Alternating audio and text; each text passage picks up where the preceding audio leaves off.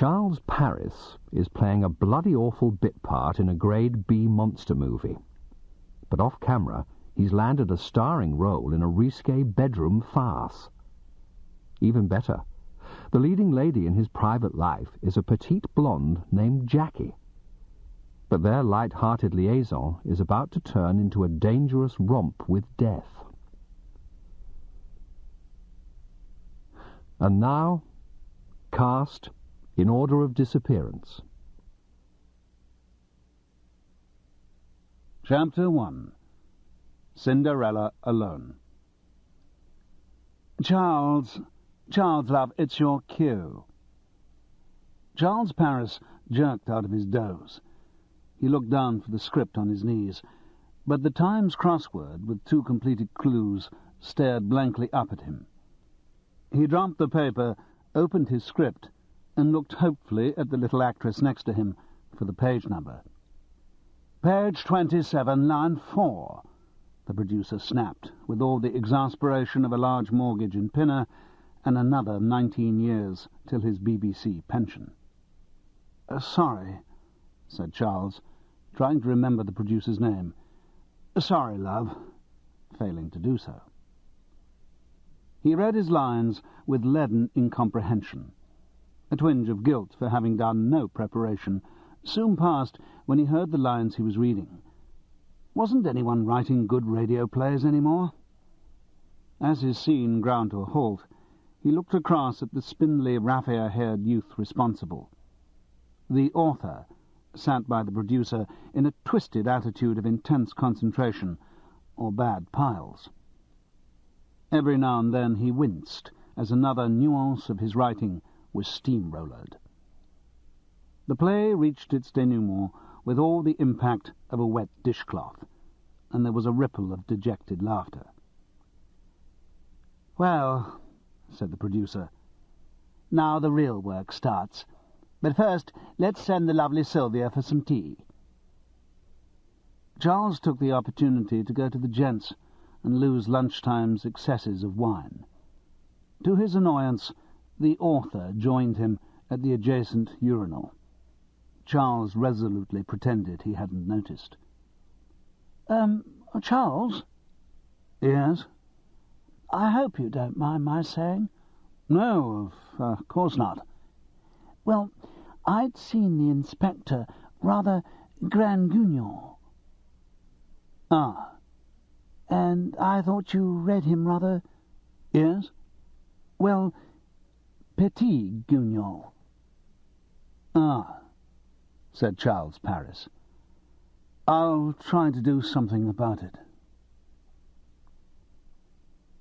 Even Arctic nights end, and so, somehow, did the day in the studio. Charles's performance, however grand its guignol, was fixed on tape. It all seemed to matter less as he stood in the BBC club and the first large bells glowed inside him. It was December the 3rd, and the short walk from Broadcasting House to the club had been breathtakingly cold after the recycled warmth of the studio. Sherlock Forster, known to his intimates as Len, was an undemanding companion, a distinguished radio actor and a great piss artist.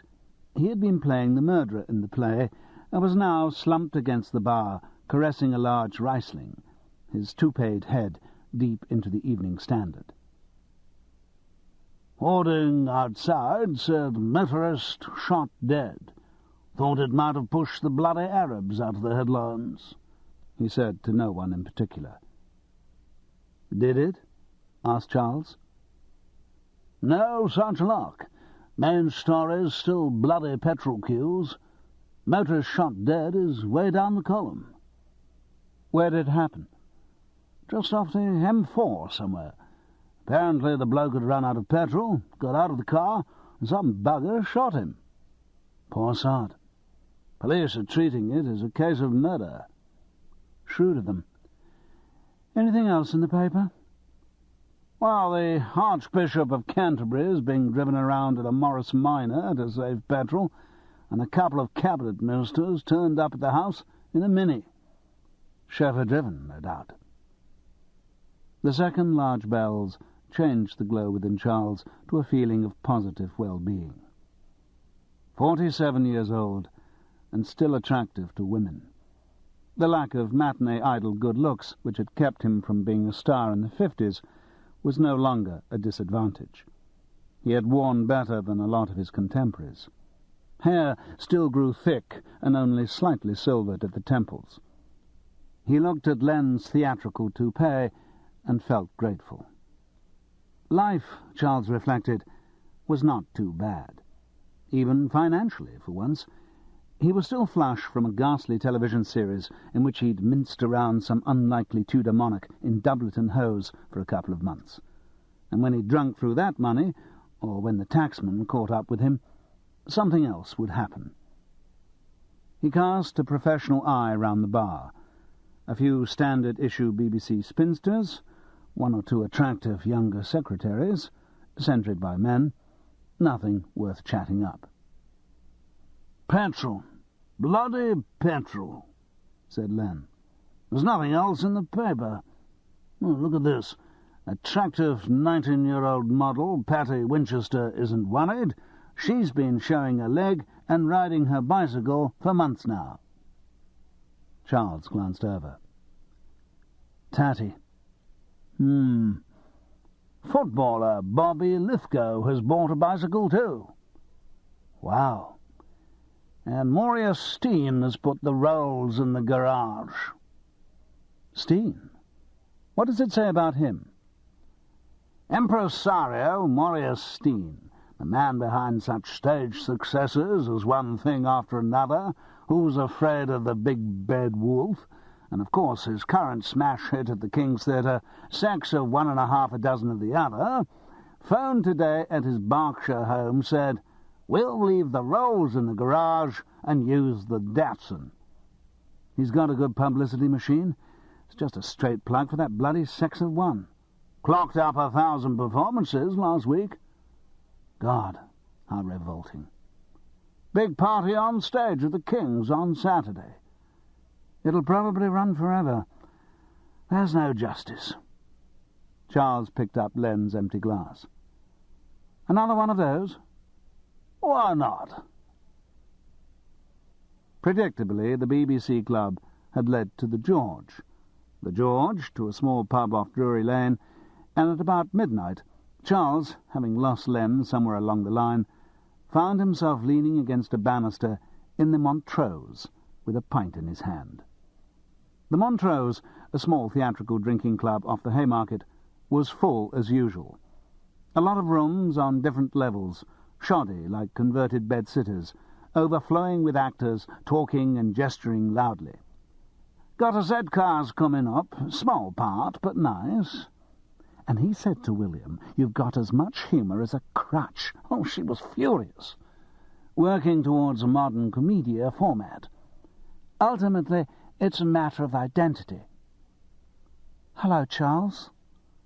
A voice detached itself from the rest, and Charles focused on a small blonde girl in front of him. Jackie. Jackie had a top-floor flat in Archer Street, opposite a casino whose lights usually flashed yellow all night. But now, with the power restrictions, they were dark. Only the blue glow of a solitary street lamp touched their anemic neon tubes. But there were still the noises of the casino, the hum and slam of taxis, the shouts of drunkards, and the chatter of Chinese gamblers in the street below. Charles looked at Jackie with pleasure. She was an actress, come dancer, come most things. He'd met in pantomime at Worthing.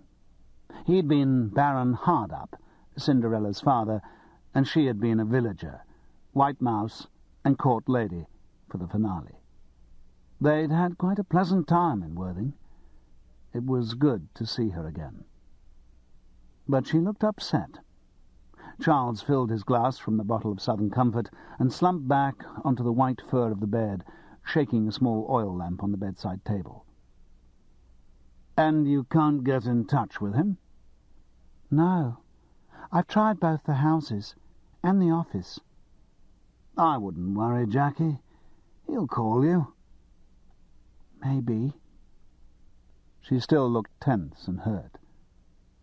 Strange how a girl like that, who'd had everyone and done everything, could be so affected by one dirty old man not getting in touch with her. And Marius Steen, of all people. Jackie stretched out her strong dancer's legs and stared at her toes. No, he often doesn't call for weeks on end. He's moody.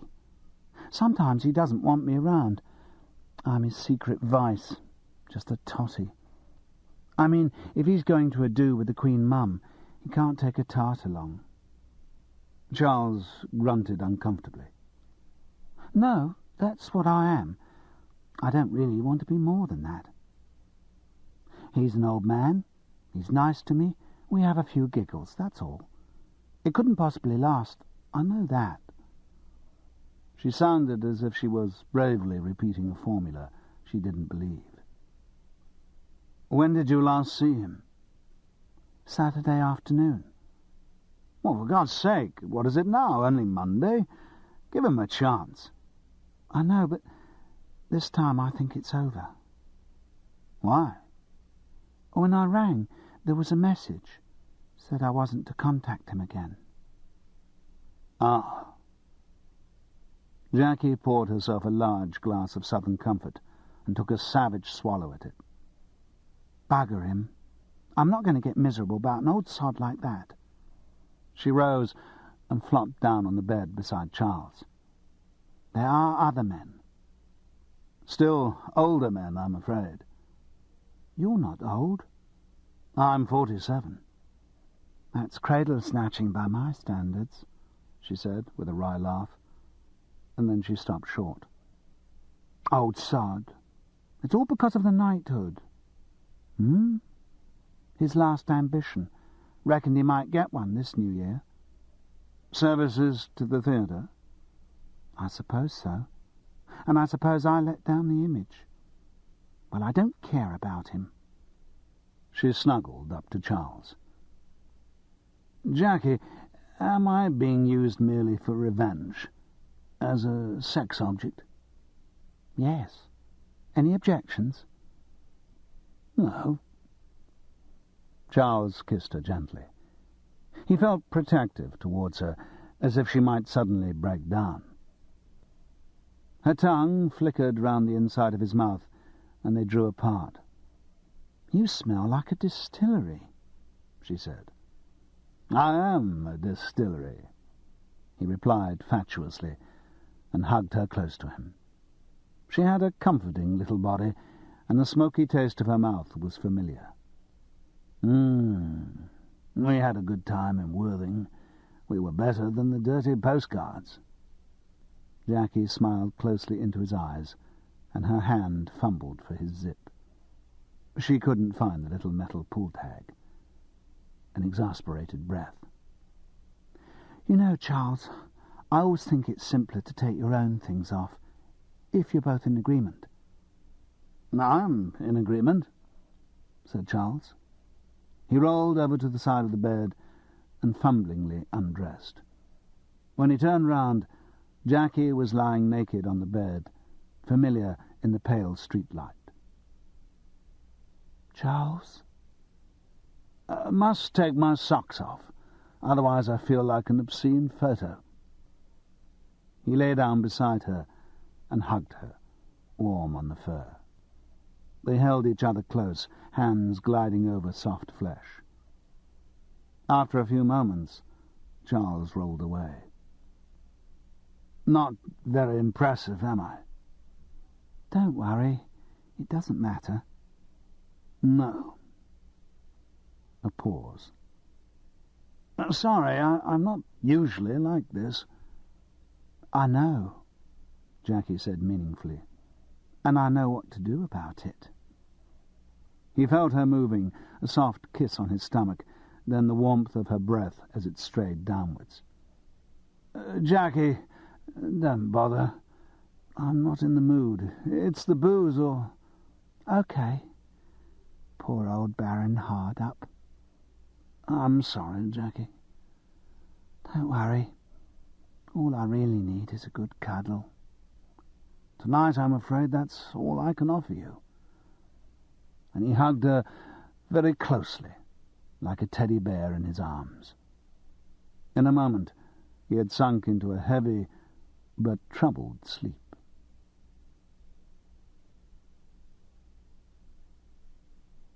Chapter 2.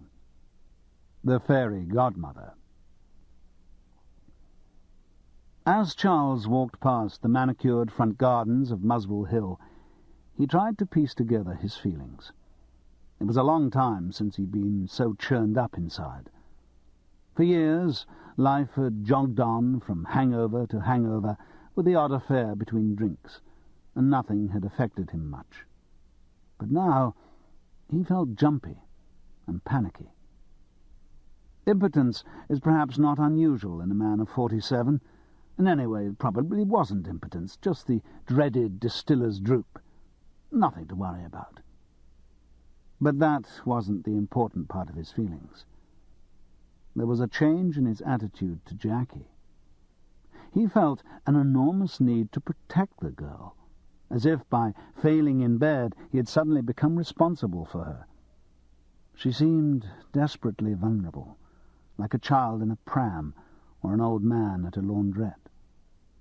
Perhaps these were paternal feelings, the sort he had somehow never developed for his daughter.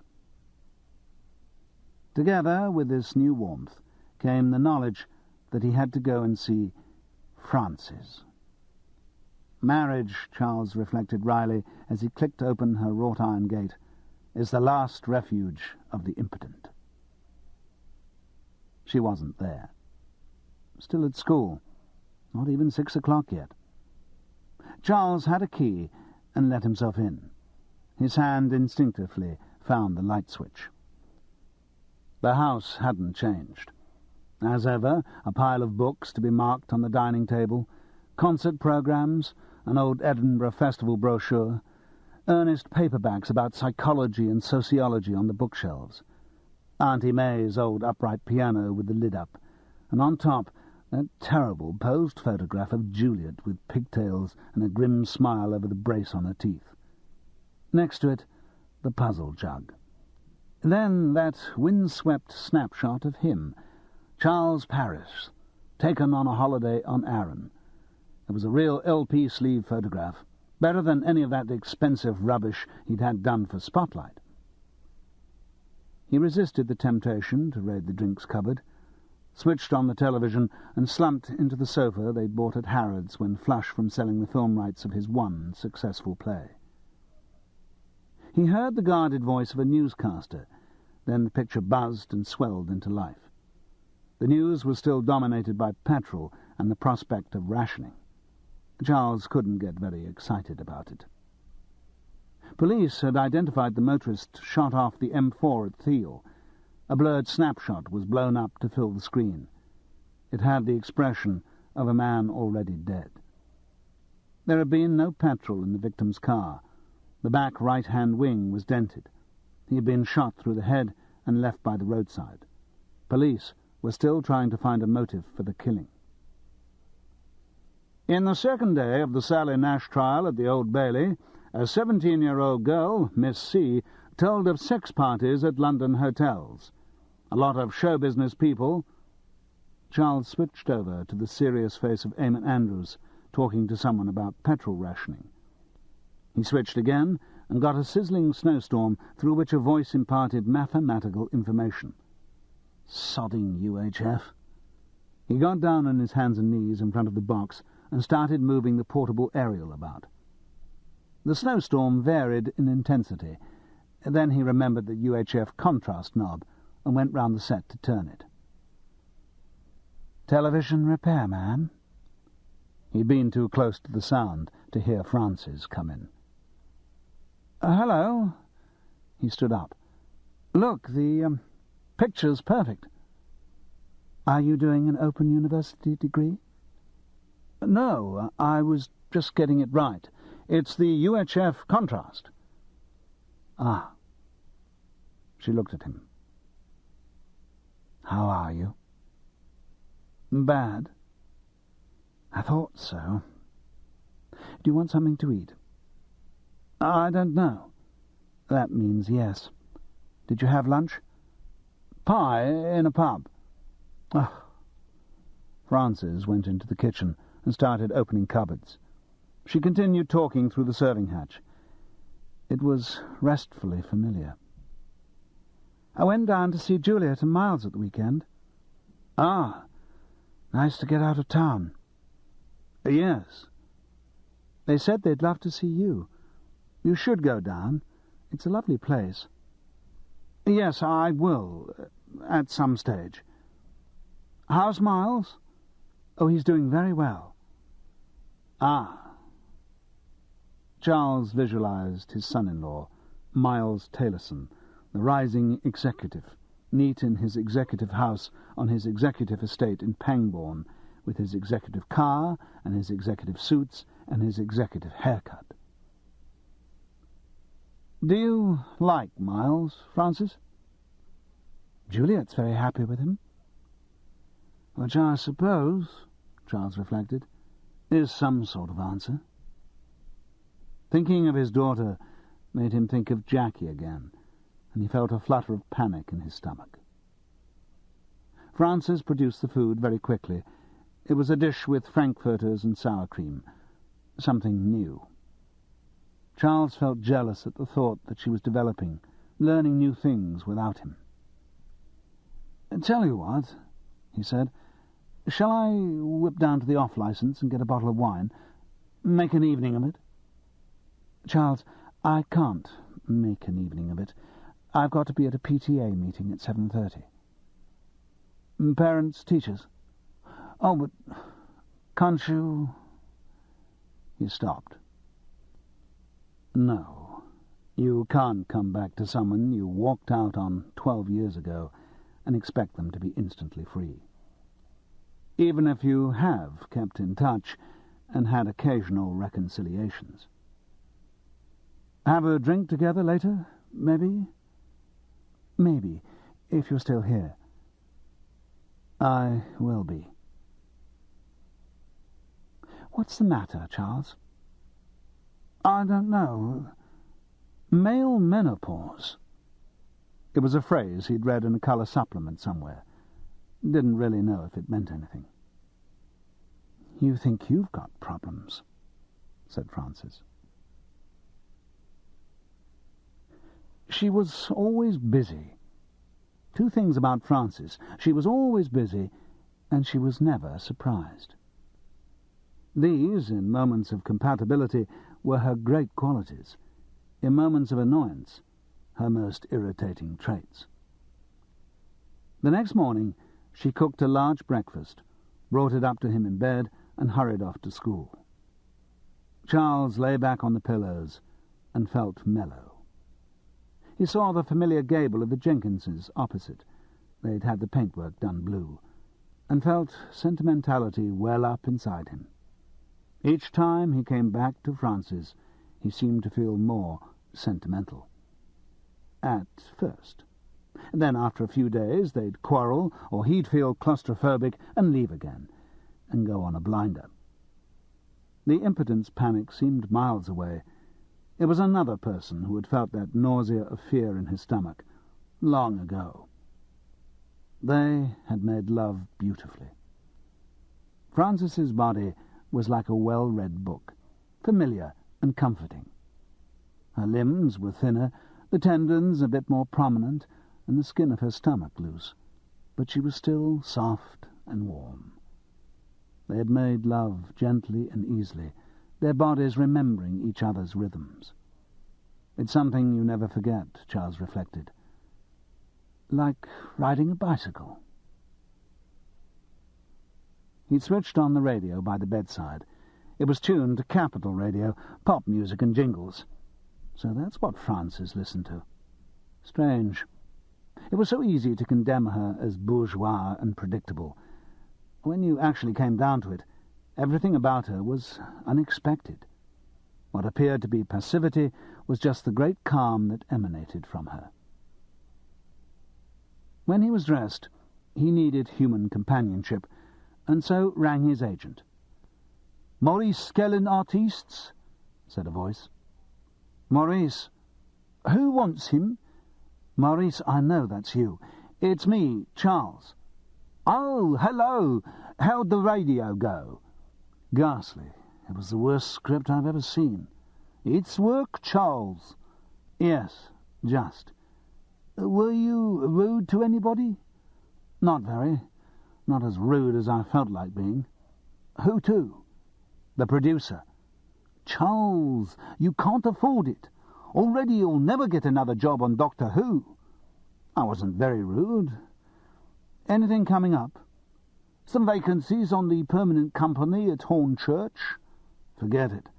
A chance of a small part in a Softly Softly. Put my name up. New play at one of these new fringe theatres about transvestites in a prison, political overtones, written by a convict. It's not really me, is it, Maurice?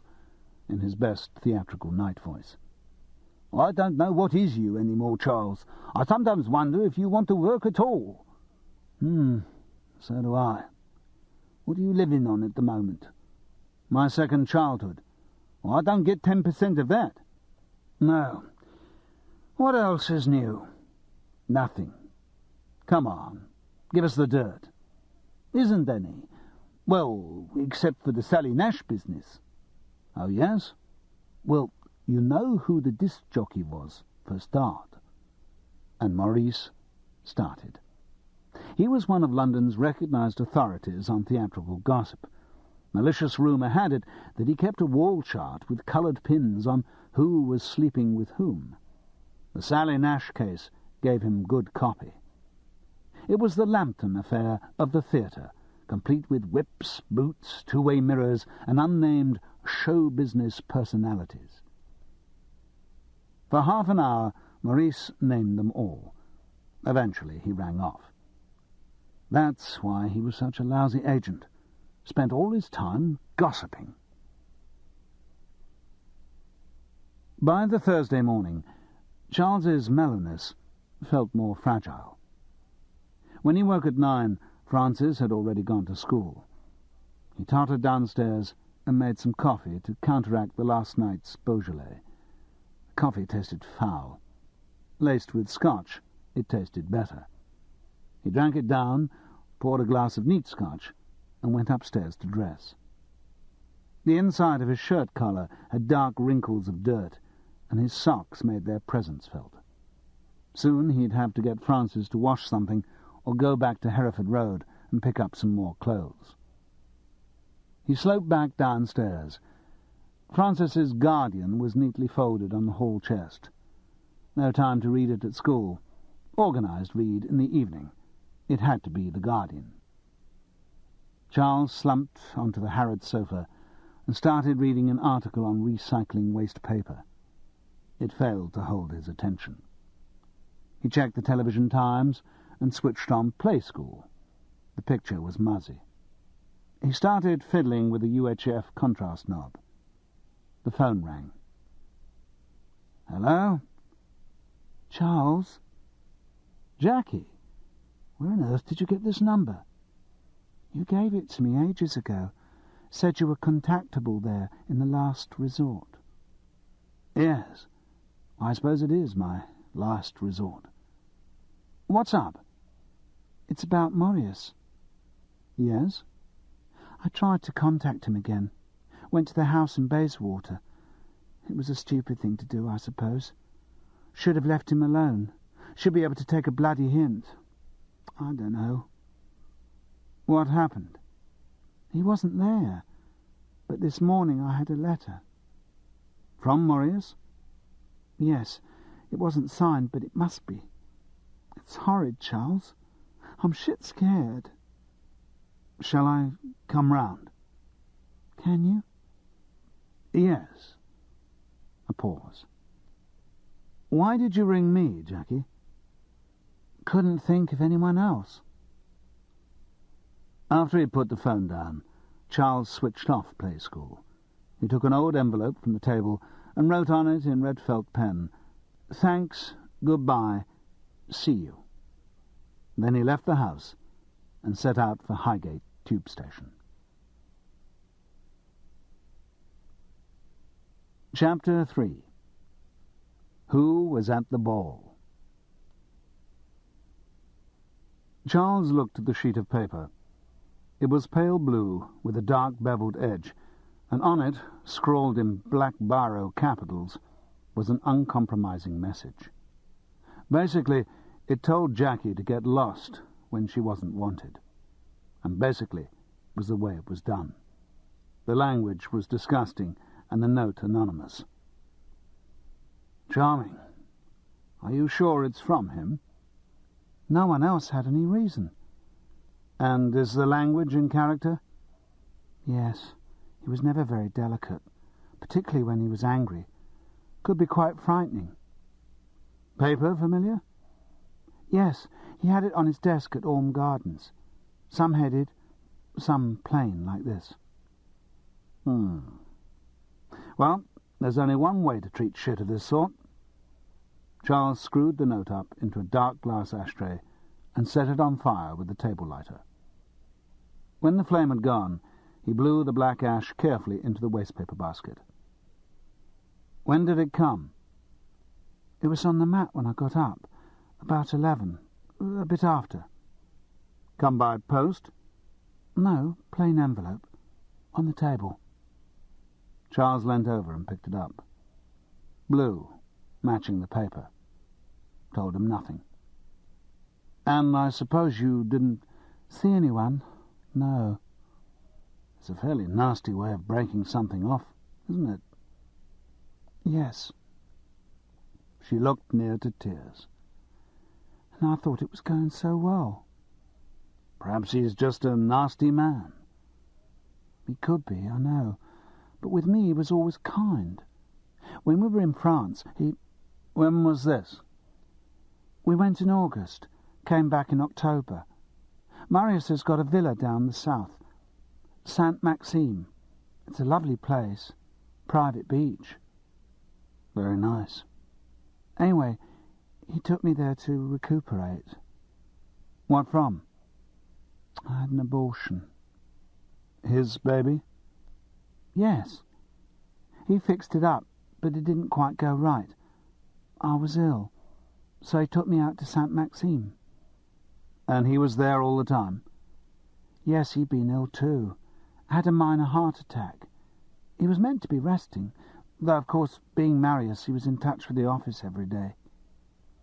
It was just the two of you out there? Mostly. Some friends of his dropped in, theatre people.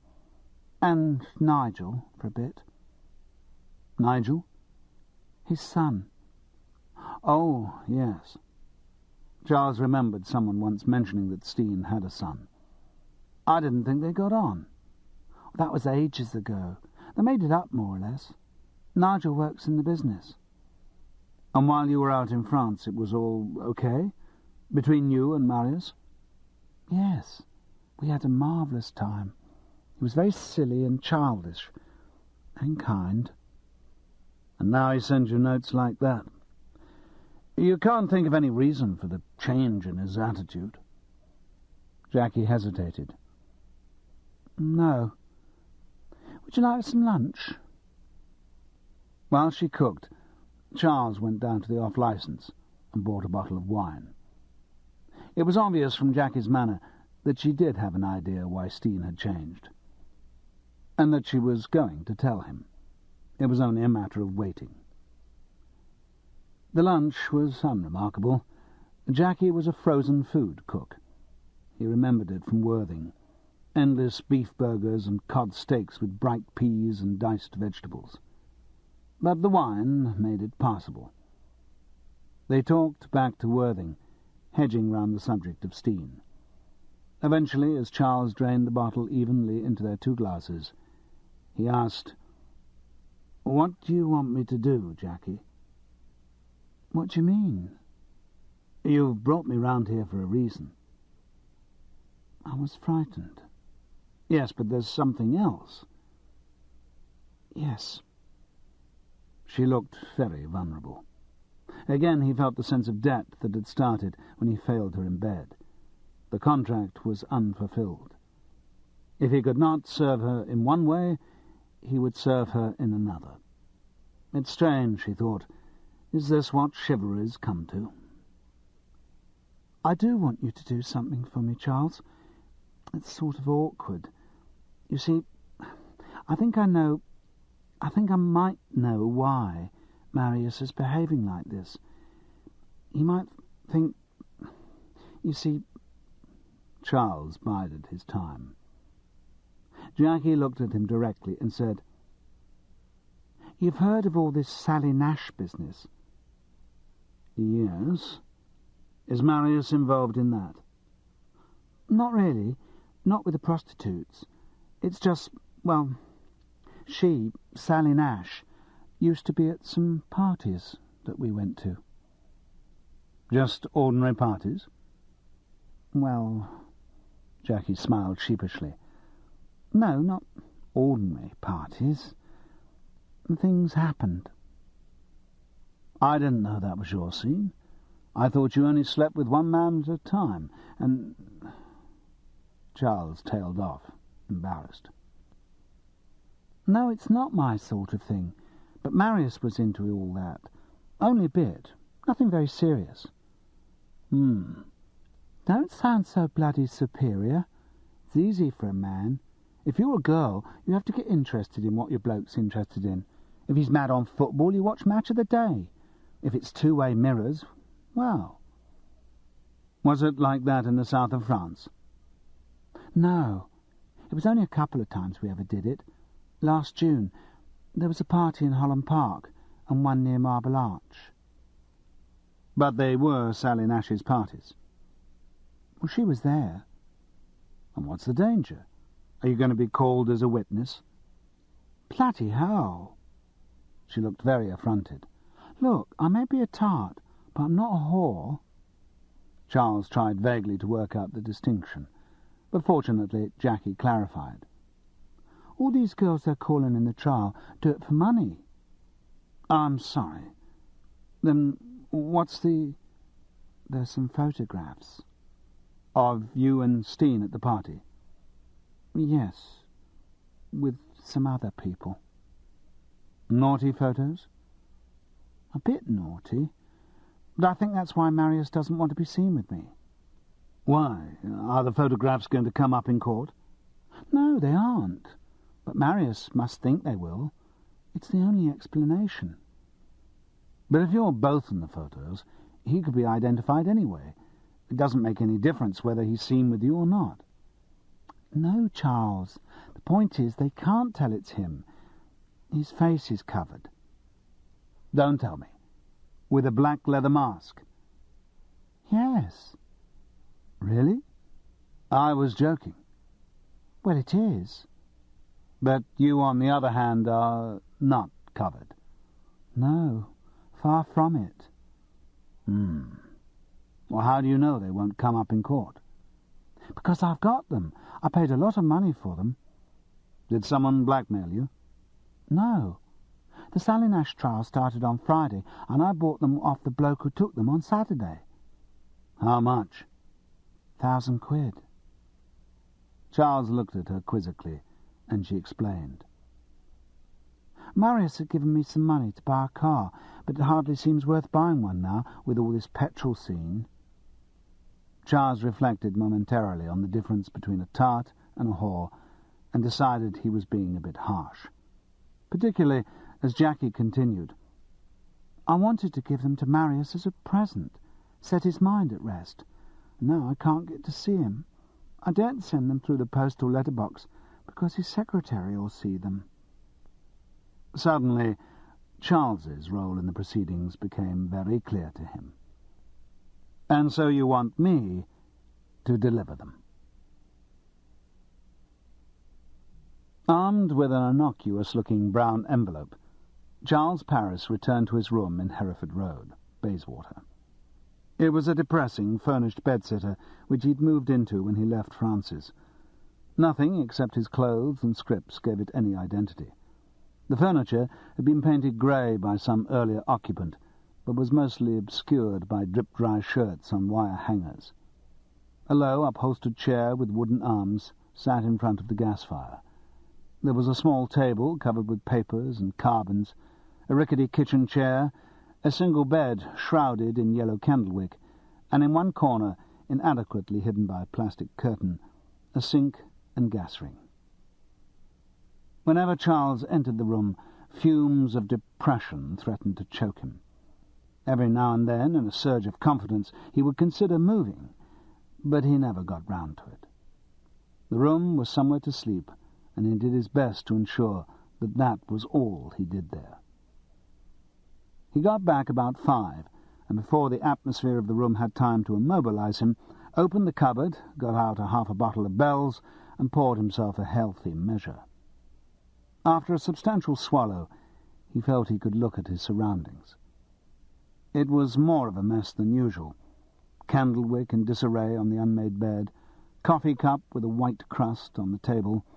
Cold December air was gushing through the open window. He remembered leaving it to air the place on... when was it? Monday. Yes, Monday, the 3rd of December. The day he'd done that bloody awful radio play. He slammed the window and put on the gas fire. It hissed resentfully, became alight, which was more than it sometimes did. He felt strongly in need of a bath, stripped off his grubby clothes and put on a shapeless, toweling dressing-gown. Taking a 5p from his change, he went down to the bathroom on the first landing, checked that the water wasn't running hot, and fed the meter. Then he remembered soap and towel. Upstairs again to get them. Inevitably, the bathroom door was locked when he returned. The sound of running water came from inside. Charles hammered on the door and shouted abuse, but the strange sing-song voice that replied over the sound of water told him it was useless. One of the Swedish girls. There seemed to be hundreds of them in the house, and he thought as he savagely stumped upstairs, all of them old boots. They really shattered the myth of Scandinavian beauty, that lot. Spotty girls with glasses and rugger players' legs. He slammed the door, picked up the whiskey bottle, and fell into the chair. This ends side 1 of cassette 1. Please turn the cassette over and start side 2 at the same point.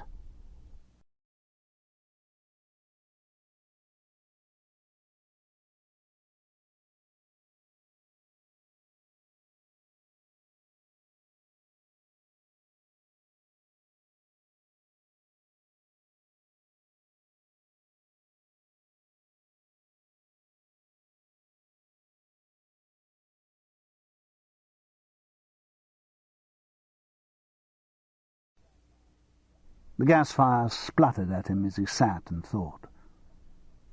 There was something odd about the whole business with Jackie. Her explanation about the photograph seemed unconvincing. In fact, her account of Steen's sudden change of behaviour didn't ring true either.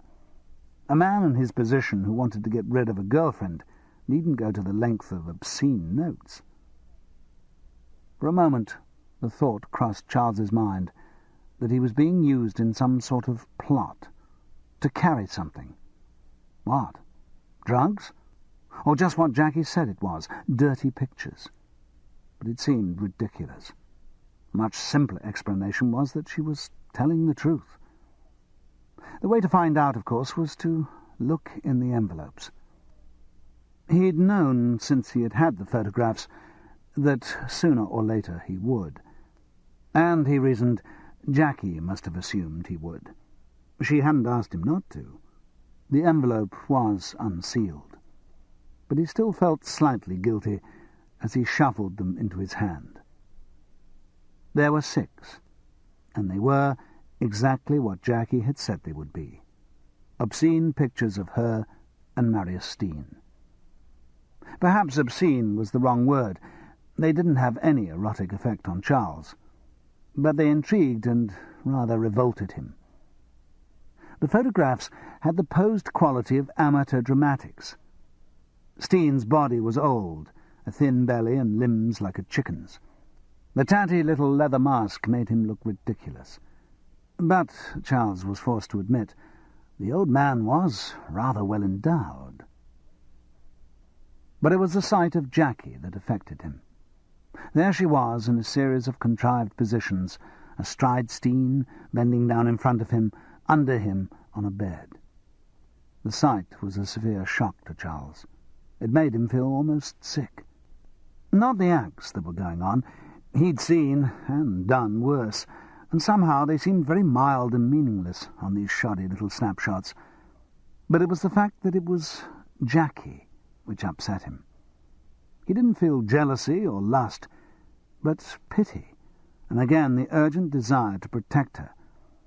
It was as if he was seeing the photographs as her father. A click and silence told him that the gas meter had run out. Blast! He hadn't got a 10p. Brusquely, he shoved the photographs back into the envelope, sealed it, and dressed. Then he started his campaign to get to see Marius Steen. It was 7:30.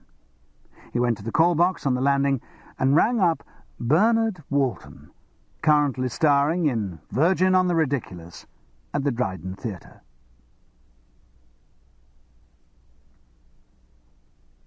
Chapter 4. Prince Charming. George, the stage doorman at the Dryden Theatre, looked at him suspiciously. "What's your name?" "Charles Paris. Mr. Walton is expecting me." George's face registered total disbelief, and he turned to the telephone. Charles wondered vaguely if the old man had recognized him. After all, he'd come in every night for 18 months during the run of the Water Nymph only 10 years before. But no, the name Charles Paris meant nothing. So much for the showbiz myth of the cheery old "never forget a face, I've seen 'em all" doorman. George was a bloody-minded old sod, and always had been. "Mr. Walton's not back in his dressing-room yet." "I'll wait." Charles leaned against the wall. The doorman watched his visitor as if he expected him to steal the light fittings. There was a big poster of the show stuck up just inside the stage door. It had on it an enormous photo of Bernard in hot pursuit of a cartoon of two bikini-clad girls. That's stardom. A real photo. Supports only get cartoons. Charles thought back to when he'd first met Bernard in Cardiff, a gauche, rather insecure young man with a slight stammer. Even then he'd been pushy, determined to make it. Charles had been directing at the time and cast him as young Marlowe in She Stoops to Conquer. Not a good actor, but Charles made him play himself, and it worked. The stammer fitted Marlowe's embarrassment, and Bernard got a very good press. A couple of years round the reps playing nervous idiots, then a television series, and now entering his second year in Virgin on the Ridiculous, nauseating the critics and wowing the coach parties. "Could you try him again?" George acquiesced grudgingly. This time he got through. "Mr. Walton, there's a Mr. What you say your name was?" "Charles Paris." "A Mr. Charles Paris to see you." "Oh, very well." He put the phone down. "Mr. Walton's expecting you," in tones of undisguised surprise. "Dressing room 1, down the—" But Charles knew the geography of the theatre and strode along the corridor. He knocked on the door, and it was thrown open by Bernard, oozing bonhomie from a silk dressing-gown. "Charles, dear boy, lovely to see you." Dear boy? Charles balked slightly at that, and then he realized that Bernard actually thought himself no old coward. The whole star bit. "Good to see you, Bernard. How's it going?" "Oh, comme ci, comme ça. Audience love it. Doing fantastic business, in spite of the crisis, or whatever it's called, so I can't complain. I'm just opening a bottle of champagne, if you—" "Do you have any scotch?" "Sure. Help yourself. Cupboard over there." "Bernard, I've come to ask you a favour." May as well leap straight in. "Certainly. What can I do for you?" "You know Marius Steen, don't you?" "Yes, the old sod. He owns half this show. You know, if Marius Steen didn't exist, it would be necessary to invent him. Aphorisms, too, thought Charles. Noel Coward has a lot to answer for. Generations of actors who, without a modicum of the talent, have pounced on the mannerisms. The thing is, I want an introduction to him. At that moment, the door burst open, and Margaret Leslie sparkled into the room, her tiny frame cotton-wooled in a great sheepskin coat. "Maggie, darling!" Bernard enveloped her in his arms. "Darling, do you know Charles Paris? Charles, have you met Maggie?" "No, I haven't, actually, but I've admired your work for a long time." Charles could have kicked himself for the cliché. It was true, though.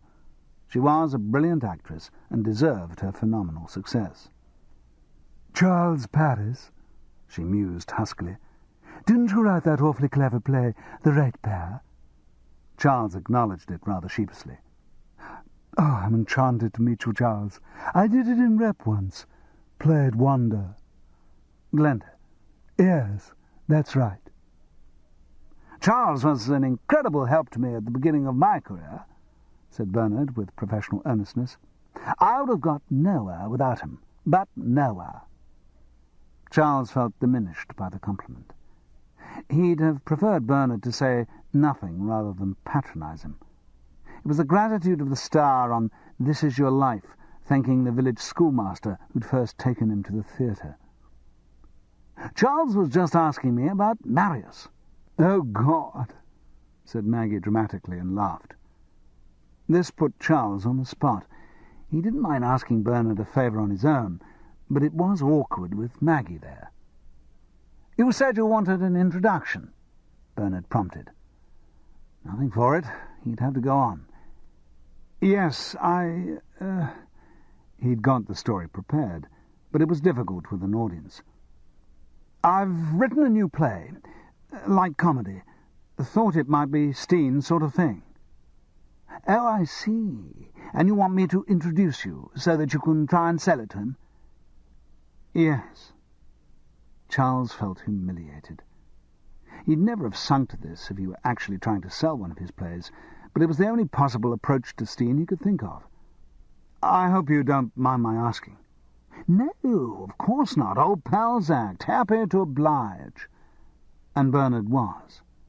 He was the great star, and here was an old friend, less successful, wanting to be helped out. Charles winced at the thought of what he was doing. "Is it urgent, dear boy?" "It is a bit. There's an American agent nibbling." "Ah!" Bernard's tone didn't believe it. "Well, you leave it with me, old chum. Have I got your number?" Charles wrote it down. Margaret Leslie, who was wandering restlessly around the room, picked up a script from a table. "Is this the new telly, Bernard?" "Yes, it's awful. Not a laugh in it. I do get a bit sick of the way they keep sending me scripts to make funny. Here's a new show. May not be much good. Never mind. Book Bernard Walton. He'll get a few laughs out of it. I probably could, but I should get a bit of support from the scriptwriters. You ought to write something for me, Charles," he added charmingly. "Not really my style, Bernard." "Oh, I don't know." "Bernard," Maggie hinted, "I think we ought to—" "Lord, yes. Is that the time? Charles, we're going out to eat. Why not join us? Going to the Ivy. Miles will be there, John and Prunella and Richard, I expect. I'm sure they can make room for another." Charles refused politely. He couldn't stomach an evening of bright showbiz backchat. Outside the theatre he gulped great lungfuls of cold night air, but it didn't cleanse him inside. He still felt sullied by what he'd have to do, to crawl to someone like Bernard Walton. There was only one solution. He hailed a cab and went to the Montrose. If he couldn't lose the feeling, perhaps he could deaden it. A tremendous hammering at the door. Charles rolled out of bed and groped his way over to open it. One of the Swedish girls was standing there in a flowered nylon dressing gown. Charles had time to register that she looked like a dinky toilet roll cover before his head caught up with him. It felt as if it had been split in two by a cold chisel, and someone was grinding the two halves together. "Telephone!" The Swedish girl flounced off. Charles tried to make it down the stairs with his eyes closed to allay the pain. He felt for the receiver and held it gingerly to his ear. "Hello?" "Charles! I've done it!"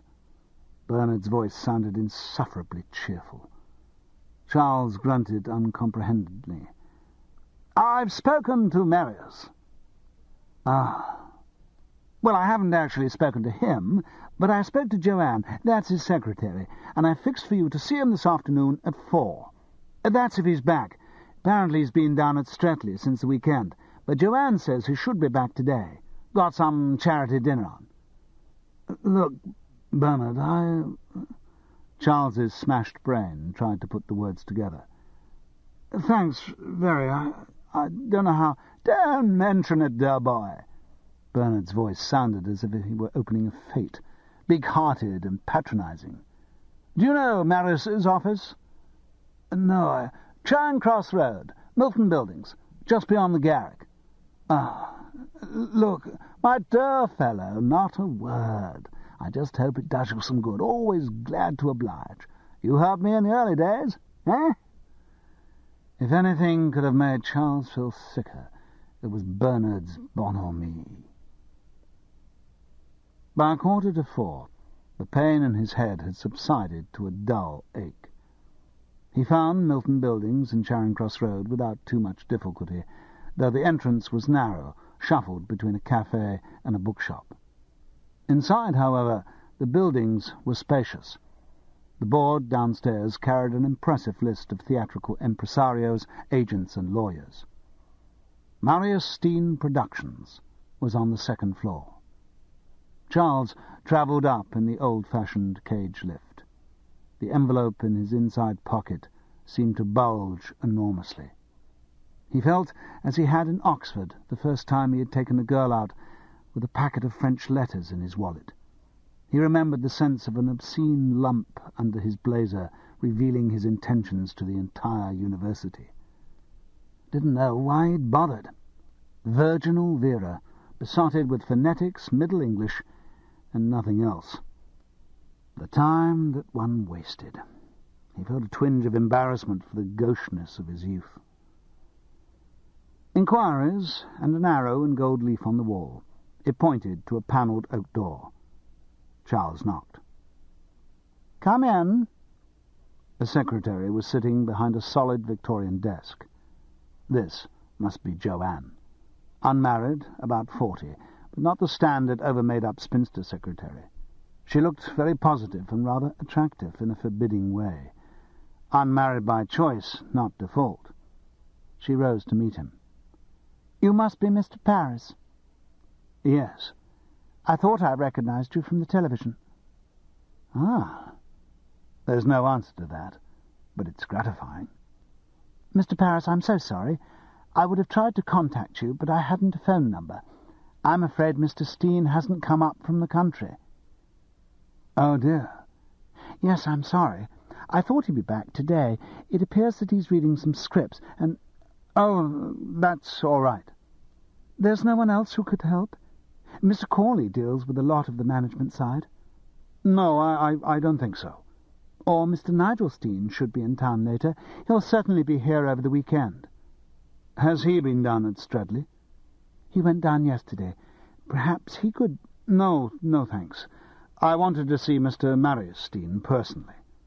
"Ah, well, I am sorry. I explained to Mr. Walton that—" "Yes, don't worry." "Perhaps you could let me have your number, and then I'll give you a call when Mr. Steen is back in town, and we could fix another appointment." "Yes." So that was it. Charles left the office with his pocket full of pornography, feeling flat. He wandered along the Charing Cross Road, trying to think what to do next. Galahad, on hearing that someone else had found the Holy Grail. Knight-errant without an errand. He rang Jackie from Leicester Square tube station and reported his lack of progress. "You say he's in Streatley now?" "Yes." "And Nigel's coming up to town?" Probably. But, Jackie, don't try to contact him. Leave it to me. I'll get in touch with him after the weekend. Yes. Wistful. I'll sort it out, Jackie. Yes. Drab. Charles wandered aimlessly through Leicester Square to Piccadilly. A cartoon cinema was offering Tom and Jerry and Chaplin shorts. He hovered for a moment, but his mind was too full to be sidetracked. He had to find out more about Marius Steen. So he went down the steps to Piccadilly Underground Station and bought a ticket for Tower Hill.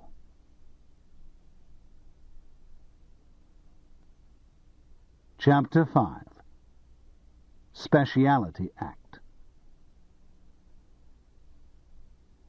The old people's home was designed for daylight.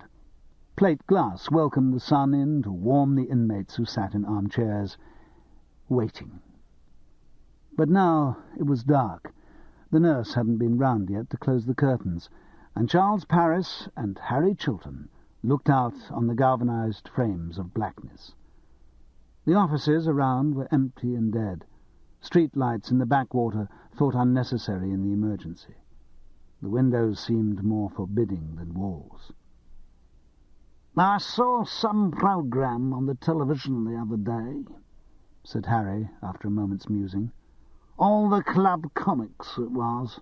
Just telling gags. Terrible. No technique. Or do I mean all the same technique? I tell you, I've seen more variety in a tin of sardines. They don't have variety now, not even the word. Variety with a big V used to mean something.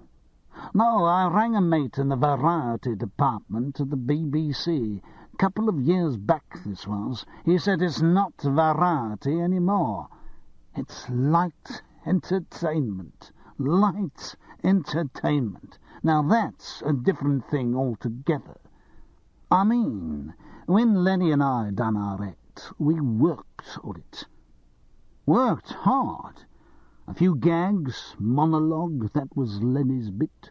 A few more gags, I'd do my drunk routine and finish with a song and a bit of tap.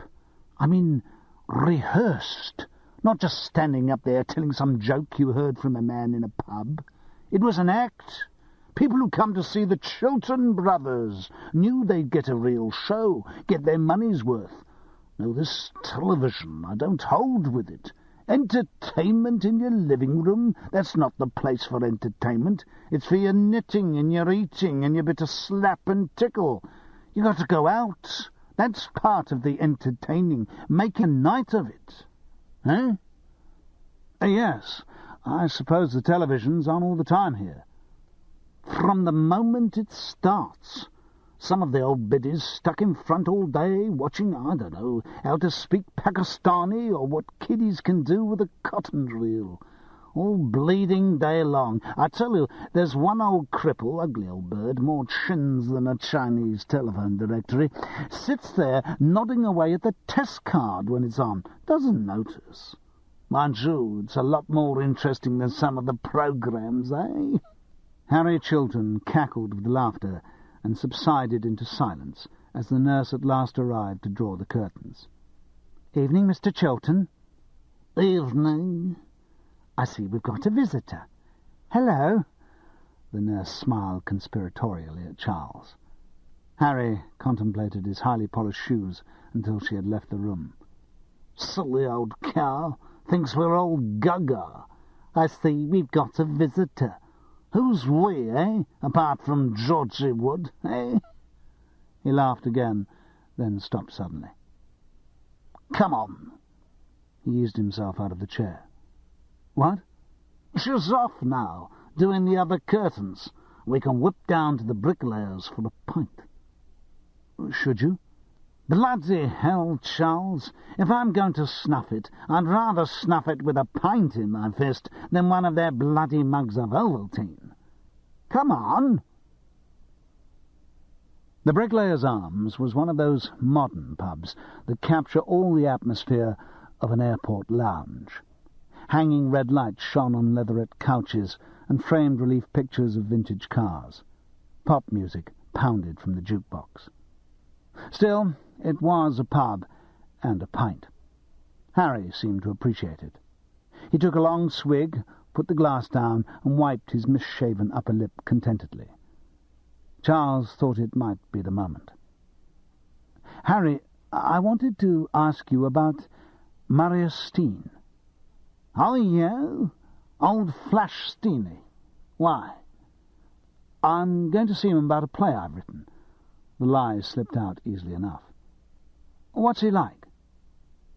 Harry didn't seem to react. "You knew him around the halls, didn't you?" "Oh, yes. Just thinking about him. Steenie. Tough old bugger." "Where did he come from?" "Poland, I think, originally. His parents come over in, I don't know, early 20s, I suppose. When Marius was about 15, he'd done all kinds of things in the business. I mean, all kinds. Wrestling promotions, girlish shows, variety.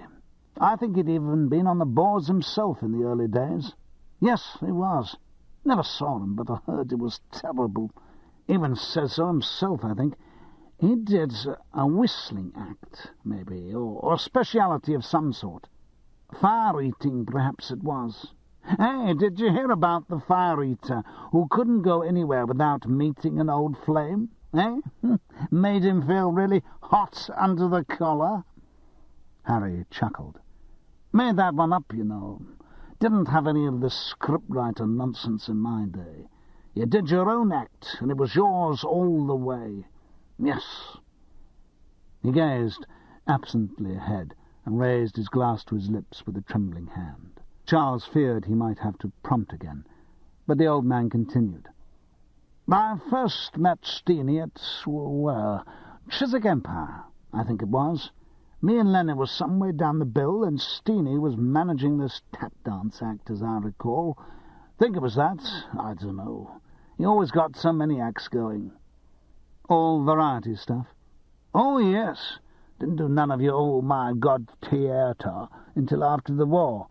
Second big job, you know. No, he was going round the halls, picking up the odd act, putting shows on, making money. Making money. Always knew where every penny was, tight as a bottle top. You hear him squeak every time he moves." "What was he like?" "I don't know how to answer that.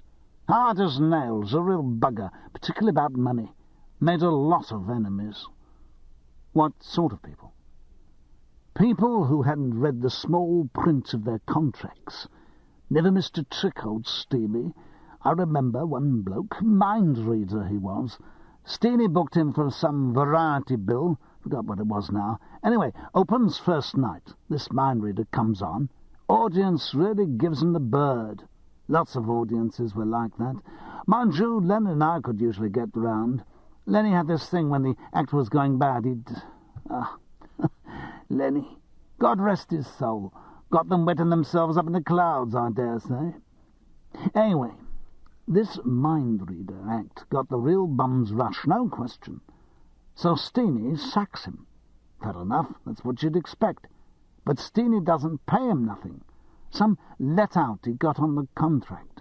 Bloke may have been able to read minds, but he couldn't read a bleeding contract. Mind-reader got quite nasty. Tried to do old Steenie over." "What happened?" "Not a lot. Steenie had Frank with him." "Frank?" "Don't know what his real name was. Everyone called him Frank, after Frankenstein, you know, the old monster. He was Polish and all, I think. Probably had some unpronounceable name. Ex-wrestler." "A sort of bodyguard?" "That's the idea. Steenie needed one of them, the way he'd done business." "Did he ever do anything illegal?" "Ah, what's illegal? It was no more illegal than most of the fixers in this business.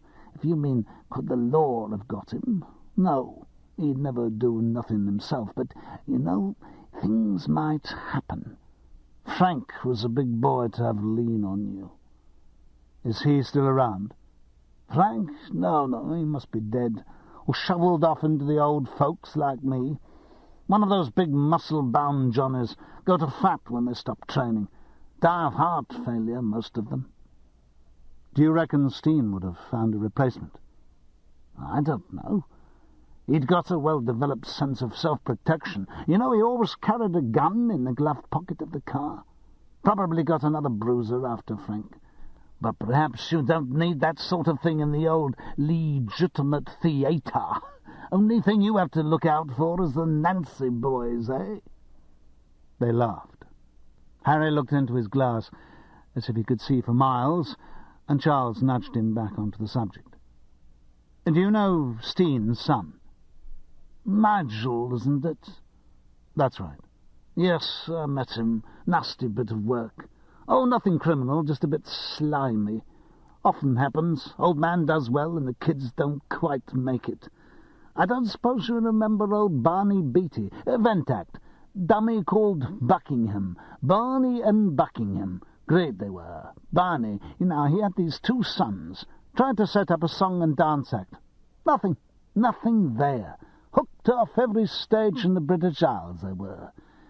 It happens like that. The old man drained his pint reflectively. Can I get you another one, Harry? No, it's my throw. Oh, but I can still pay my way. And with dignity, he took the 2 glasses over to the bar. He looked small in the crush, and it was some time before the order got through. Then he returned, face contorted with concentration, as he tried to keep the glasses steady in his blotched hands. There, with triumph. Put hairs on your chest, Charlie. Thanks. Now, where are we? Oh, yes, Steenie's boy. Ain't got the old man's talent, none of it. Been involved in 1 or 2 real disasters. You know, putting on drag shows, that sort of spectacle. But he ain't got the touch. Old Steenie, he'd make money out of a kid's conker match. Nigel would close the mousetrap within a week. Do they get on? Father and son? God knows. Sometimes they do, sometimes they don't. Great arguments. Old man used to keep disowning the boy. Then they'd be as thick as thieves again. He likes all the family bits, Steenie. The wife died, years ago, so the boy matters a lot. Jews are like that, aren't they? Yes. You want to know a lot about them, don't you? Just interest. Yes. A pause. You know, Charlie, my boy, from the way you says that, I can tell what you really want is the dirt. All right, then. He edged closer, so that he was whispering rather than shouting over the jukebox. Here's the nastiest rumour I ever heard about Steenie. Really nasty rumour. Dancer, he knew. She was on the bill with me and Lenny down the Hackney Empire. Steenie was putting the show on, and he got a thing going with this bint Veronica. Always put it about a bit, Steenie. Had a lot of lead in his pencil, that boy. The image of the photographs flashed across Charles' mind. Anyway, this girl gets knocked up, and when Steenie finds out about it, he don't want to know. Won't talk to her. Doesn't know her, gives her the boot. Out of the show. Well, this Veronica won't put up with this. Comes round the theatre between shows one night, really drunk. Really, I don't like that in a woman. And she's swearing and effing and blinding. Big shout-out with Steenie. Going to tell his wife all that. Next morning, she's found floating face down in the Thames. All right, could have fallen in, could have decided to do away with herself, but nasty rumours at the time said she could have been helped in. Certainly her being off the scene was handy for Steenie. And Frank wasn't round the theatre the night she disappeared. It's a long time ago, though. Just rumours. Do you think Steen would be capable of that sort of thing, Harry? If someone was in his way, Charlie, he'd be capable of anything. I see. A real bastard. There was a long pause. Yes, A real bastard." Harry chuckled. "But she can't help liking him. One of the most likeable lumps of shit I ever come across." They talked a bit more, but Harry was tiring quickly. He seemed to be having difficulty with the second pint, and he'd only drunk a third of it when he looked at his watch. "Better be on my way, you know, Charlie. Not as young as I was." "Will there be trouble when you get back?"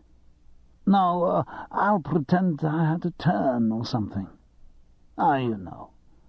I don't like that place. Still, not for long." "Are you moving somewhere else?" Harry smiled. "Join Lenny. Won't be long now. Still can't complain." "A whole lifetime in the business." "Yes. Did our first show when we was 4, and our last one 3 years ago on some stupid television thing about the music hall. 74 years in the business, that was, Charlie. 74. "And you wouldn't have had it any other way?" "Good God, yes. It was Lenny who wanted all that. I wanted to be a professional footballer."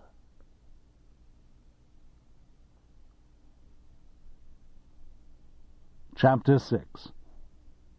Transformation Scene. Charles tried to think it all out on the Saturday morning. He'd woken without a hangover, and even done a token tidying up of his room. Then out for a newspaper and some rolls, and he was sitting in front of the gas fire with a cup of coffee. Glance at the paper. No particular interest in petrol queues or Ireland without Whitelaw, so he settled down to think about Jackie and Steen. What he had heard from Harry Chilton was disturbing. True, the business about the dancer in the Thames sounded a bit too melodramatic. That kind of story gets embroidered over the years, and probably started out just as an unfortunate coincidence. Charles discounted the facts of it, but it was significant that Marius Steen attracted that sort of accusation. It didn't bode well for Jackie. Then there were the photographs and her own story. Something didn't ring true there. He pieced it together. In June, Jackie and Steen went to a party, which was attended by Sally Nash, now on trial at the Old Bailey on charges of controlling prostitutes. At this party, a fairly insipid orgy took place. Some pictures were taken by a nameless photographer. All through this period, according to Jackie, things were swinging between her and Steen. She even got pregnant by him. He arranged an abortion, which went wrong, and they went off to the south of France to recuperate. And there, apparently, had an idyllic time. This idyll had continued up until the previous Saturday, the 1st of December, when they last met.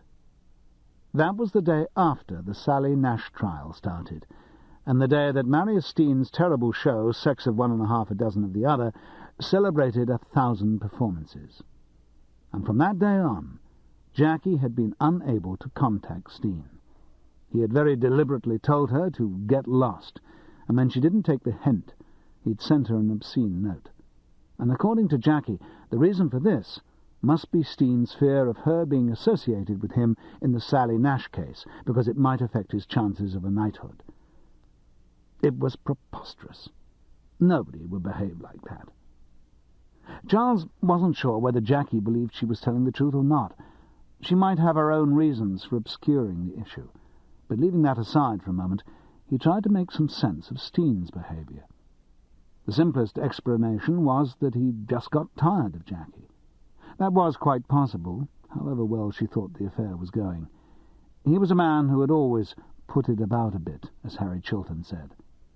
Jackie was an attractive enough bit of stuff, but there were hundreds more like her, and why should he stick to one? He'd be very unlikely to stay with her or marry her, particularly with a knighthood in the offing. As Jackie herself admitted, she wasn't the sort of consort for a do with the Queen Mum. And Charles's mind raced on. Steen could have picked up a new totty at the Sex for One party on Saturday night. That would explain the sudden change in his affections. But as he thought of it, Charles knew the explanation was inadequate. Even if that had happened, it didn't justify the violence of Steen's attempts to get Jackie off his back. No, Steen's behaviour certainly suggested that he regarded her as a threat in some way. Perhaps she had tried to blackmail him. Yes, that made sense. She had actually tried to use the photographs, perhaps to blackmail him into marrying her. That would tie in with the pregnancy in the summer, an earlier attempt to force Steen's hand. She could have tried the blackmail approach on the Saturday afternoon. Then, when Steen cut up rough, she realized she'd overstepped the mark and brought in Charles as a go-between to patch things up. That would even explain why she took him back to Archer Street from the Montrose. She had just gone down there to look for any good-natured sucker. But the new explanation wasn't much more satisfactory than the first. For a start, Charles didn't like to think of Jackie in that light, and also he doubted whether she had the intelligence to be so devious. The only convincing bit was the thought of Steen as a frightened man. What was it he was afraid of? Charles marshalled his knowledge of blackmailers' habits. It was limited, all gleaned from detective novels. He got out the brown envelope and spread the photographs on his lap. His reaction to them had numbed. They just seemed slightly unwholesome now, like used tissues. Just photographs.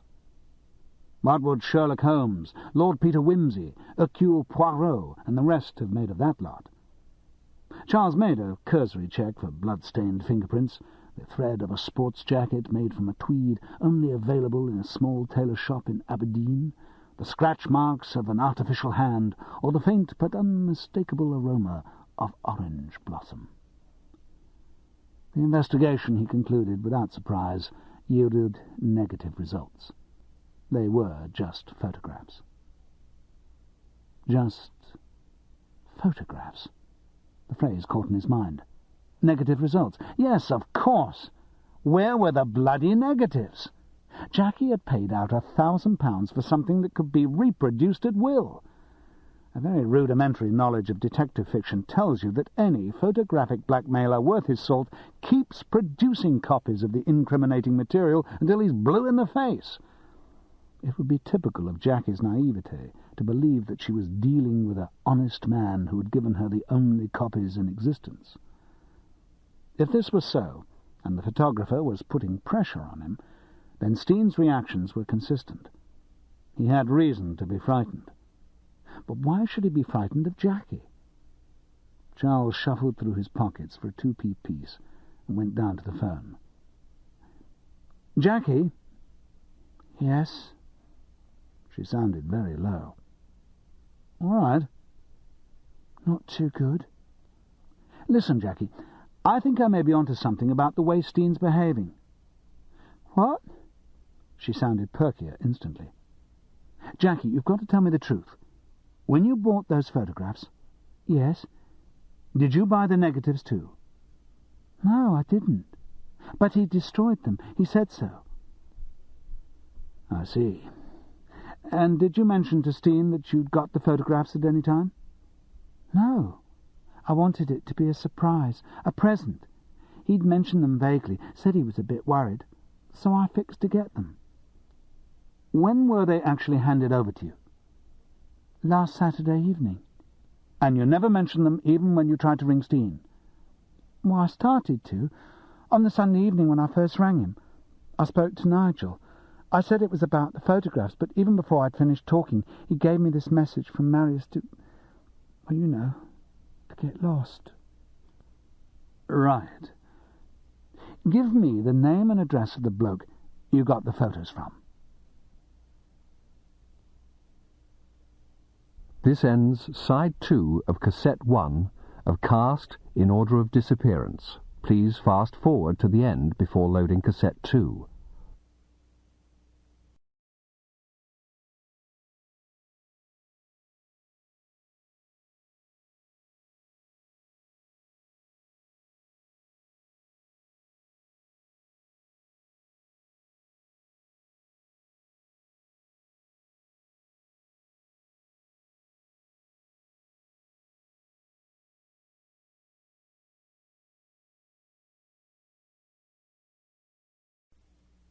Cast in order of disappearance.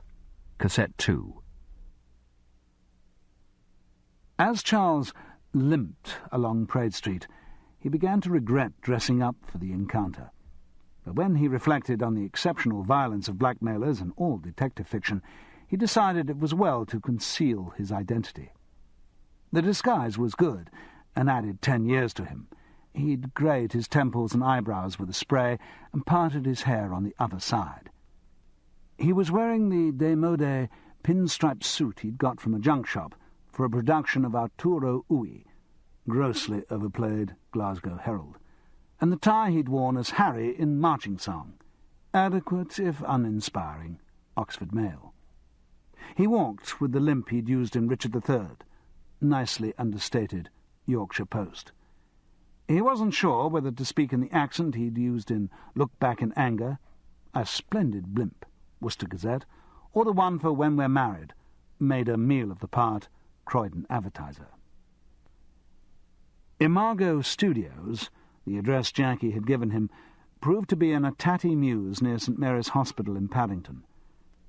The downstairs stable garage part had apparently been converted into a studio. On the windows of the upper part, the curtains were drawn. Charles rang the bell. Nothing. He rang again, and heard movement. The door was opened by a woman in a pale pink nylon housecoat and pink fur slippers. She had prominent teeth and dyed black hair swept back in the style of a souvenir Greek goddess. Her face was heavily made up and eyelashed. Charles couldn't help thinking of a hard pink meringue full of artificial cream. She looked at him hard. "Yes?" Good afternoon." Charles plumped for the When We're Married accent. "I wondered if Bill was in." Jackie had only given him the Christian name. It was all she knew. "Who are you? What do you want with him?" "My name's Olroyd, Bill Olroyd." On the spur of the moment he couldn't think of another Christian name. He grinned weakly. "Both called Bill, eh?" "What's it about?" "Some photographs." "What is it, wedding or portrait? Because my husband—" No, it's a more, personal sort of thing." "Ah." She knew what he meant. "You'd better come in." She led the way up the very steep stairs. The large nylon-clad bottom swished close to Charles's face as he limped up after her. "Can you manage?" "Yes, it's just my gammy leg." "How did you do it, Mr. Holroyd?" "In the war." "Jumping out of some tart's bedroom window, I suppose. That's where most war wounds come from." "No, mine was a genuine piece of shrapnel." "Huh." She ushered him into a stuffy little room lit by bright spotlights. It was decorated in orange and yellow, with a leopardette three-piece suite covering most of the carpet. Every available surface was crowded with small brass souvenirs: Lincoln imps, windjammer bells, lighthouses, anchor thermometers, knights in armour, wishing wells, everything. On the dresser, 2 posed and tinted photographs rose from the undergrowth of brass. One was the woman, younger but still with her Grecian hair and heavy makeup. The other was of a man, plumpish and vaguely familiar. The woman pointed to an armchair. "Sit down. Rest your shrapnel." "Thank you." She slumped back on the sofa, revealing quite a lot of bare thigh. "Right, Mr. Holroyd. What's it about?" "I was hoping to see your husband." He's not here at the moment, but I know about the business." "I see. When are you expecting him back?" "You can deal with me," she said, hard. "Right, Mrs. Sweet." "Mrs. Sweet." Charles was tempted to make a quaint Yorkshire pleasantry about the name, but looked at Mrs. Sweet and decided against it. "This is, you understand, a rather delicate matter." "I understand." "It's, well, the fact is, Last summer I was down in London on business, and it happened that, by chance, through some friends, I ended up at a party given by, some people in Holland Park. Near Holland Park, that is. Yes? She didn't give anything. Yes, well, I believe that your husband was at this particular party. Maybe. In fact, I believe he took some photographs at the party. Look here, are you from the police? I've had enough of them round this week. What? Charles blustered and looked affronted for a moment while he took this in. Obviously, the police had been making inquiries about the Sally Nash case. Marius Steen's anxiety was justified. No, of course I'm not from the police. I'm the director of a man-made fibres company, he said with a flash of inspiration. Thank God, I couldn't take any more of that lot.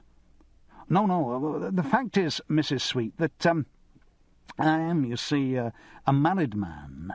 I have 2 lovely daughters at boarding school, and, I've become rather anxious about these photographs. Yes. She didn't volunteer anything. I have come to the right place, have I? I mean, your husband was at this party, and... Yes, he was there. She paused and looked at him, assessing. Well, Mr. Holroyd, I think I know which photographs you're referring to. Of course, photography's an expensive business. I understand that, Mrs. Sweet. How much do you think your husband would part with the photographs for? £2,000. That's a lot of money. The price had gone up, thought Charles. And would that be for the negatives as well? Ah, Mr. Holroyd, how shrewd you are. No, I'm afraid not. The photographs and the negatives would cost you £5,000. So, as he suspected, Jackie had been done. £1,000 for one set of photographs. There might be any number of others about. Bill Holroyd blustered. Oh, I don't think I could possibly raise that. That's the price. Mind you, when things start moving in a certain court case, they might get even more expensive. Oh, dear.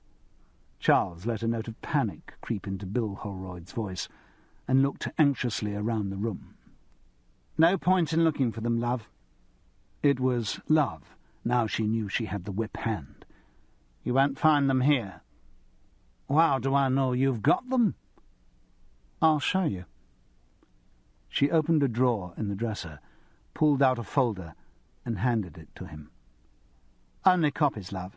You'll never find the negatives, so don't try. No. Charles opened the folder and looked at all the photographs. There were a lot, and they included some identical to the set still bulging in his pocket. His hunch about the morals of blackmailing photographers was right.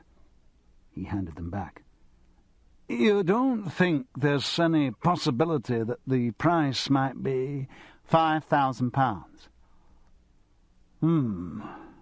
A pause, while Charles tried, according to the best Stanislavskian method, to give the impression of a man torn between 2 great motives of his life, love of money and fear of scandal. Of course, it would take me some time to put my hands on that amount of money. Some days. I can wait. She smiled like a Venus flytrap. I'm not so sure that you can. Once they start getting deeper into this trial, I'm sure the interest in photographs of this sort will... Yes, I'm sure it won't take too long. It's unfortunate not having my bank in London. It's in Leeds. But perhaps by Wednesday, Wednesday, I'll be here with the negatives. Oh, good. Although he was only acting the part, Charles felt Bill Holroyd's relief. And in his own character, he'd found out what he wanted to know. If there were other copies of the photographs, there was no doubt that Bill Sweet was blackmailing Steen. Steen had assumed from Jackie's message to Nigel that she was involved too. Charles was relieved that the information put her in the clear. She had been telling the truth. All he had to do now was what she had asked, get to see Steen, give him the photographs, and explain that Jackie was nothing to do with Bill Sweet. If Sweet himself continued his blackmail, that wasn't Charles's concern. Mrs. Sweet rose from the sofa. "That's our business concluded. I'm glad we reached agreement in such a reasonable way. Would you like a drink?" "Oh, thank you very much." Perhaps a little too readily for Bill Holroyd. "That is to say, I don't make a habit of it, but perhaps a small one." "Gin?" She went to the door. "That'd be very nice." Charles just stopped himself from saying "reet nice." It would have been too much. After a few moments, Mrs. Sweet returned with a bottle, poured 2 substantial gins, added tonic, and proffered a glass. Charles rose to take it. They were close. She didn't move back. "Cheers, Mr. Holroyd." "Cheers." She looked at him hard. "You like all that, do you, Mr. Holroyd?" "All what?" "Parties, like the one in Holland Park." "Oh, well, not habitually, no. I'm a respectable man, but, you know, one works very hard and needs to relax. Eh?" "Yes." She sat back on the sofa and motioned him beside her. "Yes, I find I need to relax too, Mr. Holroyd." "Ah." Charles sat gingerly on the mock leopard.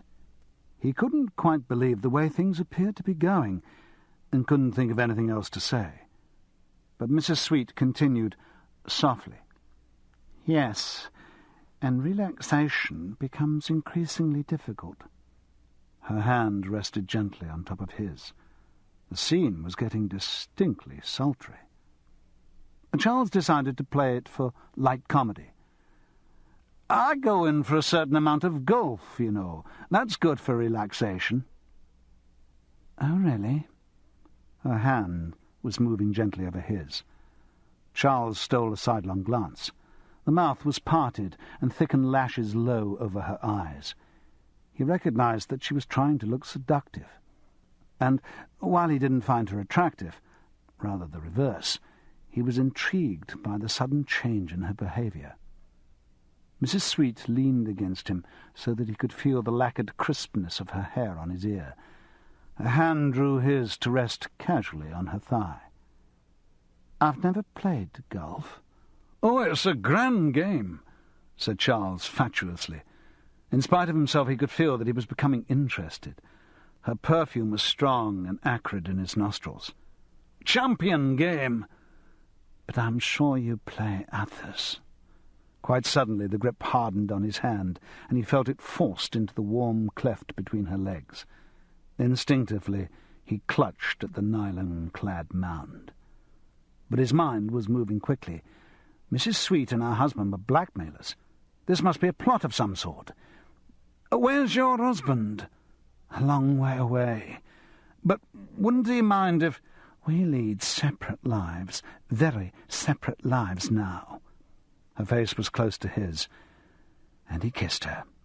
After all, he reflected, I'm one of the few people in the world who isn't worth blackmailing, and Bill Holroyd was already showing himself to be pretty gullible, so it's in character. Mrs. Sweet reached her free hand down to his flies. No impotence problem this time. Charles began to consider the irony of life, that with Jackie, whom he found very attractive, there was nothing, and yet with this nymphomaniac who almost repelled him. But it wasn't the moment for philosophy. Mrs. Sweet stood up and stripped off the housecoat. There was a crackle of static electricity. Her underwear was lacy red and black, brief and garish, the kind of stuff he'd seen in Soho shops and assumed was the monopoly of prostitutes. Perhaps she was a prostitute. The thought of another dose of clap flashed across his mind, but he was by now too aroused to be sidetracked. He hastily pulled off his clothes and stood facing Mrs. Sweet. "It doesn't show," she said. "What?" "Your war wound, the shrapnel." "Ah, no. Well, they do wonders with plastic surgery. He advanced and put his arms around her, fumbled with the back of her brassiere. "The front," she murmured. It unclipped. They sank down onto the leopardette sofa, and he slipped off the crisp lacy briefs. Underneath, he'd expected her to be hard and dry, but she was very soft and moist. And again he thought of meringues. And as he had her, he emitted grunts which he hoped were in character for the director of a man-made fibres company.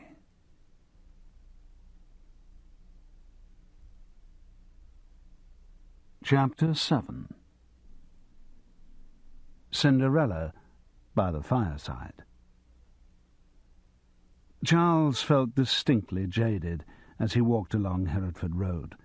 Mrs. Sweet had kept him at it some time. He ached all over, and felt the revulsion that sex without affection always left, like a hangover inside him. It was 4:30 and dark. No pubs open yet. He felt in need of a bath to wash away Mrs. Sweet's stale perfume. As he entered the hall of the house, he heard a door open upstairs. "He is here," said a flat Swedish voice. There was a sound of footsteps running downstairs, and Jackie rushed into his arms. She was quivering like an animal. He held her to him, and she started to weep hysterically. A podgy Swedish face peered over the banisters at them. "You are an old dirty man," it said, and disappeared. Charles was too concerned with Jackie even to yell the usual obscenities at the Swede. He led the trembling girl into his room. She was as cold as ice. He sat her in the armchair and lit the gas fire, poured a large scotch, and held it out to her. "No, it'd make me sick." And she burst out crying again. Charles knelt by the chair and put his arm round her shoulders. She was still shivering convulsively. "What's happened, Jackie?" The question prompted another great surge of weeping. Charles stayed, crouching by her side, and drank the scotch, while he tried to think how to calm her. Eventually the convulsions subsided to some extent, and he could hear what she was saying. "My flat. They broke into my flat." "Who did?" "I don't know. This morning I came back from doing the weekend shopping, and it was... well, it had all been done over. My oil lamp, and the curtains pulled down, and all my glasses smashed, and my clothes torn in shreds, and..."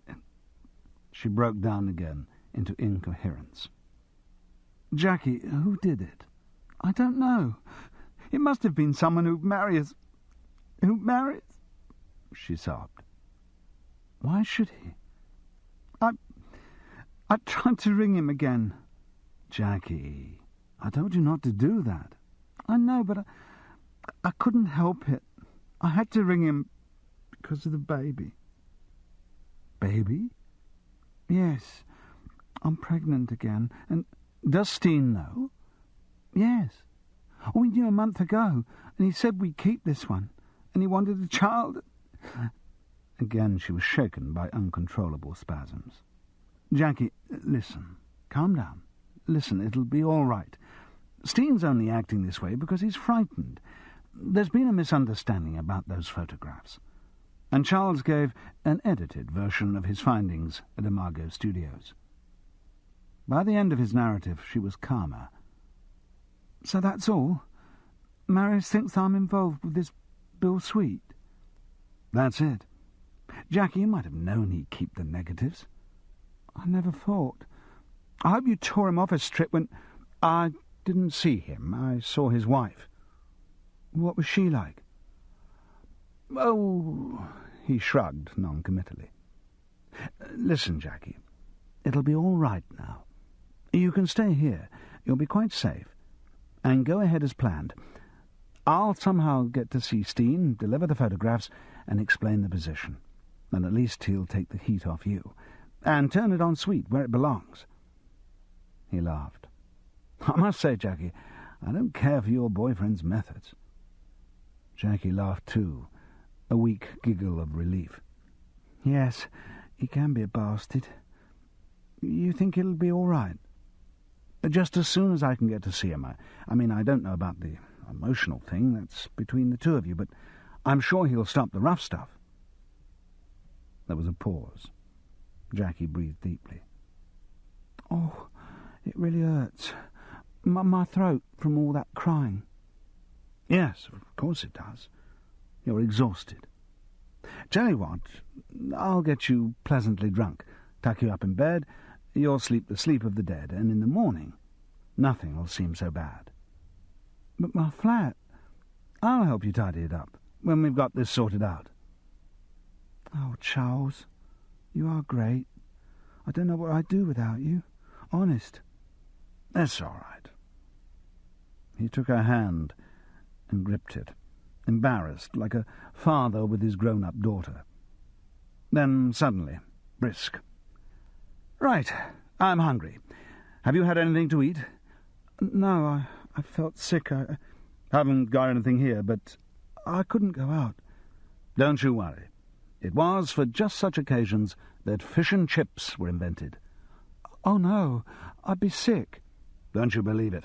Nice bit of rock salmon, bag of chips, lots of vinegar. You'll feel on top of the world. Ooh. It's strange how fish and chip newspapers, out of date and greasy, are always much more interesting than current ones. It's like other people's papers in crowded tubes. You can't wait to buy a copy and read some intriguing article you glimpse over a strap-hanging shoulder. It's always disappointing. In the fish and chip shop, Charles noticed that his order was wrapped in a copy of The Sun. On the front page was the tantalizing headline, "Virginity Auction, see page 11." The fascination of page 11 grew as he walked home. Who was auctioning whose virginity to whom, and where? This thought preoccupied him as he entered his room. Jackie was lying on the bed, fast asleep. Curled up in a ball on the candlewick, she looked about 3 years old. He made no attempt to wake her. In her state, sleep was more important than food. The virginity auction. He settled down in front of the fire to find out all about it. He slipped a hot, crumbling piece of fish into his mouth, placed the warm bag of chips on his knees, and turned to page 11. Bugger. He'd only got pages 1 to 8, and the corresponding ones at the back. He'd never know where virginities were knocked down, or how one bidded. A pleasant thought of nubile young girls being displayed at Sotheby's crossed his mind. There wasn't much else in the paper. It was last Wednesday's, all bloody petrol crisis. The titty girl on page 3's midriff was stained and transparent with grease from the fish and chips. It looked rather obscene, particularly as the word "come" showed through backwards from the other side of the page. Charles turned over and stopped dead. There was a photograph on the page that was ominously familiar. He had last seen it on a dresser surrounded by brass souvenirs. Fiercely calm, he read the accompanying article. M4 murder victim identified. The man whose body was found early on Monday morning by the M4 exit road at Thiel, Berkshire, has been identified as 44-year-old William Sweet, a photographer from Paddington, London. Sweet was found shot through the head at the roadside beside his grey Ford Escort, which appeared to have run out of petrol. Interviewed at his Paddington studios, Sweet's wife, Audrey, could suggest no motive for the killing. Police believe Sweet may have been the victim of a gangland revenge killing, and that he may have been mistaken for someone else. Charles put down the fish and chips and poured a large scotch. He could feel his thoughts beginning to stampede, and furiously tried to hold them in check. Certain points were clear. He ordered them with grim concentration. Marius Steen must have killed Sweet. Sweet had put the pressure on about the photographs. Steen had fixed to meet him and shot him. Charles grabbed an old AA book that was lying around. Yes, the Thiel turnoff was the one you'd take going to Streatley. Sweet was shot Sunday night or Monday morning. Marius Steen was in London certainly on the Saturday night because he was at the Sex of One party, and in Streatley during the week. He was therefore likely to have been driving through Thiel late on Sunday. As Harry Chilton had said, there was always a gun in the glove compartment. A glance at the map made Charles pretty sure that that gun was now in the Thames. Other facts followed too. Mrs. Sweet was holding out on the police. It was nonsense for her to say no one had a motive for murdering her husband. As Charles had discovered, she knew about the Sally Nash party photographs. All she had to do was to tell the police about her husband's blackmailing activities, and very soon the finger would point at Steen. For reasons of her own, she wasn't doing that. Probably just didn't want to lose a profitable business. But the most chilling deduction from the fact of Bill Sweet's murder was the immediate danger to Jackie. If he'd shoot one person who challenged him, Marius Steen would do the same to anyone else he thought represented the same threat. He tried to frighten Jackie off with the telephone messages and the vicious note, but if she persisted...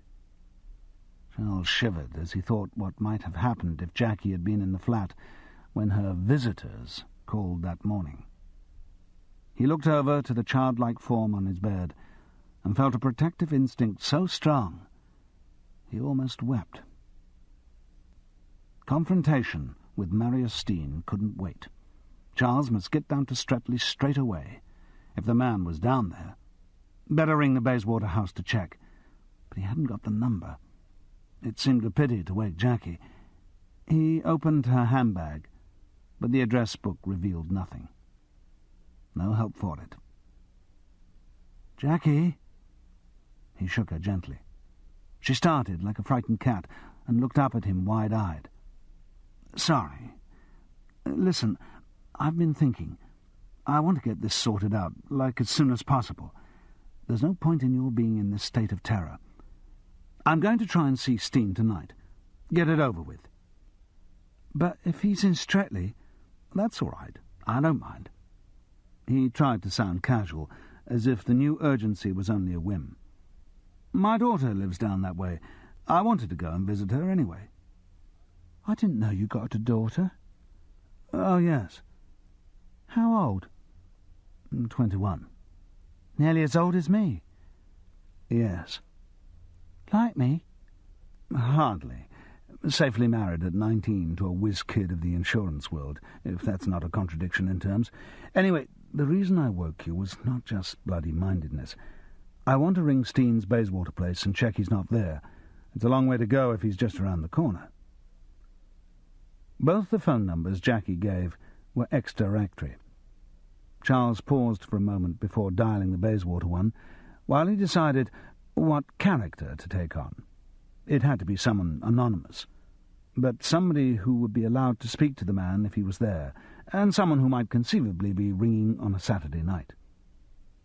The phone was picked up at the other end, and Charles pressed his 2p into the coin box. A discreet, educated voice identified the number.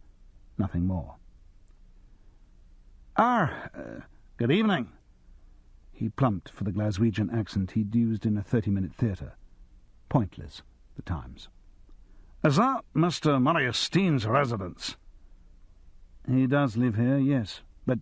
"It's Detective Sergeant McWhirter from Scotland Yard. I'm sorry to bother you at this time of night. Is it possible to speak to Mr. Steen?" "I'm afraid not. Mr. Steen is at his home in the country. Can I help at all?" Charles hadn't planned beyond finding out what he wanted to know, and had to think quickly. Yes, perhaps you can. It's only a small thing, playing for time." Then a sudden flash of inspiration. "Well, just checking on various Rolls-Royce owners. There's a number plate racket going on at the moment. I wonder if you could give me Mr. Steen's registration." The discreet voice did so. "Thank you very much. That's all I wanted to know. I'm so sorry to have troubled you. Goodbye." As Charles put the phone down, he tried to work out what on earth a number plate racket might be. It was quite meaningless, but at least he'd got the required information. He tried the Berkshire number. The phone rang for about 30 seconds. Then, after a click, A voice gave the number and said, "This is Marius Steen speaking on one of these recorded answering contraptions. I'm either out at the moment or busy working on some scripts, and I don't want to talk right now. If your message is business, ring the office," he gave the number, "on Monday. If it's really urgent, you can leave a message on this machine. And if you want money, get lost." A pause. "Hello? Are you still there? Right then. After this whiny noise, tell me what it is." Then the tone, then silence. The voice was striking. Charles felt he must have heard Steen being interviewed at some stage on radio or television, because it was very familiar and distinctive. The Polish origins had almost been eroded, but not quite. They'd been overlaid with heavy Cockney, which in turn had been flattened into a classy accent as Steen climbed the social ladder. As an actor, Charles could feel all the elements in the voice, and begin to feel something of the man. He dialed the number again just to hear the voice and find out what else it could tell him. The message itself was odd. The first reaction to "if you want money, get lost" was that Steen must be referring to potential blackmailers. But then Charles realized how unlikely that was. Any of Steen's friends might ring him, so the message had to have a more general application. Most likely, it was just a joke. After all, Steen was notorious for his success with money, and notoriously tight-fisted. Tight as a bottle top, as Harry Chilton had said. For him to make that sort of joke on the recording was in keeping with the impression Charles was beginning to form of his character. And in spite of everything, that impression was good. Somehow Steen's voice seemed to confirm Jackie's view. It was rich with character and humour. The whole tone of the recording was of a man who was alive in the sense that mattered, the sort of man Charles felt he would like when he met him. And yet this was also the man who had recently shot a blackmailer through the head. Somehow, even that seemed suddenly consistent. A man as big as Steen shouldn't have to be involved with little second-rate crooks like Bill Sweet. Charles felt more hopeful about his mission, certain that when he actually got to Steen, he'd be able to talk to him and clear Jackie from his suspicions. He tried Juliet and Miles's phone number in Pangbourne, but there was no reply. No doubt out for the evening talking insurance at some scampy supper. Marius Steen might be out too, but he was bound to return at some stage, and the more Charles thought about the urgency of the situation, the more he was determined to meet the man. He said goodbye to Jackie. She refused the cold remains of the fish and chips, so he took the whole package out to the dustbin at the front of the house. No need to worry her about the Sweet murder if she didn't know, and it appeared she didn't. He caught a train from Paddington to Reading, arrived there to find the last train to Goring and Streatley had gone, and after a considerable wait, got a minicab. It was only when he was sitting in the back of the car that he actually thought of the risk he was taking. Because of a mild affection for a tart he now seemed unable even to make love to, he was going to confront a man he knew to be a murderer, with copies of the photographs for which a man had been killed. Put like that, it did sound rather silly. Fortunately, there had been time to buy half a bottle of Bell's on the way to Paddington. Charles took a long pull. And another one. The car drew up outside a pair of high white gates. The driver charged an enormous amount of money on account of the petrol crisis, and swore when he wasn't given a tip to match. As the car lights disappeared round the corner, it occurred to Charles that he should perhaps have asked the man to wait. If Steen turned nasty, he'd be glad of a quick getaway. But the thought was too late. It was now very cold, the night air sharp and clear. The moon was nearly full and shed a watery light on the scene. It gleamed dully from a puddle outside the gates, which were high and solid, made of interlocking vertical planks. A fluorescent bell-push shone on the stone post to the right. Charles pressed it for a long time. It was now after midnight. Steen, might well be in bed. He pressed the button at intervals for about 5 minutes, but there was no reaction. His quarry might not be back yet, or perhaps the bell wasn't working. Charles tried the latch of the gate. He had to push hard, but eventually it yielded. He stood on a gravel path, looking at the house. It was an enormous bungalow, with a central block roofed in green tiles, which shone in the moonlight. From this main part, smaller wings spread off like the suburbs of a city. To the right there was a ramp down to a double garage on basement level. The whole building was painted the frost white of cake icing, and its shine echoed the gleam of the silent Thames behind. No light showed.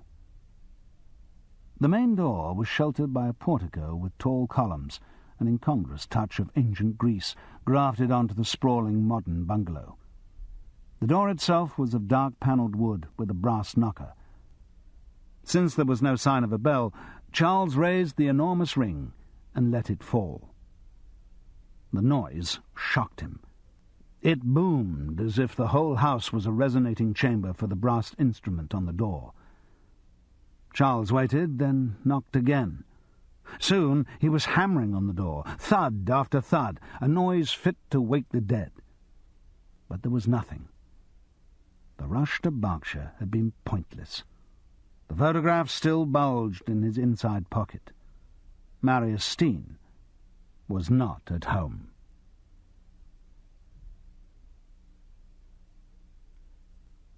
Chapter 8.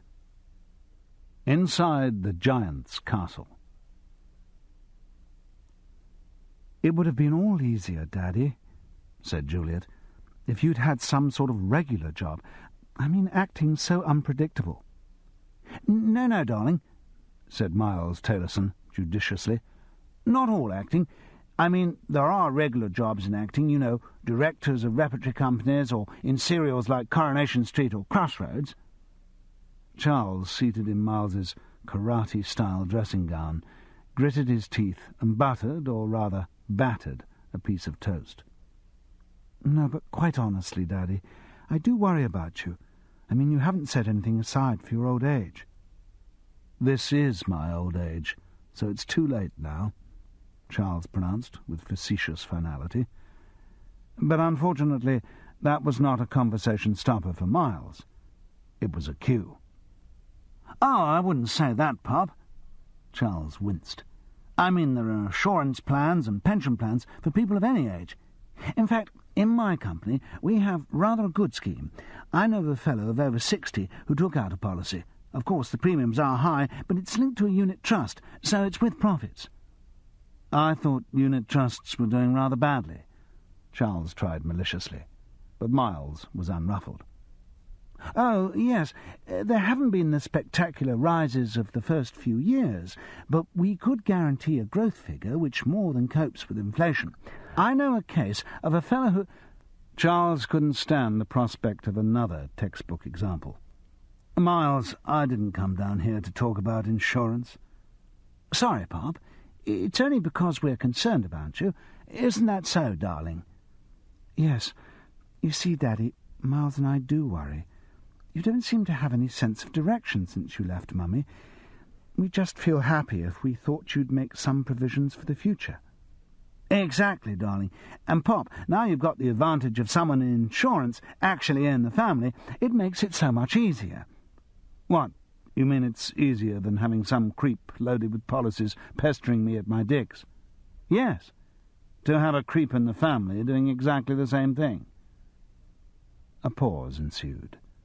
Miles went very red, muttered something about things to get on with, and left the room. Charles munched his toast. "Daddy, there's no need to be rude to Miles." "I'm sorry, but it's tempting." "Look, he's been jolly tolerant. You arriving completely unannounced in the middle of the night, using our house as a hotel. We might have had people staying. As it is, he's put off his fishing so as to entertain you." "That was entertainment? My God, what's he like when he's not making an effort?" Juliet ignored him. "And I think you might show a bit of gratitude, Daddy. I do wish you'd just get yourself sorted out. Oh, sharper than a serpent's tooth it is to have an ungrateful father. But, Charles reflected, even sharper to have a middle-aged daughter of 21. Where had he gone wrong as a parent?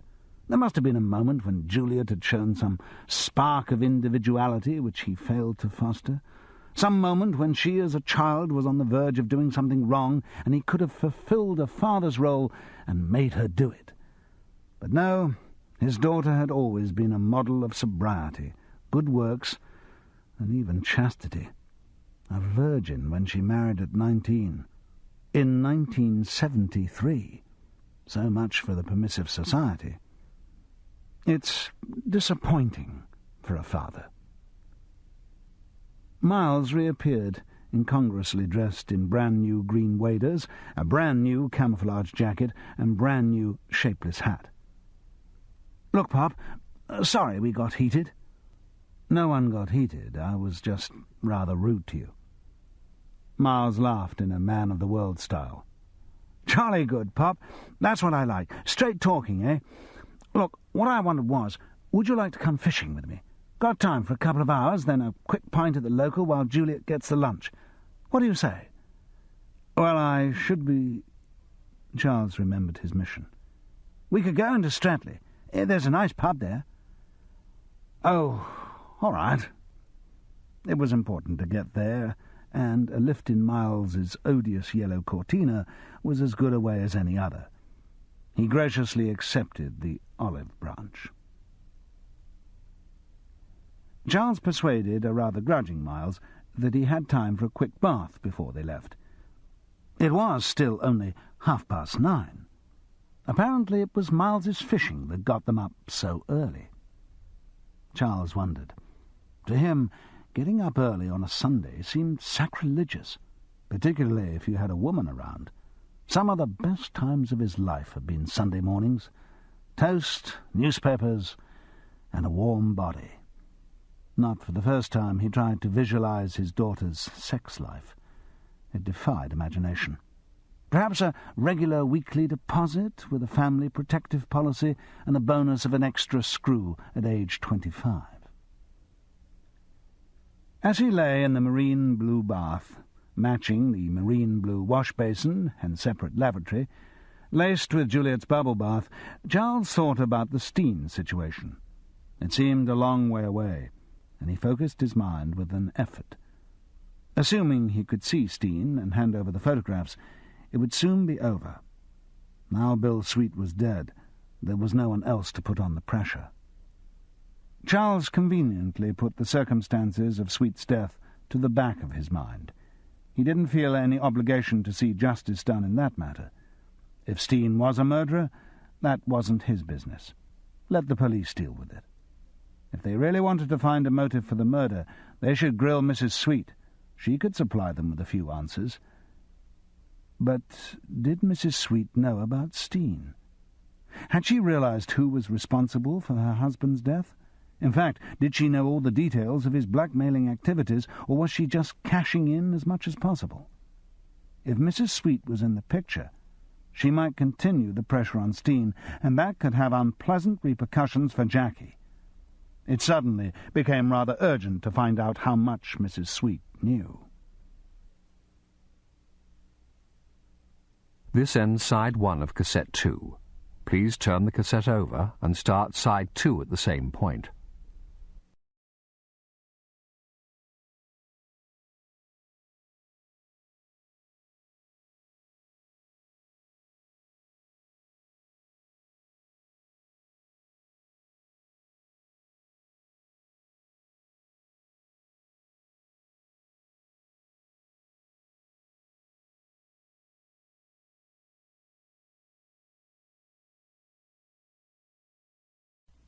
The trouble with modern architect-designed houses on estates— what's the alternative to an architect-designed house? A milkman-designed house? A footballer-designed house? —is that there's no privacy. The telephone in the Taylorsons' executive home was situated in the middle of the open-plan living area, which had unimpeded access to the kitchen area, the sitting area, and the upstairs area. In other words, Juliet and Miles were bound to hear every word of any telephone conversation, but there was no alternative. The ringing tone stopped. "Hello?" "Ah, Mrs. Sweet, it's, Bill Holroyd," the old when-we-are-married voice. "Ah, Mr. Holroyd." Interest. "Yes, the reason I'm ringing is, I've just heard about your husband." "Yes." No emotion. "I wondered if, this changed the situation." "No. You deal with me." "Yes. Nasty business." No reaction. "This doesn't mean that the, police would, Don't worry. I haven't told them a thing." "Oh, good." "Yes. You just give me what you owe, and you'll never hear about that particular business again." "Fine. There was, something else. One or two of my friends were also at the party." "Yes." "A Mr. Phillips, a Mr. Cuthbertson, a Mr.—" He tried desperately to think of a name. "Taylorson. They wondered if they featured in the photographs." "Yes, I rather think they did. You'd better put them in touch with me." "Yes." Charles was getting the information he wanted. Obviously Mrs. Sweet hadn't a clue who any of the people in the photographs were, but best to be sure. Mr. Taylorson, in particular, was anxious. He seemed to think he might feature in some pictures with a blonde girl and a mask. The Steen and Jackie photographs were the only ones that fitted the description. "That's Mr. Taylorson." "Ah." She didn't know. "Perhaps I'd better get in touch with him. Do you know his address?" Charles resisted the temptation to give Miles's address, funny though the image of his son-in-law being blackmailed with dirty photographs was. "No, I think I'd better put him in touch with you." "Yes, do that. And I'll see you Wednesday." "Yes." "With the money." "Yes." "And," the voice continued with studied casualness, "perhaps you'd better double the money." "What?" "Mr. Holroyd, you remember yesterday afternoon?" "Yes." "Well, would you believe it, Mr. Holroyd? There's a camera trained on that sofa." "Oh." "I'm sure you wouldn't want your wife and 2 lovely daughters to—" "No." 10,000 then, Mr. Holroyd, and you'll have the whole album." "But I—" The line went dead. Charles felt enormous relief that he wasn't Bill Holroyd. Bill Holroyd was a man with problems. Still, it explained Mrs. Sweet's sudden change of behaviour. Oh dear, and he thought it was his own animal magnetism. Charles turned to see Miles and Juliet standing open-mouthed in the kitchen doorway. "Sorry about that. Talking to an actress friend. Always fool about like that. Putting on voices." "Yes," said Miles in a very old-fashioned voice. "I suppose a lot of that sort of thing goes on with actors and, you know. Perhaps we can go fishing now?" "Just one more call. We'll be quick, I promise. What's the code for Streatley from here?" Again it was a recorded answer. Steen's voice gave the number. "Marius Steen speaking. Not available at the moment.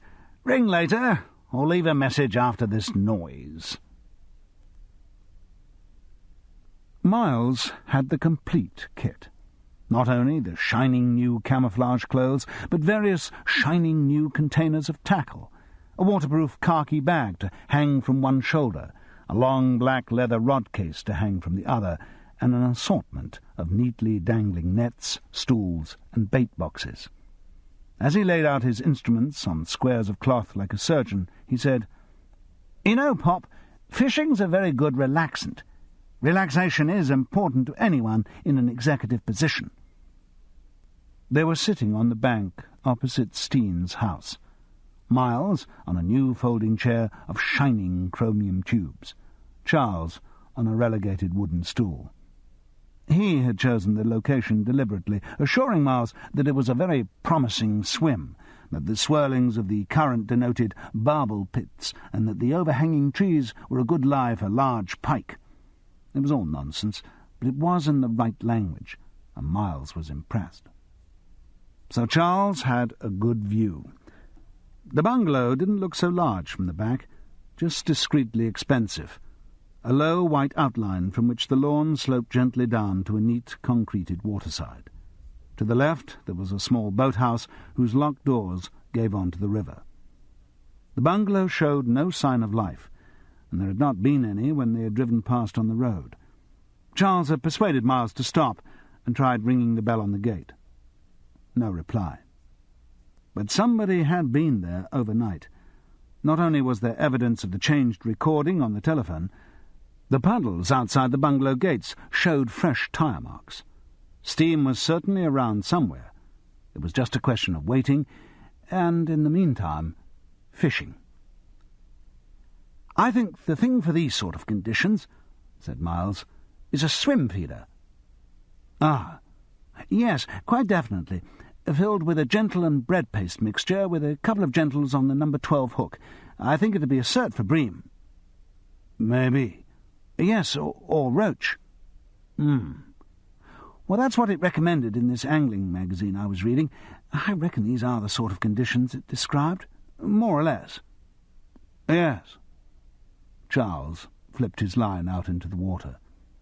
He'd been lent an old relegated rod with 2 mottled bamboo sections and a green heart tip, a plastic centre-pin reel, and a yellowed quill float. He'd put a couple of maggots on a small hook. He sat and watched the quill being borne along by the current, and then leaning over as it tugged at the end of the swim. "Have you plumbed?" asked Miles. "I beg your pardon?" "Plumbed the depth of the swim. Oh, never catch anything if you don't do that. You see, what the angler has to do with his bait is to make it imitate as nearly as possible the conditions of nature. In nature, things don't dangle awkwardly in the water. They flow, carried along by the current, a few inches above the bottom, depending on the season, of course." "Of course." "Would you like a plummet? I've got one." "No, thanks. I'm trying to give them up." Miles was silent, preoccupied with opening his latest piece of equipment. Proudly he stripped off the packaging and screwed a limp length of fiberglass to the end of his sleek fiberglass rod. Charles looked on with an expression of distaste, which Miles took for admiration. "Swing tip." "Ah." "Best sort of bite detector for bottom fishing." "Ah." Charles reflected how Miles always talked out of books. His son-in-law was the least spontaneous person he'd ever met. Nothing came naturally. It all had to be worked at. Whatever interest he took up, he would begin by a painstaking study of the language, and then buy all the correct equipment before he actually did anything practical. Fishing was the latest accomplishment which Miles thought the young executive should not be without. Again, Charles found himself wondering about Miles and Juliet's sex life. Had that been approached in the same meticulous way? "Well, here we are on our honeymoon, Juliet darling. What I'll do, when we're in bed and an atmosphere of mutual trust and relaxation has been established, is to practice a certain amount of foreplay. This is likely to begin with a kneading or massaging of the breasts in an accelerating stroking motion, and this will be followed by manual clitoral stimulation." The idea was intriguing. Charles wondered if he was becoming a dirty old man. But it was intriguing. Guiltily he disguised his interest in a standard father-in-law question. "Miles, have you and Juliet thought of having a family?" Miles sat up with irritation. He'd just been trying to squeeze a split shot on his line, and it had popped out of his fingers. "Yes, Pop, we have. We reckon in about 4.5 years I should have gone up at least a grade, so allowing for the usual increments, and assuming that the mortgage rate doesn't rise above the present 11%, I should think we could afford to let Juliet stop work then." There was no answer to that, so Charles sat and looked out over the water to Steen's bungalow. Nothing. It was very cold. The air stung his face, and he felt the ground's iciness creep into his feet through the soles of Miles's relegated gumboots. His body was stiff and uncomfortable. Always got like that when he sat still for a long time. He felt his ears, a sure sign he needed a drink. Miles had now completed the cat's cradle at the end of his line and had loaded the perspex tube of his swim feeder with a porridgy mash of bread and maggots. 2 favoured maggots squirmed on the end of his size 12 hook, hooked, no doubt, as the books recommend, through the small vent in the thick end. Miles rose to his feet and fiddled with the knobs of his gleaming fixed spool reel. "The important thing," he quoted almost to himself, "is to remember it's not brute force with a fixed spool reel, just a controlled flick." He made a controlled flick. The line jerked and maypoled itself around the rod. The contents of the swim feeder sprayed from their case like shotgun pellets and landed with a scattering plop in the middle of the river. Charles didn't say anything, but controlled his lips and looked at his float. As he did so, it submerged. He struck and reeled in rather a good perch. 4 hasty pints before the pub closed at 2 saw Charles through lunch, and there was a bit of wine too. "La Piat Beaujolais Primeur," said Miles. "Young, robust, and slightly petulant, ideal with meat dishes." Obviously he had read a book on wine too.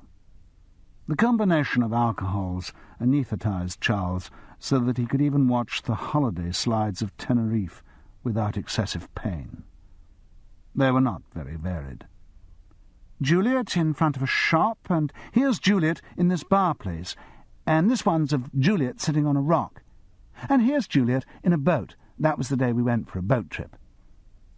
Obviously Miles did not trust her with his camera, or there might have been a matching sequence of Miles in front of a shop, and Miles in this bar place, etc.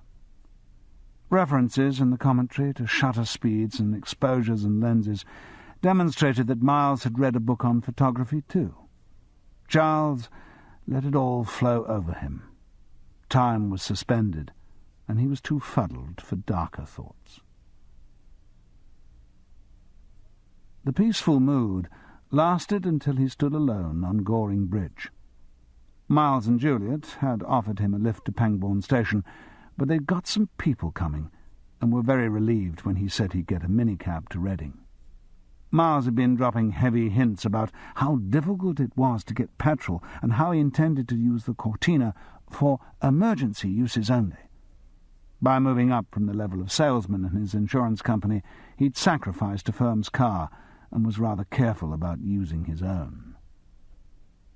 When the cab came, Charles left in a surge of family effusiveness, and then, feeling like the hero of some of the terrible thriller films he'd been in during the 50s, he told the driver to go to Steen's home instead.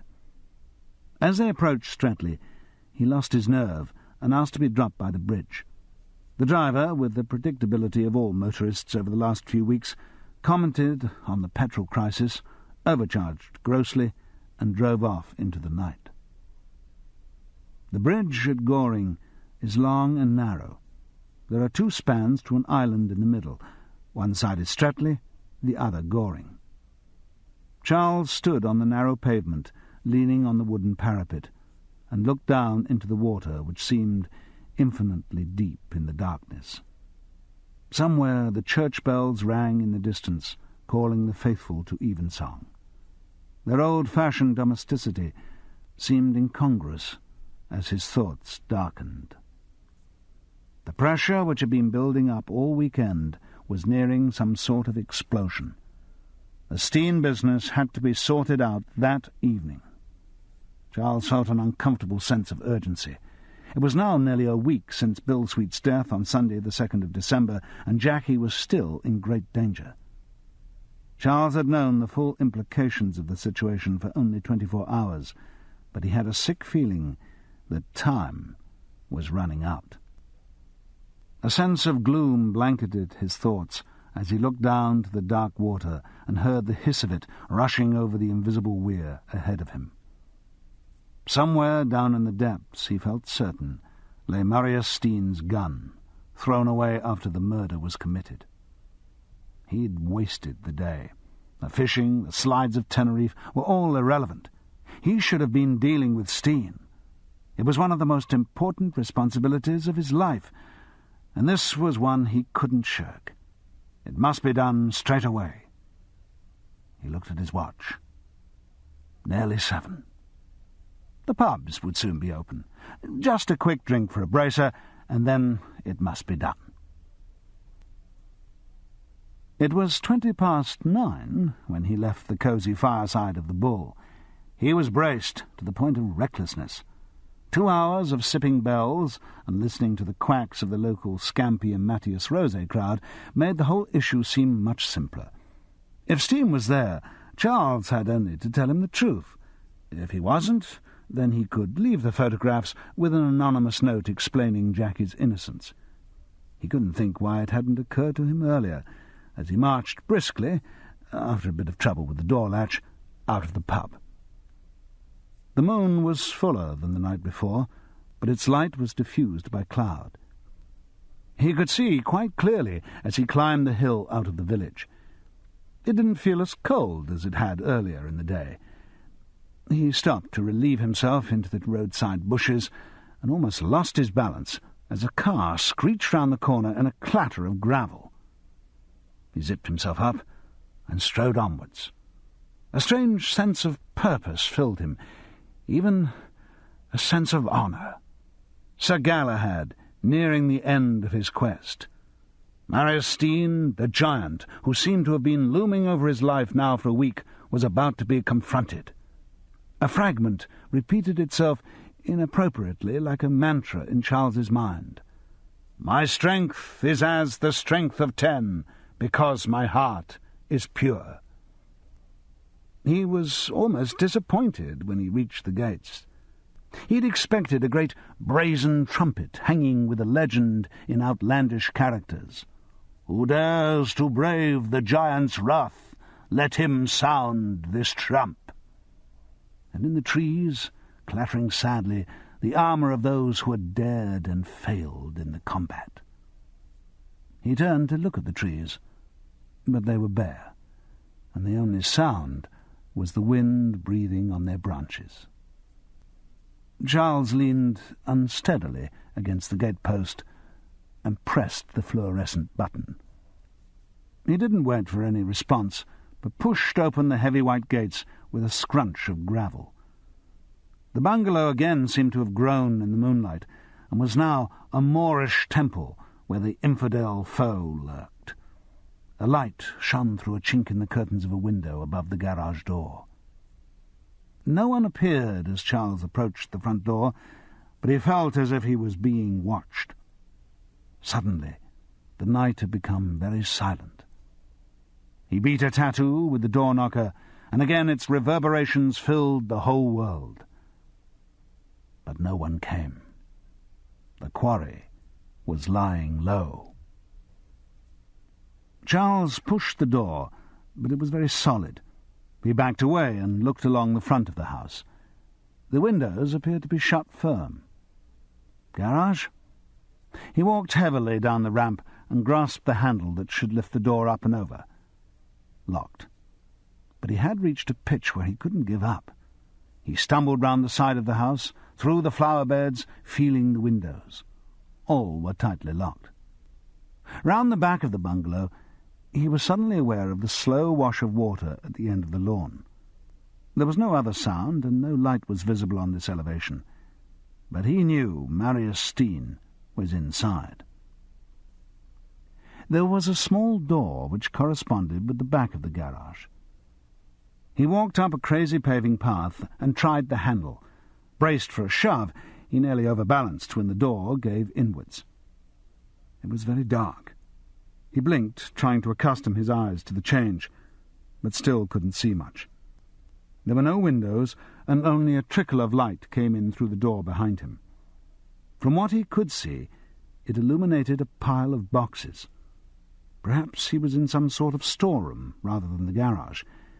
He moved slowly forward, groping ahead with a breaststroke motion. But discretion was difficult in his alcoholic state. There was something in the way of his foot. Then an object with a sharp edge fell agonizingly onto his ankle. Whatever it was precipitated an avalanche of other objects which thundered down around him as Charles fell sprawlingly to the ground. He lay frozen, waiting for some reaction. But there was nothing. It was only his tense state that made the crash sound so loud.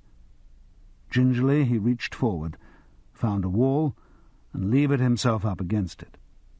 Then he felt along to a door frame and followed its outline until he found a light switch. The sudden glare was blinding, but when he unscrewed his eyes, he could see he was in a kind of windowless utility room. There was a washing machine, a spin-dryer, a washing-up machine, deep freeze, and rows of neatly hanging brooms and mops. Above these was a cluster of meters, fuse boxes, and power switches. Deep shelves on the opposite wall contained boxes of tinned food and crates of spirits. There was a spreading honeycomb of a wine rack, full and expensive-looking. And on the floor, Charles could see what had caused his fall. A pile of boxes lay scattered like a demolished chimney. He knelt down and repiled them. They were heavy, as he knew from the numbing pain in his shin. He looked at the writing on the boxes. Salmon, trout, strawberries. Do not refreeze. Marius Steen certainly knew how to live. When he had finished piling the boxes up, Charles looked once more around the room, and his eyes lighted on the very thing he needed at that moment, a torch. It was a long, black, rubber-encased one, hanging from a hook by the back door. He took it down, switched on, turned off the light, and opened the door into the rest of the house. He was in the garage. It was large, but dominated by the huge form of a dark blue Rolls-Royce. Remembering a detail with sudden clarity, Charles knelt down and looked at the left-hand side of the front bumper. There was a little dent, which he'd lay any money corresponded to the dent in the back right-hand wing of Bill Sweet's Ford Escort. The door of the Rolls was not locked. Key in the ignition, nothing in the glove compartment, and the petrol gauge read empty. Charles moved round the great car, looking for any other clues it might give. He felt his foot slip under him, and he sat down with a jarring shock, landing uncomfortably on a spanner and a piece of plastic tubing. Fate seemed determined to translate his dramatic mission into slapstick. He found the door which led to the body of the house, along a corridor and into the large hall. All the walls were hung with hunting prints, which were anonymously expensive, bought on advice by a man without natural taste. 2 enormous China Dalmatians stood guarding the front door. They seemed to reflect more of their owner's personality. They were Steen, the showman. The prince was Steen, the man who wanted to gatecrash high society, the man who wanted a knighthood. There were no lights in evidence, except for a slight glow from the top of a short flight of steps, which must lead to a room above the garage, the room whose light Charles had seen from the front. He moved purposefully up the stairs and began to feel faint. The drink was telling. He felt his energy wane. He had to get the interview over quickly. The first room he came to was a kind of study, equipped with telephones, typewriters, and copying machines. The walls were covered with framed photographs of stars from Marius Steen's shows, scribbled with effusive messages. It was a sentimental showbiz touch that, again, didn't fit the man's character. What he felt was wanted, rather than what he wanted. Bernard Walton's face grinned patronisingly down from the wall. The study was empty. The light came from the adjacent room. Charles switched off his torch with a dull click and moved towards the half-open door. Through its crack he could see a plush bedroom dominated by a large four-poster bed. Curtains obscured his view, but the shape of the covers told him that the bed was occupied. As he entered the room, exhaustion threatened to swamp him, but still he moved forward. Now, in the light of a bedside lamp, he could see Marius Steen lying back on the pillows, asleep. The great beak of a nose, familiar from countless press photographs, rose out of the sheets like the dorsal fin of a shark. One large hand lay, palm upward, on the cover. Wake him, tell him, and go. Charles formulated his thoughts very simply, with desperate concentration. He staggered forward to the bedside and stood there, swaying. As he reached for Steen's hand, he heard a car drawing up outside the gates. He clutched at the hand in panic and felt the coldness of death.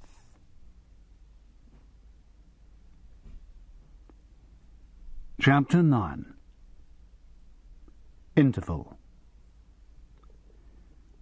Charles woke as if his body was being dragged out of a deep pit, and memory returned slowly to his pounding head. He didn't like it when it came.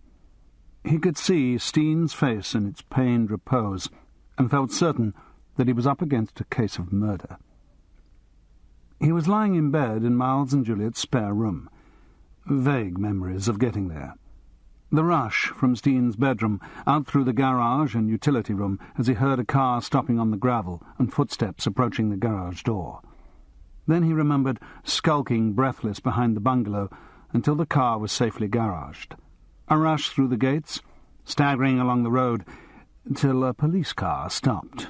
Warnings. "Had a few too many, haven't you, sir?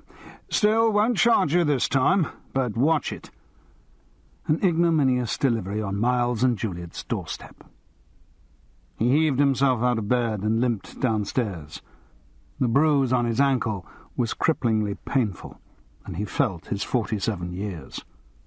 Too old to be involved in this escalating round of violence. Juliet stood staring at him as he made it to the kitchen chair. She appeared not to have inherited France's forgiving nature. "Really, Daddy, what a state to come home in." "I'm sorry, love. Miles was furious." "Oh, well, there were more important things than Miles's sensibilities." "I mean, the police coming here. What will other people on the estate think?" "Well, you can tell them that the police weren't coming for you or Miles." "They wouldn't think that." "Or Miles can tell them it's just his drunken father-in-law." "I don't think they'd find that very amusing." She turned away to make coffee. "Honestly, Daddy, I don't think you have any concept of human dignity." That hurt.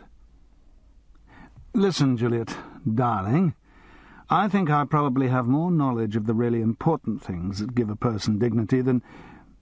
But it wasn't worth explaining. She wouldn't understand." "Oh, forget it. Shouldn't you be at work?" "I'm not going in till after lunch. There's not much to do, and... Well, I was worried about you." It was the first softening Charles could ever remember hearing from Juliet. It warmed him. "Thank you." "Honestly, Daddy, I don't know what you're up to half the time. That peculiar phone call yesterday morning, and now all this. What on earth were you doing in Streatley anyway? I thought you'd taken the cab to Reading." "Yes, I know.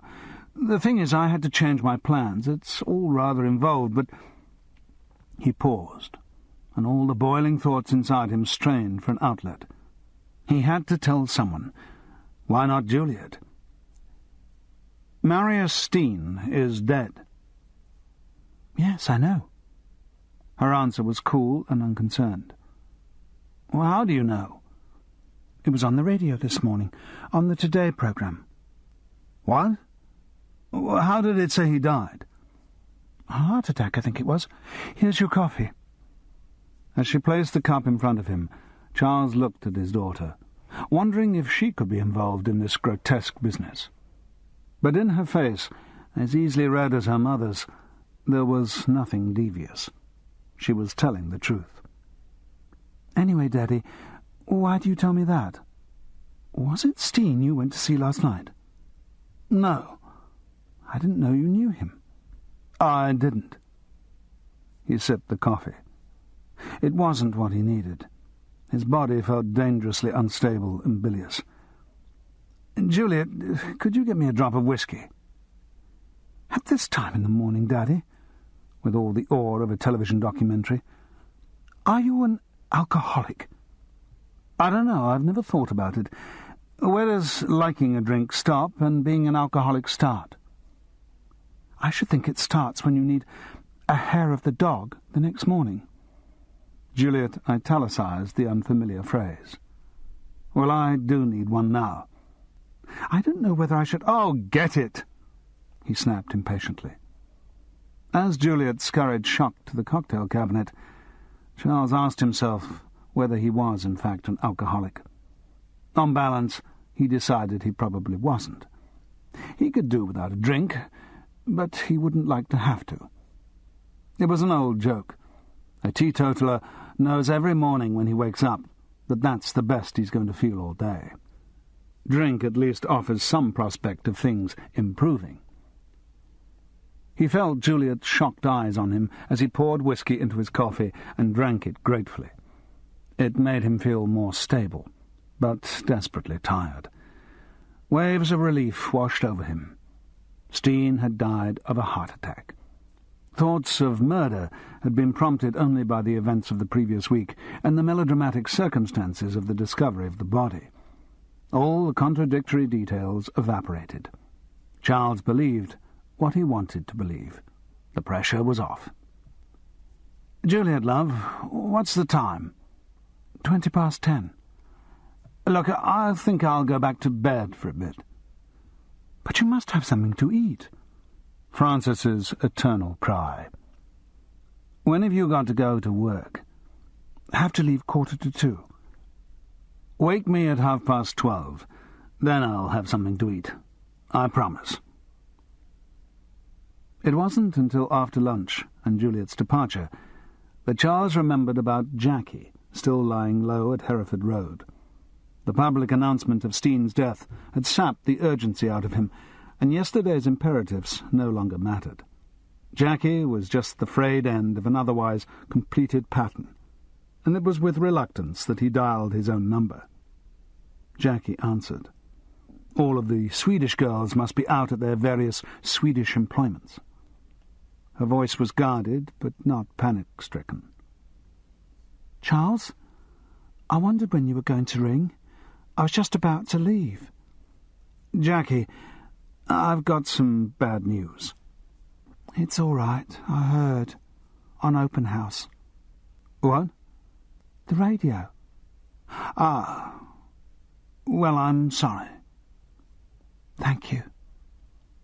There was a pause, and Charles could feel how fiercely she was controlling her emotions. "Jackie, I'm afraid I never got the photos to him." "That hardly matters now, does it? Nothing much matters now." "Jackie, I'll be all right." "Yes. I suppose that's the end of it, isn't it?" "I wouldn't count on that." "What do you mean?" Charles had an unpleasant feeling he was about to sacrifice his recently won calm. "Do you think he died of a heart attack, Charles?" "Yes." There was a grunt from the other end of the line, a sound between exasperation and despair. "Charles, I can't talk about it now. I'm too... I'll talk when... Tomorrow?" "Yes, if I feel okay. Come round when you... evening, 8 or... "OK, I'll be there. Archer Street. You'll be all right now?" "Like hell." The phone went dead. Before Charles left the house in Pangbourne, he took the envelope of photographs out of his inside pocket and looked at them. With Steen's death, they had changed. Already they had the air of curios or souvenirs, oddities from another age. The erotic quality had drained from them, and they seemed like sepia prints in an album of someone else's relations. Mildly interesting, but ultimately irrelevant. He looked around for somewhere to destroy them. The trouble with architect-designed houses on estates is that they have nothing like an open fire. The central heating was fired by oil. Miles had already spoken gloomily of the inevitable price rises which the Middle East situation must precipitate. As he said portentously, "You know, Pop, the days of cheap fuel are over." The cooker was electric. There was no convenient stove to consume the evidence. Charles took a giant box of matches from the kitchen and went out into the garden. The 40-foot-long area was neatly organised. A potting shed of conspicuous new timber, a patio area protected by a screen of latticework bricks, a path of very sane, crazy paving, winding diagonally across the lawn, a meticulous row of cloches. Only the winter shagginess of the grass gave any hint of rampant nature or humanity. It had started to rain, big heavy drops that were cold as they fell, penetrating on his head and shoulders. In the far corner of the garden, Charles saw what he was looking for. Neatly screened by another low wall of latticework bricks was a compost heap, bound in by wooden slats, and a metal incinerator. He lit the photographs, one by one, and let the flimsy black rectangles of ash drop into the bin. Finally, he burnt the envelope, then stirred the dampening fragments into a black, unrecognizable mash. Chapter 10. Second Act Beginners. The obituary appeared in the Times the next day, Tuesday the 11th of December. Mr. Marius Steen, impresario and showman. Mr. Marius Steen, CBE, the impresario, died on Sunday. He was 68.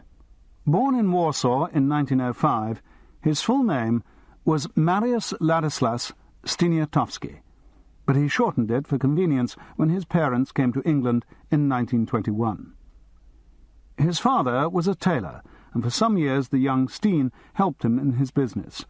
But already the attraction of entertainment was strong.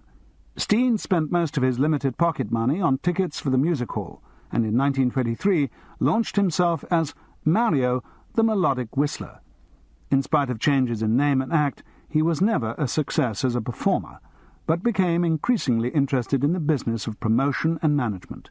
The first act he managed was Herbert and His Horrible Dogs in 1924. Soon he was progressing from individual acts to the presentation of complete shows. Though he started with wrestling and all-girl revues, by 1930 he was presenting variety bills at music halls all over the country. Through the 30s he centralized his activities on London, and in 1935 had his first major success with the spectacular revue Go with the Girls. None of these early productions had a great deal to recommend them artistically, but Steen always maintained that success must be measured by public reaction alone, and by that criterion his shows were highly successful. Steen continued presenting revues with an increasing reliance on scripted comedy rather than just dancing girls until the outbreak of war. Then he moved into the cinema, and with his customary unflagging energy set up a series of films in keeping with the jingoistic spirit of the times. Of these, the most memorable was Brothers in Battle Dress, directed by William Hankin. After the war, Marius Steen continued to put on shows, and gradually he forsook revue for musicals and light comedies.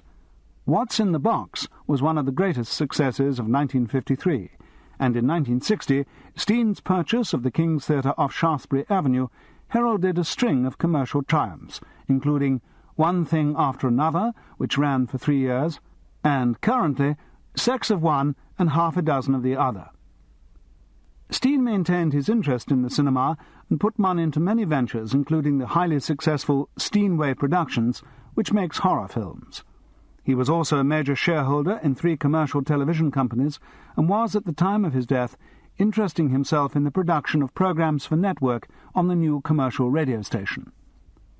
Marius Steen was often criticized for his healthy disrespect for art, and there are many stories of this supposed Philistinism which he loved to tell against himself. On first hearing of Michelangelo, he is reputed to have asked, "Michael who?" His alleged description of opera as "fat git singing" is probably apocryphal. He was a forthright man who made enemies, but he was loved and respected by friends. He had no hobbies, maintaining that if a person needed hobbies, then there was something wrong with his work. He divided his time between his houses in London and Streatley and a villa in the south of France. In 1969 he was awarded the CBE for services to the theatre. Marius Steen married Rose Whittle in 1934. She died in 1949, and he never remarried.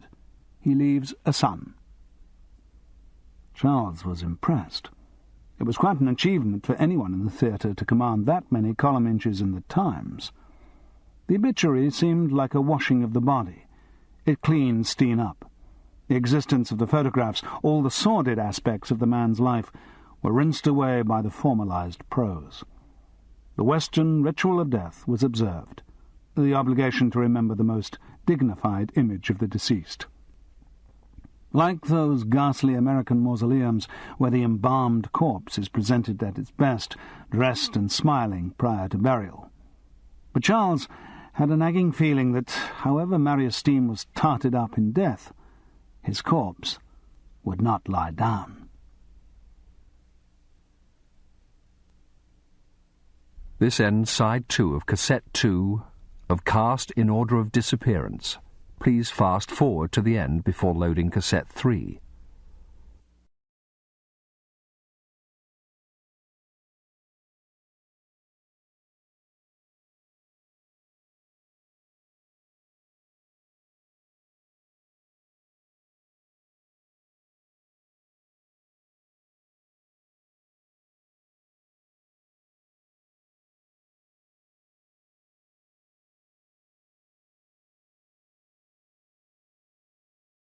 Cast in Order of Disappearance, Cassette 3. Charles arrived at the Archer Street flat with a 2-litre bottle of Valpolicella from Oddbins and a determination to be very slow on the uptake in any discussion of Steen's death. Jackie looked ghastly when she opened the door. Her face was pale and her eyes were puffy red slits. "Are you all right?" "I will be, Charles. I'll just sit down for a moment." "Can I get you a drink?" "No, it'll make me sick. But help yourself." The events of the last few days had made Charles forget about Jackie's flat being done over. But inside it, the evidence was all too clear. She had obviously made some attempt to tidy up. There were 2 cardboard boxes in the middle of the room, full of bits of glass and torn clothes. But the curtains were still hanging shredded from their rails, and the bed smelt of oil from the smashed lamp. The little room looked sad and crippled. He didn't make any comment, but found an unbroken glass and filled it with Valpolicella. "Do you want to go out and eat, Jackie?" "No, I couldn't." The silence was obtrusive. Feebly he repeated himself. "Do you feel all right?" "Charles, the bloke I loved and whose kid I've got has just been murdered." "I'm sorry." He stolidly avoided reacting to the word murdered. Jackie softened. "I'll get you some food later, when I can face it." "Don't worry about that. I'm not particularly hungry." "No." Again they were conscious of the silence. Then Jackie burst out. "He always was a little sod." Charles was genuinely amazed. "Who?" "Nigel." "Nigel Steen? Well, who else? Why do you suddenly bring him in? Because he killed Marius, that's why. This new direction of thought was too sudden for Charles to take in. Deliberately, he slowed down. What on earth do you mean? You haven't got any reason for saying that. Of course I have. Who else stood to get anything out of Marius's death? I don't know. I would have thought Nigel was doing all right anyway. He didn't need to murder anyone. Presumably he'd have got everything when his father went. He only had to wait. He's greedy. Anyway, things may have changed. Maybe he had to move fast. What do you mean? Charles asked patiently, determined to humour her through this crazy new idea. Marius was thinking of changing his will in favour of me and the baby. Oh, yes? Charles tried to sound believing, but failed. Yes, he bloody was. He was even talking about us getting married. When was this? First in the south of France, and then when I told him about the baby, he was more definite. He said he felt awful about the abortion last time, and he wanted to keep this one and marry me and start again. And cut Nigel out of the will? I suppose so. It didn't sound very plausible. Even if Steen had ever had such intentions, the events of the last week made it clear that he'd changed his mind, and the whole idea of remarriage and disowning Nigel was a sort of novelette situation that would appeal to Jackie. Still, he couldn't be completely brutal with her. Why didn't you mention this before? It was a secret between Marius and me. It was all going to be secret. Even when we married, it was going to be secret for a bit. But now he's dead. She broke down. Charles calmed her and forced her to drink a little wine. But when she was composed again, he felt he had to be cruel. If Steen had been murdered, and he had no cause to believe that that was the case, then it was something to do with the sweets and the blackmailing business. It was dangerous for Jackie to go around blaming his son. She was quite capable of going to the police and making accusations which, since she didn't have a shred of evidence, would only lead to trouble. This nonsense had to be stopped. If what you say is true, how do you explain Steen's behaviour during the past week? Hardly the actions of a devoted husband-to-be. He could see from her face that that really hurt, and also that it was something she hadn't been able to work out satisfactorily for herself. Well, Nigel kept him from me. Marius went off to Berkshire, where he didn't want to be disturbed. He'd often do that, she added defensively. Go off with a great pile of scripts, looking for his next show. And then Nigel left all those messages for me. And he sent the note? Yes. Pity I burnt it. We could have got the handwriting analysed, he said sceptically. That note's just the sort of thing the little sod would do. Jackie, why, if Nigel had decided to kill his father anyway, did he bother to give the impression you were out of favour? So that when he'd done it, nobody would believe me when I said about us getting married. They'd think we'd had a quarrel. It was ingenious, but Charles didn't feel very inclined to accept the reasoning. All right, then. When did Nigel do the murder? Sunday evening, when he says he found the body. How do you know he found the body? It wasn't in the papers. I rang Morrison. He told me. Who's Morrison? Sort of odd job man at Ulm Gardens. He was meant to be the chauffeur, but Marius liked driving himself. I rang Morrison, and he told me Nigel had driven down to Streatley and found the body dead in bed at about 11:15 on Sunday night. Well, Marius never went to bed before 1, so I don't believe that for a start. I think you may have to believe it. Charles told her about his movements on the Sunday night, concluding, so it must have been the arrival of Nigel's car that made me run out of the place. And you're sure Marius was dead? Quite sure. He was cold. He'd been dead some time.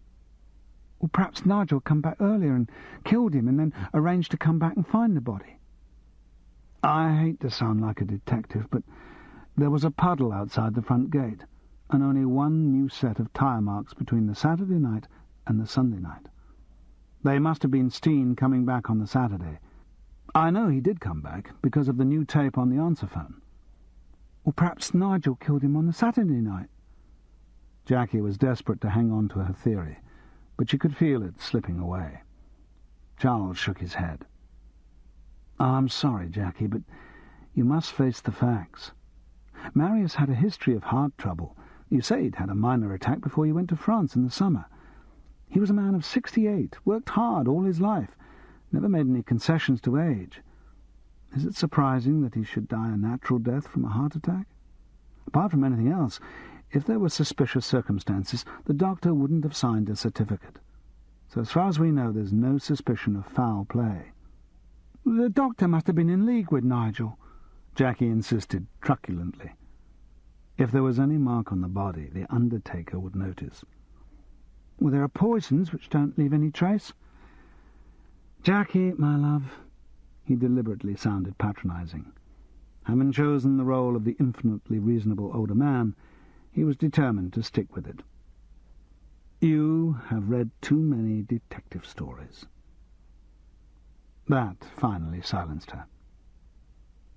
She sat still for a full 5 minutes, then stood up brusquely. I'll get you some food. It was another of Jackie's frozen meals, this time fish steaks with still frozen centres and bright slivers of French beans. Charles consumed most of the Valpolicella and tried to steer the conversation away from anything to do with Marius Steen. It was difficult. Small talk kept erupting into some new accusation or burst of crying from Jackie. Charles found it a strain, and was relieved when the meal was over and he felt he could decently leave. You get to bed, Jackie. You look absolutely knackered. I'd better be off. Yes. Charles? Yes? Do you mind staying? No, okay, he lied. She obviously needed him, and so the awkwardness must be prolonged. I don't mean, you know, she said feebly, and the waif-like expression on her strained face made it difficult to grasp immediately what she did mean. Then he realized she was referring to sex. It seemed incongruous in relation to the events of the last week. Oh, of course not. No, I'll stay, as long as you need someone around. Just for the night. I didn't sleep at all last night. It was awful. I kept hearing things and imagining. Just tonight. I'll be all right tomorrow. Got to be. Sort out what I'm going to do about the baby. I'll have to get rid of it. Jackie, you must keep the baby. Charles had long since ceased to delude himself that he had any immovable principles on anything, but he felt something approaching that on the subject of abortion. Without having a particular reason, like Catholicism, he found it unjustifiable. He tried to argue in his mind against this conviction because he was frightened by feelings of such strength. Granted, he'd say to himself, I've never been in a situation where an abortion had been necessary. Natural caution had prevented me from getting anyone into trouble. If it happened, no doubt that principle would crumble like any other, but the instinct remained strong. And as Jackie's suffering face looked up at him, he knew he had said the right thing. There was relief and determination there, in spite of her words. But I can't look after a baby on my own. I can hardly look after myself. She sounded so plaintive that Charles laughed, and Jackie even managed a brief grin. Don't worry, at his most avuncular. Something'll happen. What? Nothing can now Marius is dead. Something will happen, he repeated, with a confidence whose basis he didn't like to investigate. Now, where am I going to sleep? Oh, with me. It's daft for you to get a stiff neck on the sofa when there's room in my bed. So they settled down, Charles in shirt and underpants, Jackie in silk pyjamas, cradled in his arms. It was 8 days since they had last lain on the bed together, and sex seemed as far away now as then. But this time Charles's feelings were mellower. It seemed all right that this sad and trembling body should lie in his arms. There was a lot to be said for cuddling. Now he seemed to find it even more attractive than screwing. Perhaps it was the approach of old age, sliding into impotent fumblings. As he fell asleep, Byron's lines floated through his fuddled mind. "We'll go no more a-screwing so late into the night, though the heart is still as loving and the moon is still as bright." When he woke, he was alone in bed. He could hear Jackie being sick in the bathroom. It was a nostalgic sound, taking him back to the flat in Notting Hill, where he and Frances had started their married life, and started Juliet, and in a way started living apart. Nappies boiling on the gas stove, the sweet smell of breast milk, it all came back. "I'm degenerating into a sentimental old fool," he thought, as he rolled out of bed. Jackie came in as he was pulling on his trousers, and sat down looking drained. "Okay?" he asked. "I will be. I hope I will be. It's ghastly. Look." She closed her eyes grimly and pointed at the table. There was a letter which had been opened and shoved back into the envelope. "Can I read it?" Jackie nodded. Charles pulled the papers out. There was a short letter and a smaller envelope which had also been opened. The letter was on paper headed, "Cohn, Jarvis, Cohn and Stickley, Solicitors and Commissioners for Oaths." "Dear Miss Mitchell, on the instructions of my client, Mr. Marius Steen, I am sending you the enclosed letter. I have no knowledge of its contents, but was instructed to send it to you as soon as I heard news of Mr. Steen's death. Yours sincerely, Harold Cohn." "Can I read the other one?" "Go ahead." He opened the envelope. The letter was written in a sprawling hand, writing that had once undergone the discipline of copperplate, but long ago broken loose from its restrictions, and now spread thick and unguarded over the page. 2nd of November. Dear Titty. Jackie was studying Charles's face and anticipating his reaction. "Marius always called me that." Charles continued reading. "If you get this letter, I'm dead. So I'm sorry. The old heart or some other bit of my body has given out and fouled the system, and I've gone. So that's a pity. Not because I haven't had a good run, just that I'd like the run to continue. I'm a winner, and I want to go on winning. And when you came on the scene, I started enjoying my winning even more. As you know, I wanted to marry you. Depending on when you get this letter, I may already have married you. If not, believe me, it's all I want to do. I only care about you and the little bastard in your belly. I'm sure he'll turn out better than the other one. And the main purpose of this letter is to tell you and your beautiful body not to worry. If Marius is dead, Marius will still look after you. There'll be money for you and the baby. Call him Marius. Love, Marius." Charles looked up at Jackie. In her face was discomfort and sadness, but also an unmistakable gleam of triumph.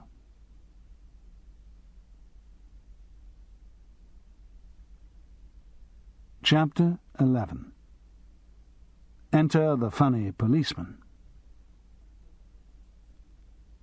He thought he must be going soft in the head. To have tried to help Jackie in the matter of the photographs was illogical, but at least generous, getting her out of an awkward situation. But assisting her investigations into a perfectly natural death, as if it were murder, was little short of lunacy. She had read so much into Steen's letter, channeling all the pain of her loss into arguments to support her theory. She leapt onto the promise of provision for her and the baby, and to the sentence, I'm sure he'll turn out better than the other one." To her mind, these proved conclusively that Marius had decided to change his will in her favour, and that Nigel had got wind of this and forestalled his father's plans by killing him. Charles put up all the arguments scepticism could muster, but somehow ended up agreeing with Jackie that it was at least worth further investigation. Which was why, on Thursday the 13th of December, he was taking Gerald Venables out to lunch. Gerald had been a contemporary at Oxford who had read law and acted a little.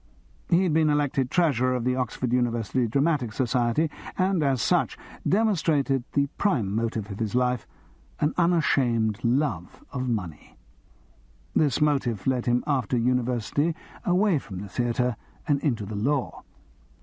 He joined a firm of solicitors specialising in show business contract work, became a partner within 5 years, and thereafter just made more and more money. The subject fascinated him. He always talked about money, but did it with such an ingenuous enthusiasm that the effect was not alienating. At worst he was boring, in the same way that a golfer or a photographer or a dinghy sailor or any other person obsessed by a hobby is boring. When the Stilton was produced, Gerald undid another button of his exquisitely cut tweed waistcoat and patted his paunch beneficently. "What is it, Charles? Are you putting some work my way? I better warn you, my rates, which were always pretty high, are now almost beyond belief." "I anticipated as much. It's not exactly work. I don't know how you define it." "Ah, if it isn't readily defined, it's automatically at double the rate." "Yes. It's a matter of investigation, or do I mean snooping?" "That's what solicitors are for." "Exactly.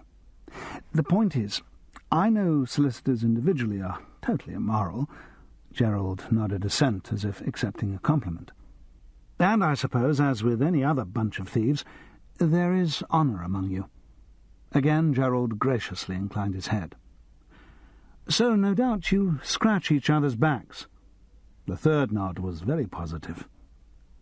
"What I want you to do is to find out some information from another solicitor." "Officially?" "Unofficially." "Ah, comes more expensive." "I thought it might." "What do you want to know, Charles?" "You've heard of Marius Steen, bloke who just died?" "Of course. Been involved in a lot of contracts with him. He was a real shark, totally immoral." Gerald's voice carried a hint of respect as he made this tribute. "So you know his solicitor?" "Harold Cohn? Of course. He's the hardest bargainer in the business." A diffident smile. "Present company, of course, accepted." "Of course." "And you want to know about the old man's will?" "How the hell did you know that?" "Because there's nothing else anyone could possibly want to know about a man 3 days dead. There's been quite a lot of speculation on the matter in professional circles." "Any conclusions?" "Rumours, but nothing definite." "Do you think you could find out?" Gerald smiled blandly. "I wouldn't have thought it was beyond the realms of possibility." A waiter was hovering at his shoulder. "We'll have coffee, won't we, Charles? And a cognac, perhaps?" "Yes, 2 cognacs." He looked thoughtfully over the table. "Now I wonder why you would be interested in Steen's will, Charles. You're hardly expecting to be a beneficiary, are you?" "No, hardly." Gerald looked at him, puzzled. He didn't like being in a position of ignorance on any subject, and started probing. "Whoever it goes to, there's a lot." "Yes." "Steen did all right. Even with a state duty, it'll be worth having." Charles nodded, determined not to give anything away. Gerald tried another tack. "You want to find this out for yourself?" "Yes." "It'll be public knowledge soon. If you can only wait a few—" "I want to know as soon as possible." "Well, Charles, you are a dark horse." Gerald sat back in his chair and sipped his cognac. It was amusing for Charles to see him in this state, his usual poise unbalanced by childlike curiosity. "Charles, is it a crime?" "What do you mean?" "Are there any suspicions about the will? Surprise heirs in Australia, forgery, skullduggery with birth certificates, secret codicils?" Gerald threw out the ideas like baits, hoping to catch some reaction. Charles smiled in a way that he knew was infuriating. Gerald was suitably infuriated. "Oh, for God's sake, Charles, you can tell me. Look, if I know the circumstances, it'll make my inquiries much easier." Charles continued to smile. Gerald was reduced to infantile tactics. "Listen, if you don't tell me why you want to know, then I won't find out for you." "Oh, dear. Then I'll have to ask someone else." Gerald looked rattled, but controlled himself, smiled and said, "Charles, if there's anything suspicious, I want to know. Look, I'm a sucker for that sort of thing. Always reading detective stories. I don't know. It's a fascination. It's my hobby, if you like." "I thought your hobby was money." "Well, that's my main one, but I can't resist suspicious circumstances. It's been a lifelong ambition of mine to be involved in something mysterious. A crime. I don't mean the sort of official crime I deal with as a solicitor. I mean real cloak-and-dagger investigation stuff." Charles remained silent. "Listen, if you were involved in a crime, from whatever side of the law, you need a solicitor." "Oh, Charles, do tell me!" he burst out petulantly, but still got no reaction. "Listen, if you're investigating a crime, and what on earth makes you think I am?" "I don't know. Something about the way you're behaving. Listen, if you are, I won't charge you anything." "You what?" "I will undertake any investigation free." "Gerald, are you feeling all right?" "So long as you let me in on all the details." Charles was circumspect. It was a very good offer, an amazing offer, considering who it came from. But he himself felt so far from convinced there was any crime to investigate that he had no desire to spread ill-founded suspicions. "Gerald," he began slowly, "if there were something fishy, and I were to tell you, could I trust your discretion?" "Of course." Gerald was affronted. "I am a solicitor." "That's what I mean." "All right. I accept your offer." "So there is a crime?" "Maybe." "All right. Give me the dirt." Gerald made no pretense of maturity now. He was an eager child. Charles remembered that Gerald had always been like that. It was the same quality that made his fascination with money so inoffensive. Not for the first time, Charles reflected that growing up is a myth. Getting older is just an intenser form of childhood. "I'll give you the dirt," he said, denying the child his treat, "when you tell me about the will." "You bugger," said Gerald, but he agreed to the deal. When the bill was brought to Charles, it was enormous. It was a long time since he'd eaten out in this style, and he was shocked by the escalation of prices and VAT. "Think yourself lucky," said Gerald as Charles counted out the notes. "If we hadn't come to an agreement, you'd be paying for my time as well." Charles didn't tell Jackie about their new ally in investigation when they met up that evening to report progress.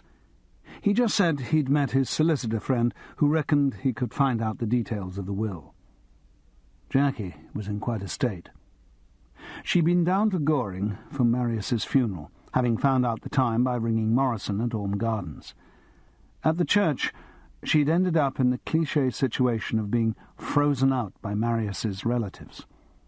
It was the stereotyped picture beloved of cartoonists. The family, Nigel and a few cousins, trim in their black on one side of the grave, and the floozy, Jackie, in an unsuitable black cocktail dress and purple fur-collared coat, weeping on the other. The burial had been a small affair. Marius was against cremation. He wanted to lie in an English grave with a marble headstone. A memorial service in St. George's, Hanover Square, was to follow for Steen's theatrical and business acquaintances. No one spoke to Jackie, or even acknowledged her, except for Morrison. By the end of the ceremony, she was so upset that she hadn't the nerve to go to the house with the small party of mourners, and caught a train straight back to London. However, she had managed to have a few brief words with Morrison, and questioned him about Nigel's movements over the weekend of his father's death. She assured Charles she had been subtle in her questioning, but he dreaded to think what she meant by subtlety. If there were any alarms to start, he had no doubt she had set them jangling. From Morrison she had found out a significant fact, which would have deterred anyone less prejudiced in their conviction of Nigel Steen's guilt. The young man's car, a Jensen Interceptor, was out of action at the relevant time. It had had brake trouble, and Morrison, who was an expert mechanic, had offered to mend it over the weekend. He'd attended to the brakes on the Saturday, but then, feeling unhappy with the alignment of the wheels, had started work on them. He was a perfectionist, and the job took a long time. When he left the vehicle on the Saturday evening, all 4 wheels were off, and they were in that state when he returned to the job on Sunday morning. He didn't finish work until the evening, and it was then that Nigel drove off down to Berkshire and found his father dead. In reply to the question as to whether Nigel could have used the Datsun, Morrison couldn't say. Miss Menzies had filled it with petrol on the Friday afternoon and used it on the Monday morning. No doubt she would have noticed if it had been used in the interim. "Who's Miss Menzies?" asked Charles. "Joanne, Marius's secretary." "Oh, yes, I've met her. And you actually managed to get all that information without Morrison getting at all suspicious?" "Yes. Anyway, what if he did get suspicious? He doesn't like Nigel any more than anyone else." It seemed to be a feature of the case that no one had a good word to say for Nigel Steen. Not having met the man, and basing his conclusions on other people's prejudices, Charles decided that young Steen's main offence was that he was not his father. From all accounts, he didn't sound as if he had the spunk to be a murderer. "Where does Nigel live?" "I think he's got a flat near Knightsbridge, but he's never there. Spends all his time in Orme Gardens or at Streatley." "Father's boy?" "I wouldn't say that." "Well, how did they get on, Jackie?" "I don't know. I hardly ever saw them together, and Marius never talked about Nigel. But you've seen the letter." "Yes." "And did Joanne like him?" "Did she like who?" "She liked Marius." "Was there a hint of jealousy there?" "No. Nigel. I don't think she liked him." Then I think perhaps she's due for a visitation." Charles was making up next morning in Hereford Road when the phone rang. "Hello? Oh, Maurice, I was just making up." "What for? You're working and not telling me?" No, just for fun. Practice." "Well, I think it's about time you did some work. You seem to have taken the 3-day week to heart too quickly." 3-day week? Don't you read the papers?" "I haven't yet this morning." "Heath's going to put the whole country on a 3-day week. Save power. And stop television at 10:30 in the evening." "Really?" "Yes. Think of all the 10% of all those series I won't be getting. Johnny Wilson had a repeat scheduled for late evening. That'll be off." "I'm afraid I'm not very in touch." "I'll say. Look, you know that Softly, Softly I said might be coming up?" "Yes." "Well, it hasn't." "Oh, thanks. But there is something. Had a call from the casting director of a new horror film yesterday. They're looking for someone to play this sort of deformed hunchback, part werewolf, part vampire. I told them you were made for the part." "Thank you very much." Silence, punctuated with gasps from the other end of the line, showed that Morris was roaring with laughter at his own witticism. He always laughed noiselessly, his jaw snapping up and down as he took in great gulps of air. Charles waited until he'd recovered sufficiently to continue. "Sorry, just a little joke. But really it is that sort of part. They seemed quite keen when I mentioned you. Said, yes, we like using the old 50s stars everyone's forgotten." "Thank you again." "What would it involve?" 2 weeks filming, early January, if this 3-day-week nonsense doesn't interfere. At some stately home, forget where exactly, but within reach of London." Well, what's the film called?" "The Zombie Walks." "Oh, God. Who's directing?" "Never heard of him. Some name like Rissole. It's been set up by Steinway Productions." "Oh, really? I'll take it. Check the dates." "Your diary is not exactly crowded, is it?" "Money good?" "Goodish. I'll ask for double." "Good lad. Thanks for that." "My pleasure. If I don't do things for you, you're clearly not going to do anything for yourself." "Cheerio, Morris. Keep smiling." "What, with my worries?" "Cheerio." Work 2. And dressing up. Charles was beginning to feel unaccountably cheerful.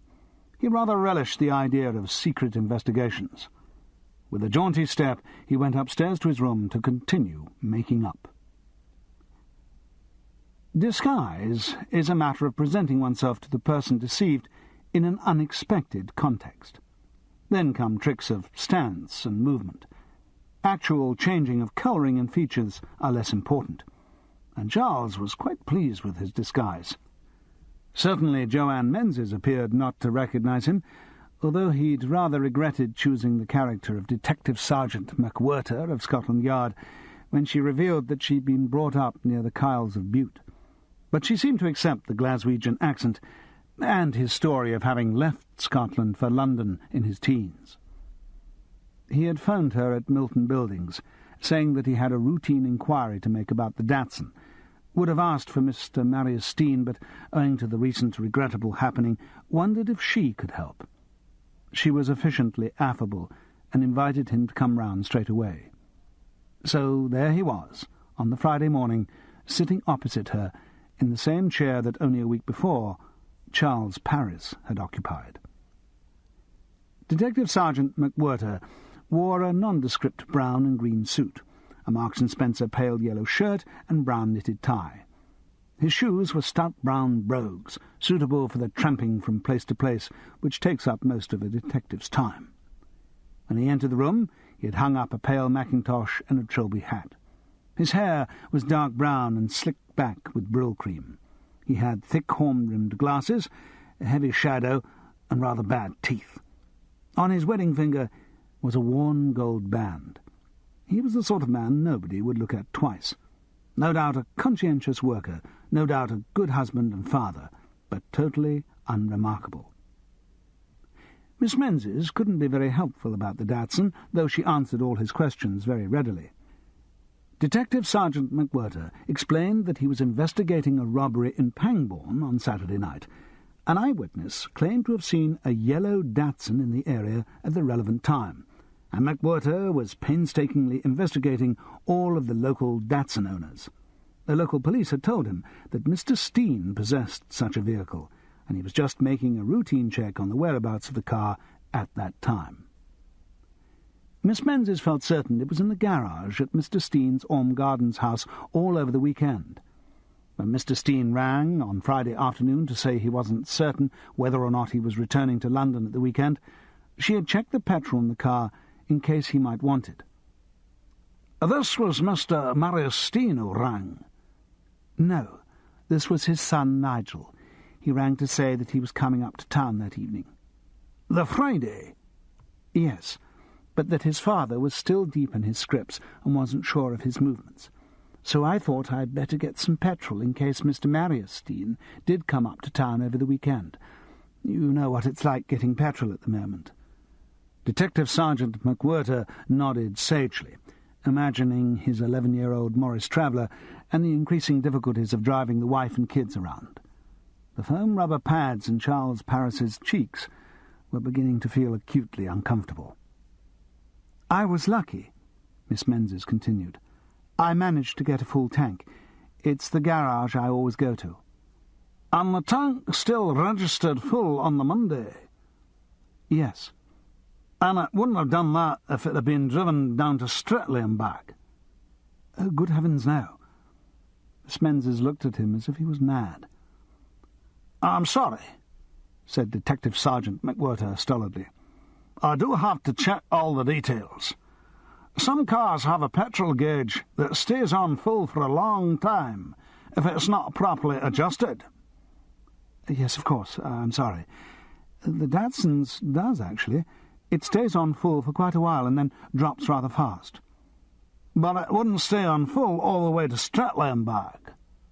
"No, it's pretty good on petrol, but not that good. Might just make it one way without registering, but certainly not both. Anyway, nobody could have got into the garage at Orme Gardens. It's always locked." "Of course. Sorry about all this. We have to check. I'm afraid a detective's life is mostly spent chasing up blind alleys and wasting people's time." "That's quite all right." "Good." Detective Sergeant McWhirter rose to leave and then paused. "That was very good of you to look after the petrol. Part of your normal secretarial duties?" "I'm more of a personal assistant to Mr. Steen than a secretary. I was." There was just a slight chink in her armour, and he pressed a little further. "Yes, a sad loss." "Yes." He noticed how strange she was looking, much older than a week before.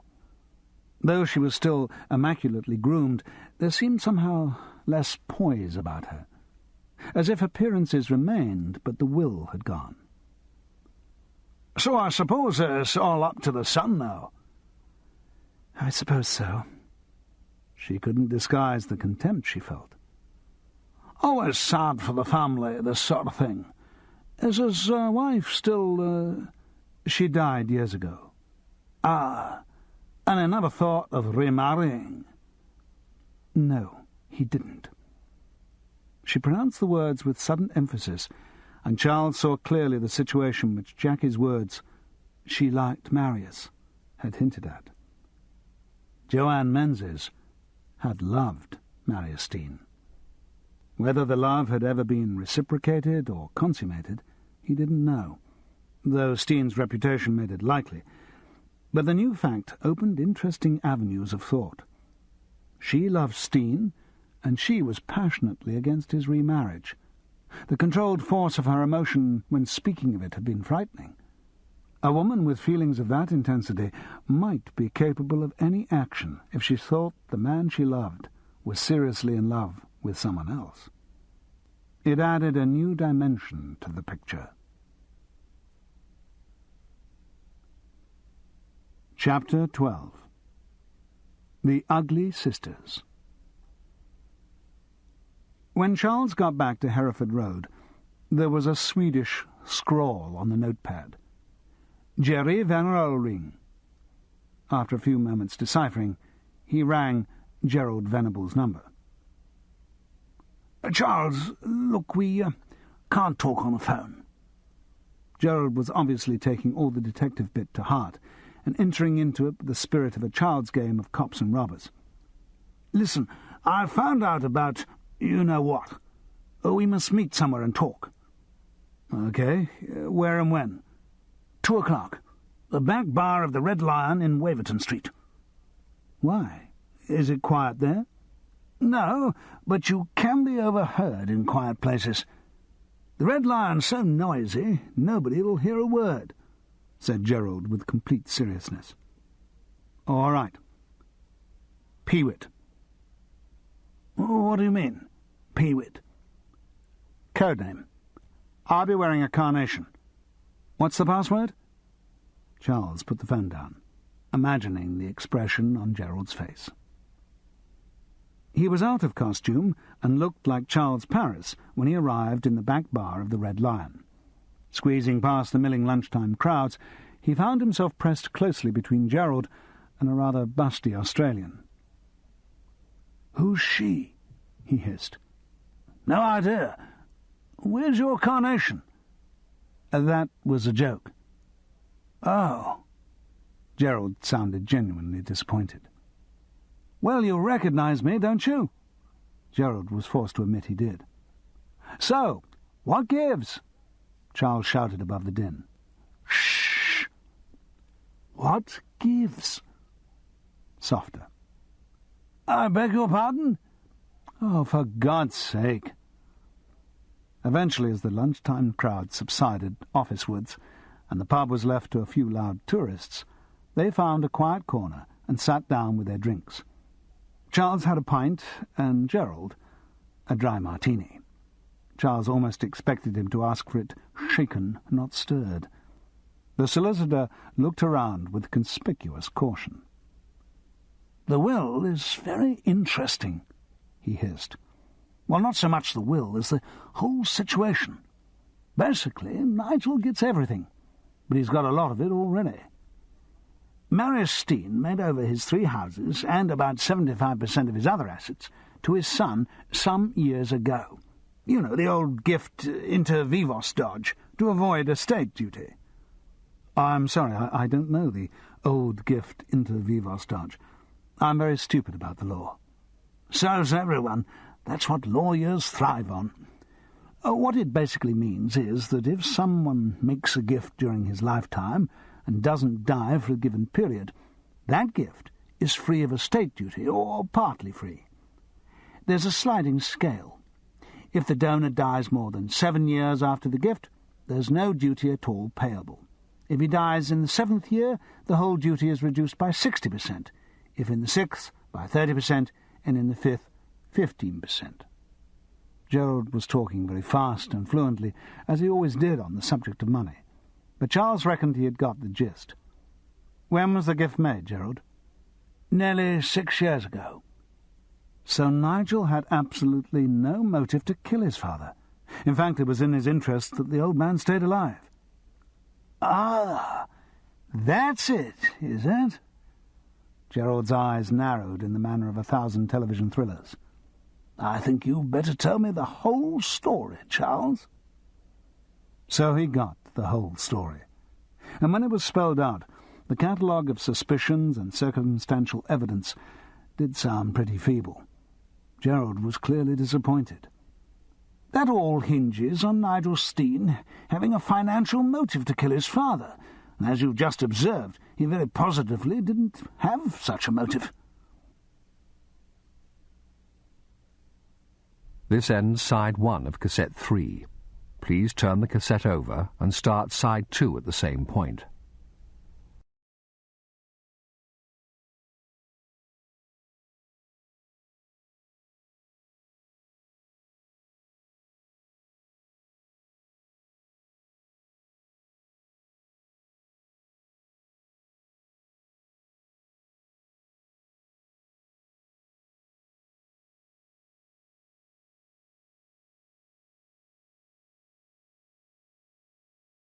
And it wouldn't have made any difference even if Marius Steen remarried.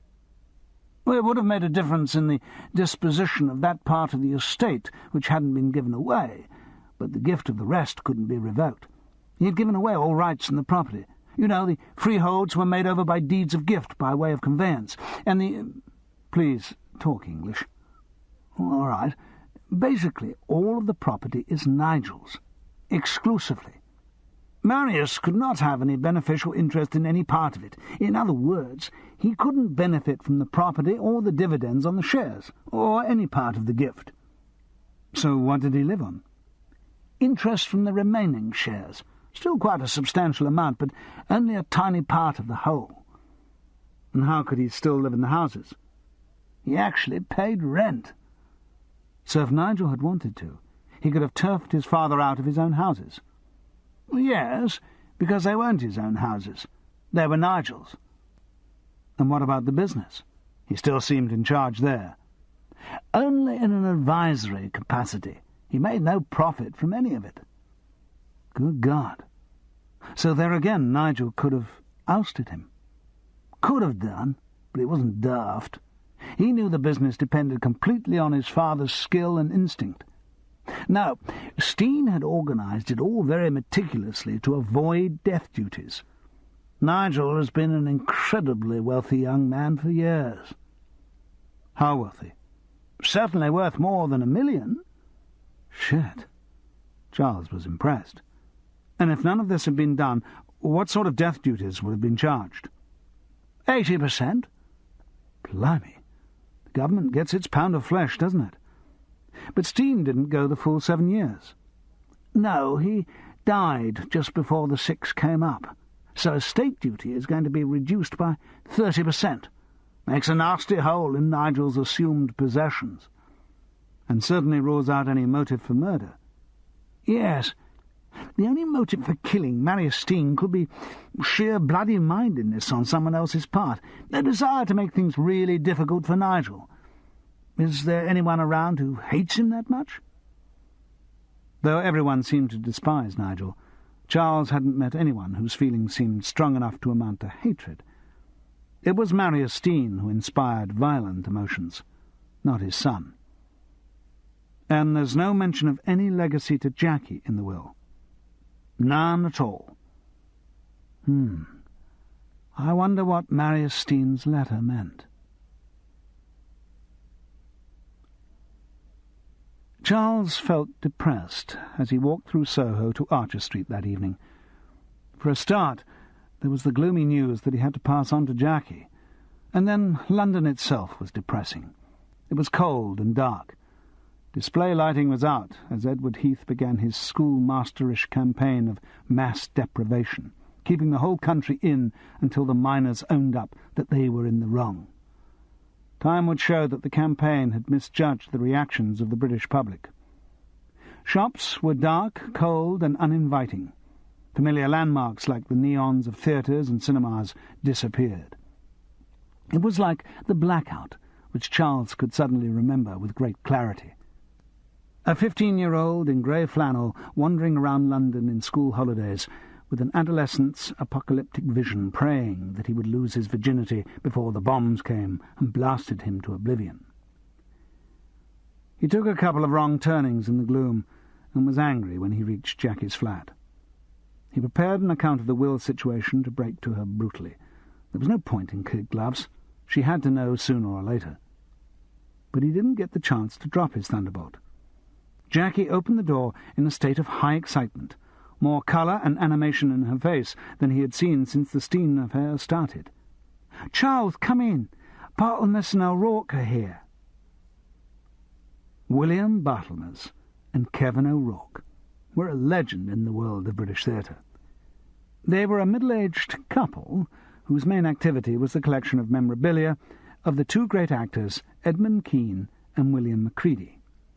Barthelmess had an enormous private income, and the pair of them lived in a tall Victorian house in Islington, which was filled to the brim with playbills, prints, prompt copies, figurines, and other souvenirs of their two heroes. They identified with them totally. Barthelmess was Kean, and O'Rourke Macready. In theory, they were writing a book on the actors, but long since the fascination of the collection for its own sake had taken over and work on the collation of evidence ceased.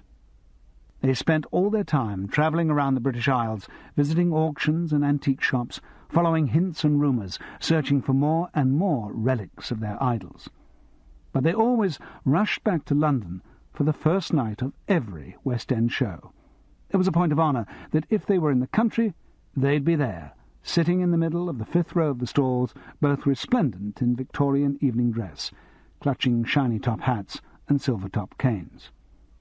Quite what their role in British theatre was hard to define, but they knew everyone. Everyone knew them, and managements even came to regard their presence on a first night as an essential good-luck charm. In the camper and more superstitious regions of the theatre world, you'd often hear the sentence, "My dear, Barthelmess and O'Rourke went there. The notices'll be up within the week." In appearance, they fell rather short of their ideals. William Barthelmess was not tall, probably only about 5'7", but his angular body gave the illusion of height, and his knobbly limbs moved with adolescent awkwardness. His head was crowned with an astonished crest of dyed hair. It had that brittle, crinkly texture born of much hairdressing, and was ginger, of a brightness to which nature had always been too shy to aspire. Kevin O'Rourke was tiny, with the pugnacious stance of a jockey and all the aggression of a butterfly. He was balding, and had countered the problem by combing what remained forward in a Royal Shakespeare Company Roman plays style. The dyed black hair was as tight as skin over his head, except at the front, where there was a curly fringe like the edge of a pie crust. The two always dressed identically, a grotesque pair of Beverley sisters. Today they were in oyster-grey velvet. Meeting Barthelmess and O'Rourke was an unforgettable experience, and a fairly exhausting one. They talked non-stop in an elaborate relay race, one picking up the thread as soon as the other paused for breath. They were delighted to see Charles. He had only met them once, briefly, at a party, but they remembered him effusively. "Charles Paris," said Barthelmess. "Lovely to see you. Haven't talked since that marvellous Pisanio you did at the Vic." That had been 15 years before. "Lovely performance." "Yes," said O'Rourke. "You always were such a clever actor." "Sensational," said Barthelmess. "What are you up to, my dear? We've just been on the most shattering binge in North Africa."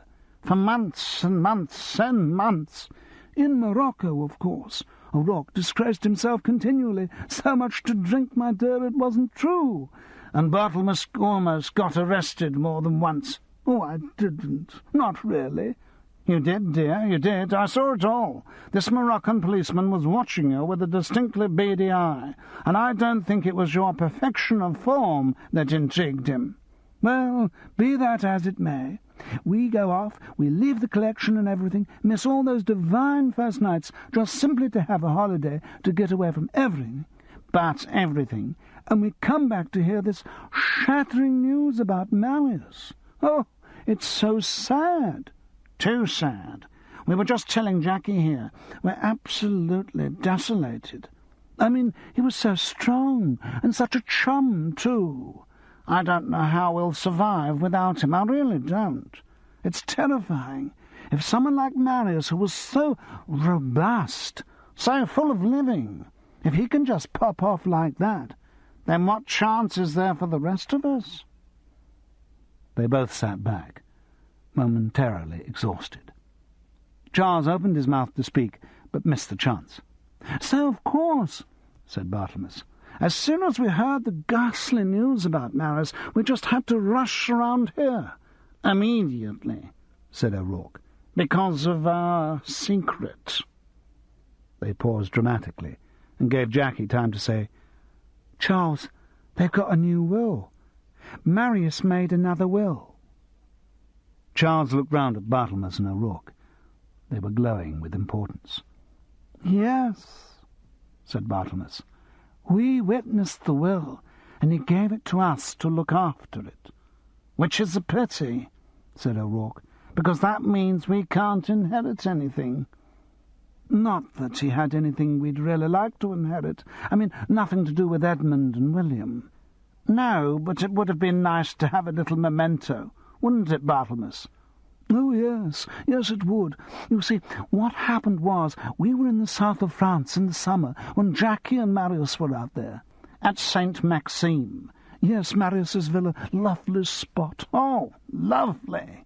"And suddenly, one night after Jackie had gone to bed, Marius suddenly said he was going to make a new will, and there was someone on holiday down there who was a solicitor." "Not his usual one," Charles managed to slip in. "Oh, no, not dear Harold," said Barthelmess. "No, not Harold," echoed O'Rourke. "This was a rather sweet young man Marius found in a casino." "And anyway, Marius said this boy was coming over and he was going to draw up a new will, and would we witness it?" "So, of course, we said yes." "Well, we were so intrigued. It was so exciting." "And we've got it with us, and we were just about to show it to Jackie when you arrived." "Look," said Barthelmess, and with a flourish produced a sealed envelope from his inside pocket. At this gesture, both he and O'Rourke burst out into riotous giggles. "I'm sorry," said O'Rourke, when they had calmed down. "It's just that was the gesture Edmund Kean is supposed to have used on the 'Is this a dagger?' speech in Macbeth at the New Theatre Royal, Drury Lane, in 1823. "Oh," said Charles, as Barthelmess and O'Rourke went into new paroxysms of laughter. Again it took a little while for them to calm down, and when they had, Barthelmess, with mock solemnity, handed the envelope to Jackie. "Of course," he said conspiratorially. "We know what's in it, don't we, O'Rourke?" "Oh, yes, Barthelmess." They both sat back with smug smiles on their faces, and looked at Jackie like favourite uncles watching a child unwrap their Christmas present.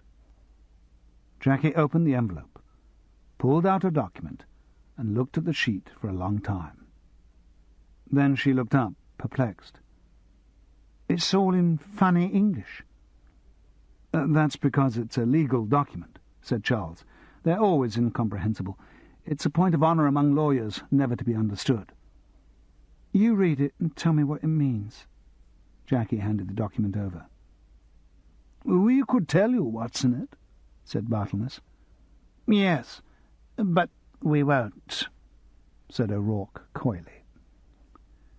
Charles read the will.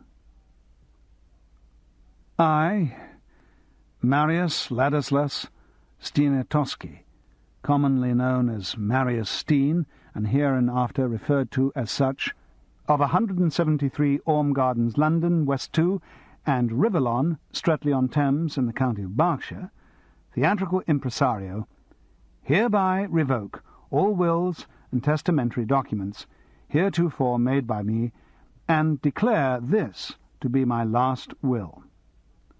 1. I appoint William Douglas Darbanon Barthelmess and Kevin Cornelius O'Rourke to be jointly the executors of this my will.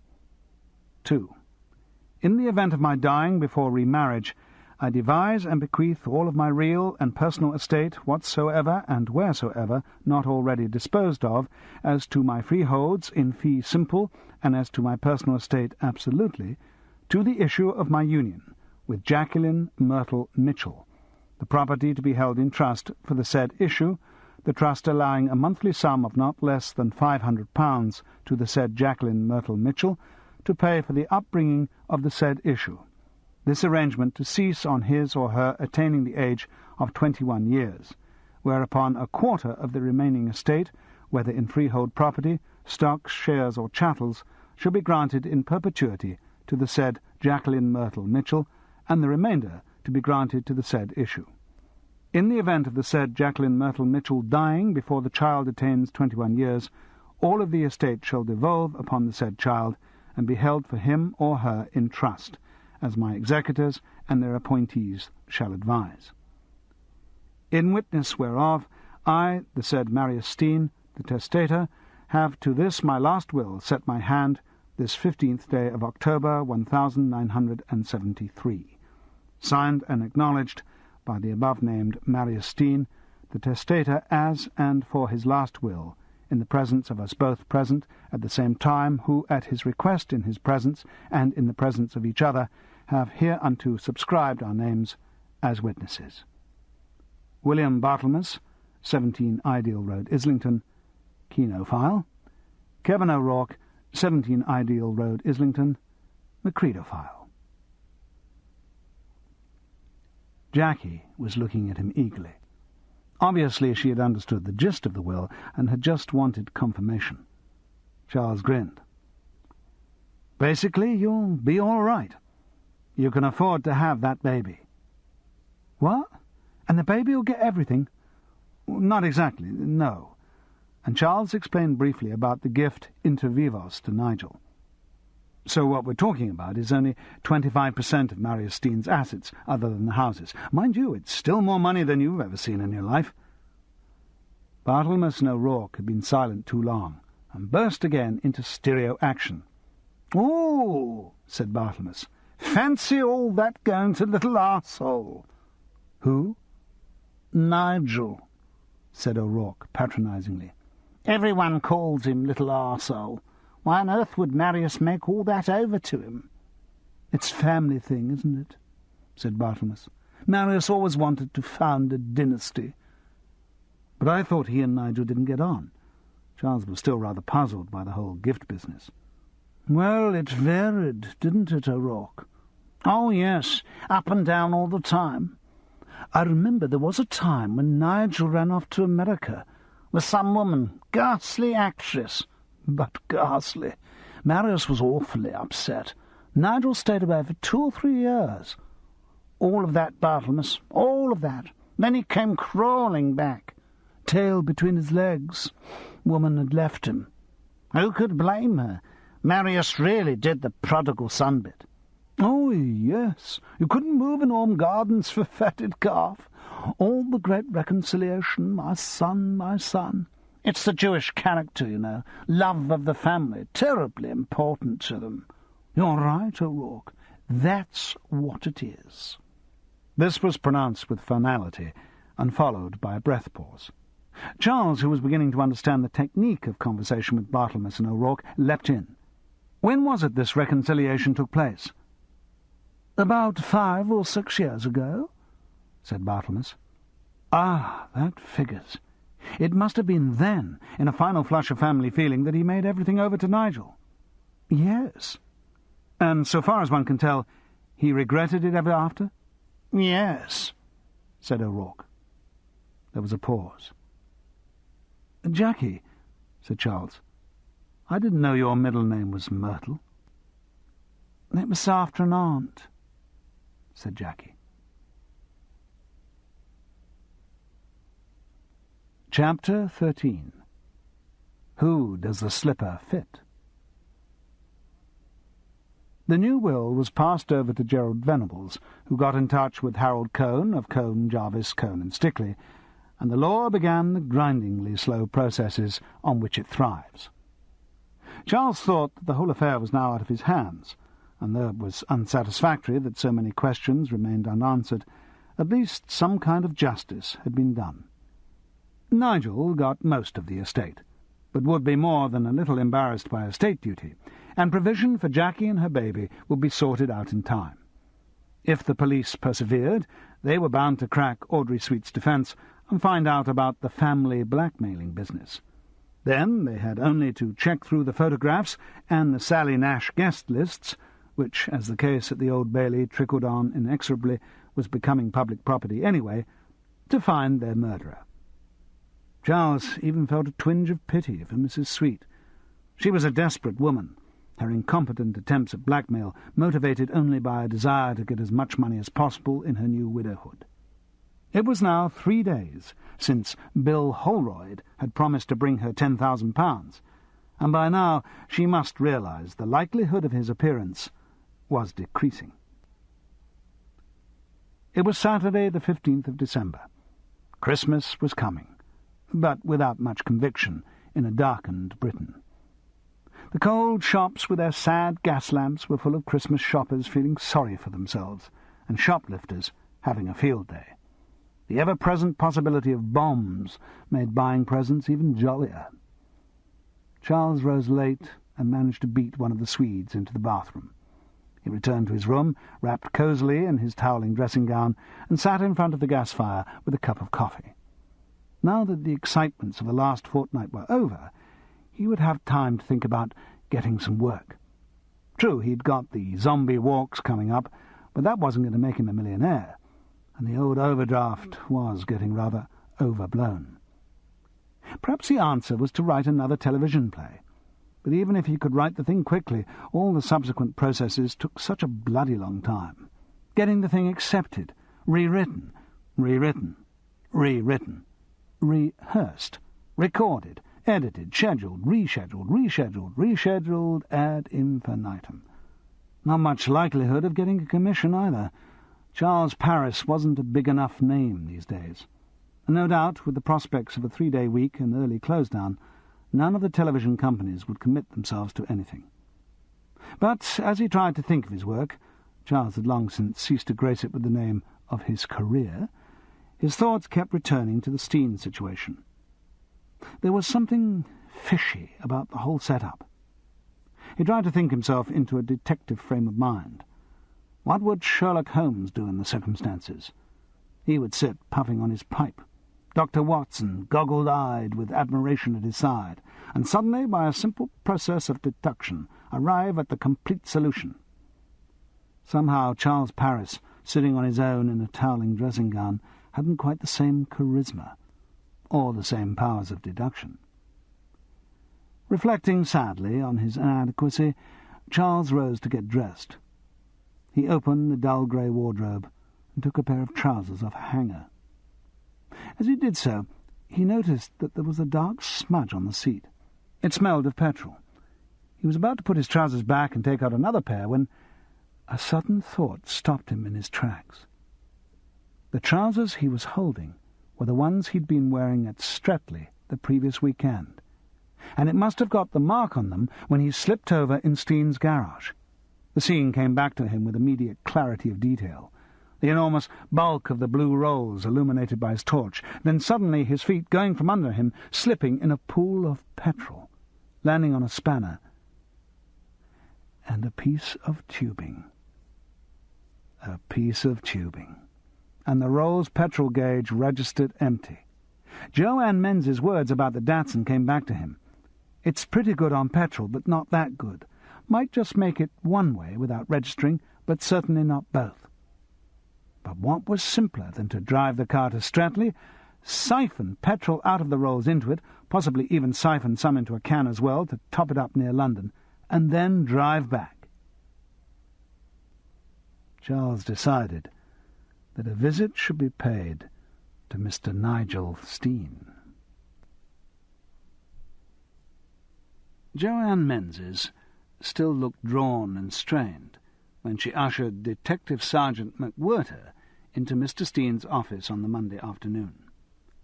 The policeman thanked her and stood deferentially until he was invited to sit down. The man who made the invitation was very like his father, but without the vitality that had distinguished Marius Steen. Nigel had the same beak of a nose, but without the dark eyes its effect was comic rather than forceful. His eyes were blue, a legacy from the English Rose whom Marius had married, and his hair was light brown, rather than the black which his father had kept, only peppered with grey, until his death. The general effect was of a diluted Marius Steen, ineffectual and slightly afraid. Nigel was ostentatiously smoking a big cigar to give an illusion of poise. He flashed Charles what was meant to be a frank smile. "Well, what can I do to help?" "I'm very sorry to bother you," said Detective Inspector McWhirter slowly, "and I do very much appreciate you putting yourself out to see me, particularly at what must be a very distressing time for you." "That's quite all right. What is it?" With a hint of irritation, or was it anxiety? "I have already spoken to your secretary on the matter, and she proved most helpful." Charles reiterated his lies about the theft in Pangbourne on the Saturday night. "But you see, since I spoke to her, we have had another witness's account of having seen a yellow Datsun in the Goring area, and they identified your number plate. I mean, you can never trust members of the public. They are extraordinarily inaccurate in what they claim to remember. But you can't discount anything. All I'm trying to do is to establish where your father's Datsun was on that night, and then stop wasting your time." "Yes." Nigel drew on the cigar and coughed slightly. He was clearly rattled. Not a man with a strong nerve, and certainly on the surface not one who could carry out a cold-blooded murder. He capitulated very quickly. "As a matter of fact, I was in Streatley in the Datsun on that Saturday night." Charles felt a great surge of excitement, but Detective Sergeant McWhirter only said, "Ah. Yes, I phoned my father in the evening and he didn't sound too well, so I drove down to see how he was." "And how was he?" "Fine, fine. We had a few drinks together, chatted, he seemed in very good form. Then I drove back to London." "Still on the Saturday night?" "Yes. It's not far." No, of course not." Charles was about to ask about the subterfuge of the full petrol tank, but decided that Detective Sergeant McWhirter might not be in possession of all the relevant facts for that deduction. As it happened, Nigel continued defensively without needing further questions. "You're probably wondering why I didn't mention this fact before. Well, to tell you the truth, your boys asked me when had I last seen my father alive, and I said Friday, instinctively, and then by the time I'd realized my mistake, it was all written down. And, I thought if I changed it, that'd only create trouble." It sounded pretty implausible to Charles, but Detective Sergeant McWhirter gave a reassuring nod. "Yes, of course, sir. And you're quite sure that while the car was down in Streatley, the thieves who I'm after wouldn't have had a chance to take it and use it for their break-in?" "No, that would be quite impossible. I put the car in the garage, and I'm sure I'd have heard it being driven off. Anyway, I wasn't down there very long." "No. Oh, well, fine, Mr. Steen. Thank you very much." Detective Sergeant McWhirter rose to leave. "I think I'd better start looking for another yellow Datsun." "Yes. And, Detective Sergeant?" "Yes?" "Will you have to mention the discrepancy in my story, my confusion about when I last saw my father?" "Good Lord, no. That's quite an understandable mistake in a moment of emotion, sir. So long as the accounts are written down somewhere, no one's going to fuss about the details. After all, there wasn't anything unusual about your father's death. If there had been any grounds for suspicion, it'd be a different case."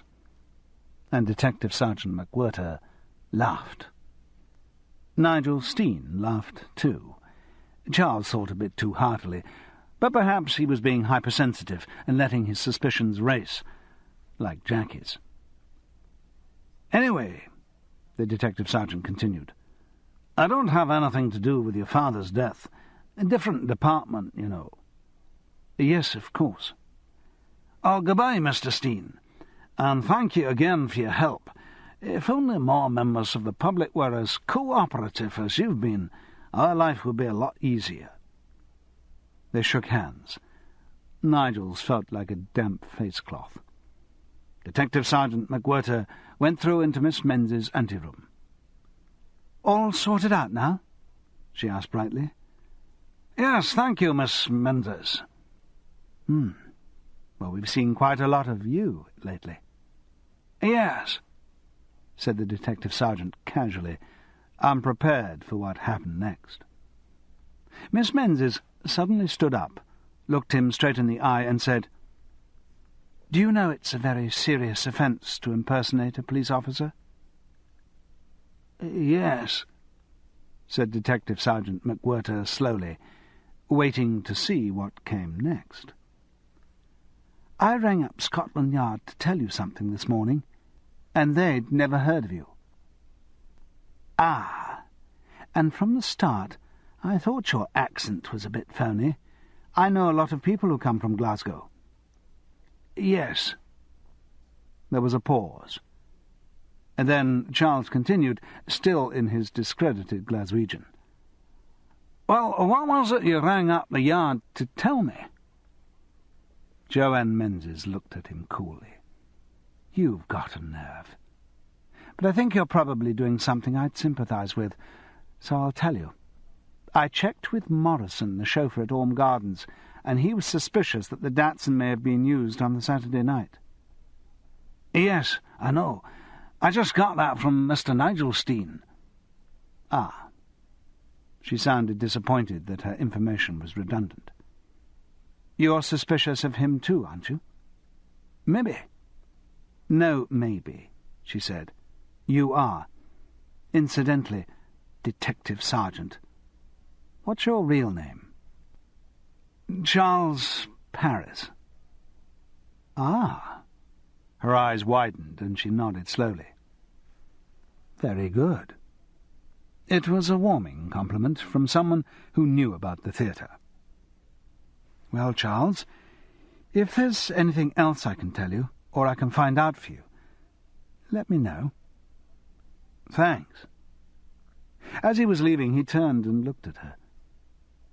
"You hate Nigel Steen, don't you?" "Yes," she said simply. Christmas intervened, and the business of investigation was suspended. Charles told Jackie the new information he'd gleaned, but met with little luck in following it up. When he rang Joanne to check Nigel's movements in the week before Steen's death, a strange female voice answered and informed him that Miss Menzies had already gone up to Scotland for her Christmas holidays. Gerald Venables was getting a very slow response from Cone, Jarvis, Cone and Stickley on the matter of the new will, and also seemed preoccupied with family arrangements and Christmas drink parties. His enthusiasm for the cloak-and-dagger business of detection seemed to have waned. Charles felt his own sense of urgency ebbing too. Though he got excited at each new development in his investigations, he soon became disillusioned again, and Joanne's seeing through his disguise made him a bit wary. He had no particular desire to break the law. Detection was a serious business, and perhaps he should leave it alone. The days of the gifted amateur investigator were over. It was better to leave everything to the police, who, with superior training and equipment, must stand a greater chance of uncovering crime. And each time Charles looked at his progress, it seemed more negative. Though he had enjoyed his little investigations and masquerades, his only real discovery was that Nigel Steen had tried to disguise the fact of driving down to Streatley on the night of Saturday, the 8th of December.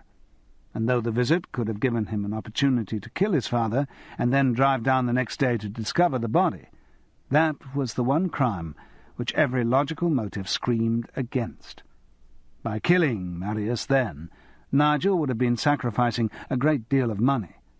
Duties at 80% on an estate of $1 million, only reduced by 30% because of the donor's death before the end of the 6th year, to borrow Gerald Venables' terminology, would mean that Nigel would be paying more than $500,000 in estate duty. Whereas, if he only waited till the 7 years were up, all the given property would be his without any tax. It's a rare character who commits murder in order to lose £1 million. And the only other fact hanging around in the background was Bill Sweet's death, which, by some fairly dubious reasoning and some circumstantial evidence, could be laid at Marius Steen's door. But Marius Steen was dead. Why bother him now? The Montrose was open over Christmas, and so, along with a lot of other divorced and debauched actors, Charles Paris spent a week sublimely pissed. He was feeling distinctly drink-sodden when the phone rang on the morning of the 3rd of January, 1974. He wanted to be picked up and wrung out like a floor-cloth to get the stuff out of his system. He lay in bed, hoping the phone would go away or someone would answer it.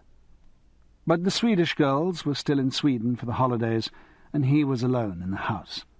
The phone went on ringing. He stumped savagely downstairs and picked up the receiver. "Hello?" His voice came out as a croak. "It's Jackie." Her voice was excited again, bubbling. "Charles, I've been to the police." "What?" "About Nigel. I went to Scotland Yard this morning and saw an inspector and told him all about our suspicions and about how we knew Nigel had been down at Streatley that Saturday." "I hope you didn't tell him how we found out." "No, I didn't. I didn't mention you at all." "Thank God for that." Anyway, the inspector said it all sounded very suspicious, and he's going to authorise an autopsy. Autopsy? Yes. Anyway, he's getting an order to have Marius exhumed and check the cause of death. He took everything I said very seriously. The last sentence was pronounced with pride. There was a pause. She was waiting for him to react. Well, what do you think, Charles? I don't know. In a way, I think it's asking for trouble. Oh, Charles, we've got to know whether or not Marius was murdered. Have we? It's all sorted out. The babe is being looked after. Charles, do you mean that? No. We've got to know. Yes. When's the exhumation to be? Quite soon, probably next Monday. And when will the results be known? End of next week. There should be an inquest on Friday. You realise that by doing this you've virtually made a public accusation of murder against Nigel? Yes, and that's exactly what I meant to do. 10 days passed. In America, with the tide of Watergate rising around him, President Nixon celebrated his 61st birthday. In England, wild storms swept the country, and commuters were infuriated and inconvenienced by the Aslef dispute. Housewives started panic buying of toilet rolls. And in a churchyard in Goring, the body of Marius Steam was moved from its grave after a stay of only 4 short weeks. Then it was opened up, and samples of its organs were taken and analysed. All of these events, international and domestic, seemed unreal to Charles. Since sobering up after Christmas, he had degenerated into a deep depression. Inactivity and introspection left him lethargic and uninterested in anything. His usual solutions to the problem, drink and sex, were ineffectual. He drank heavily, but it gave him no elation, merely intensified his mood. And his self-despite was so strong that he knew reviving an old flame or chasing some young actress would only aggravate it. He tried to write, but couldn't concentrate. Instead, he sat in his room, his mind detached, looking down on his body and despising what it saw. 47 years old, creatively and emotionally sterile. He thought of going to see Frances, but didn't feel worthy of her warmth and eternal forgiveness.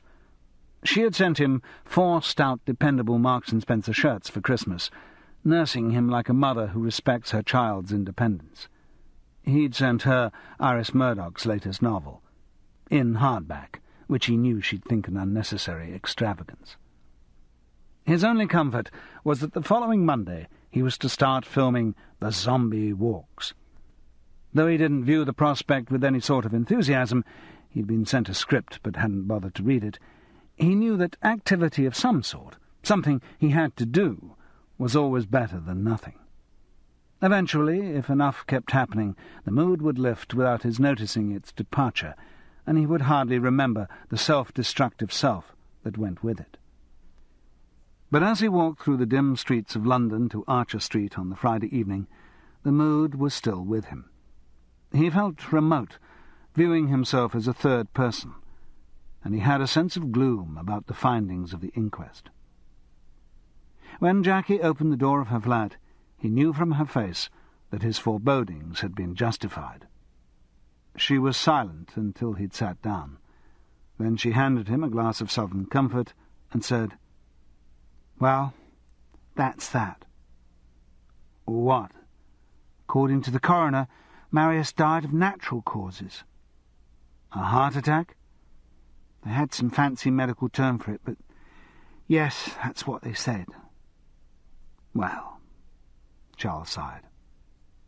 He couldn't think of anything else to say. Jackie looked on the verge of tears and, as usual, converted her emotion into a violent outburst. "Little arsehole's been clever, the sod. He must have given Marius an electric shock or injected air into his veins, or—" "Jackie, you've been watching too much television. That sort of thing just doesn't happen. I'm afraid we have to accept the fact that Marius did die from natural causes, and that all our suspicions of Nigel have been slander, just based on dislike and nothing else. No, I don't believe it. Jackie, you've got to believe it. There's nothing else you can do. Well, why did he go down to Streatley on the Saturday night and make such a bloody secret of it? I don't know. Perhaps for the reasons he said. He was worried about his father, so he went down. They had a few drinks, then he came back to London. Oh, for Christ's sake, that won't wash. Why not? He and Marius didn't get on at the time.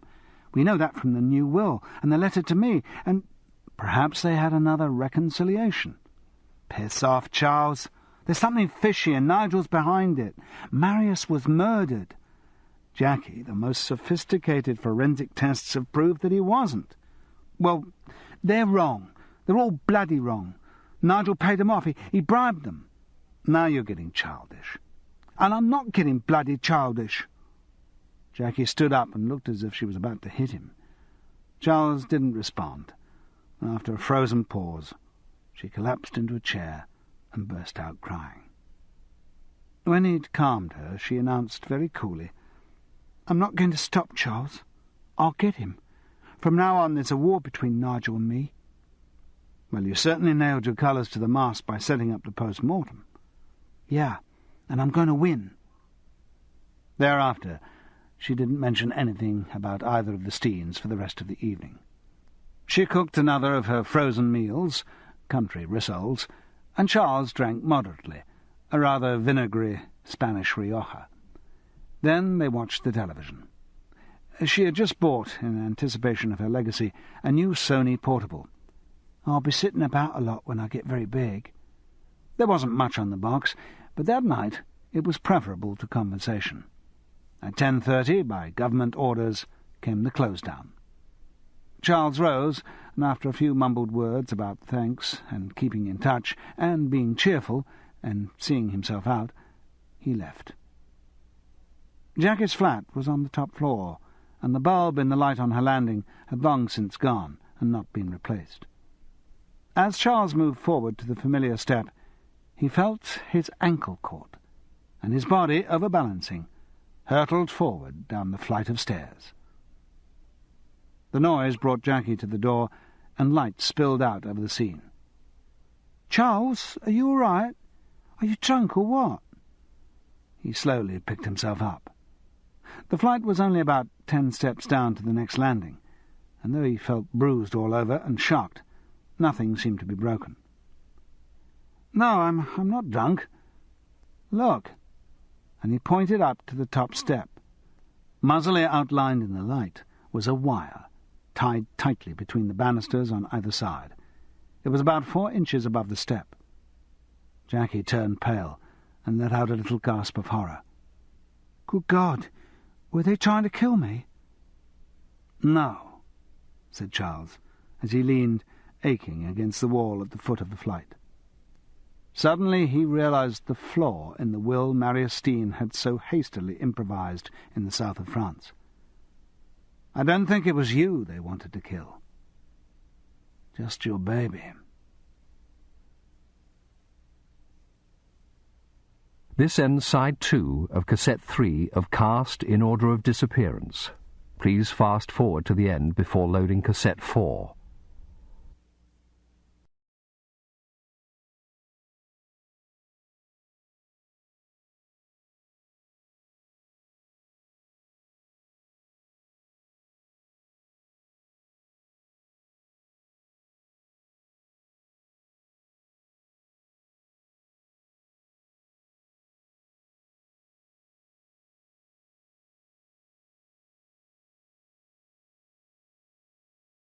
Cast in Order of Disappearance, Cassette 4. Chapter 14. Slapstick Scene. The Zombie Walks was one of the worst film scripts ever conceived. The zombie, played by a well-known horror film specialist, had walked for 1,000 years in a subterranean cavern which was broken open by an earthquake in Lisbon. By means not specified, from Portugal he arrived in Victorian England, where he got the idea that Lady Letitia Winthrop, played by a discovery from the world of modelling, whose acting talent was 36, 23, 36, was his long-lost love from a world before the subterranean cavern. He therefore determined to seize her from Winthrop Grange, where she lived with her father, Lord Archibald Winthrop, played by a well-known character actor who did commercials for tea bags. After the zombie's travels through Victorian London, where, incidentally, he committed the crimes attributed to Jack the Ripper, he arrived at the Grange and enlisted the help of Tick, a deformed coachman of evil character, played by Charles Paris. As the zombie progressed, he committed murder after murder, and his victims, rather than dying and lying down, became zombies too, until at the end Winthrop Grange was besieged by a whole army of the walking dead. Had it not been for the activities of Lady Letitia's lover, bold Sir Rupert Cartland, played by an odious young actor who'd risen to prominence by playing a tough naval lieutenant in a television series, making with the garlic and the wooden stakes, a bit of vampire lore crept into the script, Lady Letitia and her father would have been turned into zombies and carried back to the subterranean cave where they would never be heard of again. Which, to Charles's mind, wouldn't have been a bad thing. They were filming at Bloomwater, a stately home in Berkshire which had been built by Sir Henry Mansfield, an eccentric nobleman, in 1780. Mansfield had designed it himself as a great Gothic palace, and even incorporated the specially built ruins of an abbey into one wing. It was a monumental folly, which could have been made for horror films. In fact, had the cinema been invented at the time, it probably would have been. Sir Henry Mansfield had been obsessed with ghosts, and in later life, when his eccentricities slid into madness, he used to terrify his servants by walking the long gallery dressed in a sheet, dragging a length of chain and wailing piteously. Bloomwater's present owner was a more prosaic figure, Sir Lionel Newman, the paper magnate. He was a man who, like Marius Steen, had risen from humble origins to immense wealth, and had surrounded himself with all the symbols of the established aristocracy. His association with Marius Steen had been the reason why Bloomwater was being used for the filming. Charles found that, as ever, making a film involved much more hanging around than actual work. The director, a little cockney who glorified in the name of Jean-Luc Roussel, generated an impression of enormous activity as he buzzed around checking camera angles, getting the lighting changed, demonstrating the special effects, and bawling out the continuity girl. But very little actually seemed to get done.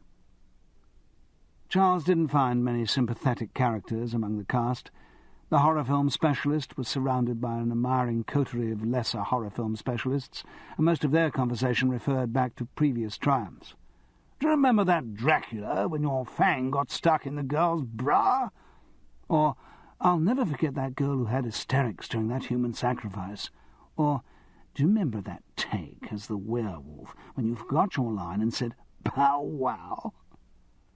They all sat around reminding each other of things they all remembered, each waiting his cue for the next reminiscence to be slotted in. So Charles went off on his own most of the time.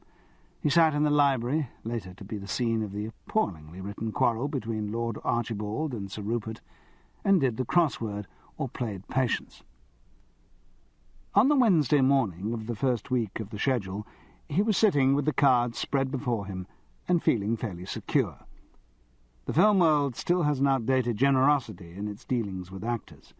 The big-spending Hollywood myth retains its influence, and the zombie cast were well looked after by Steinway Productions, with cars organised to get them to and from the set.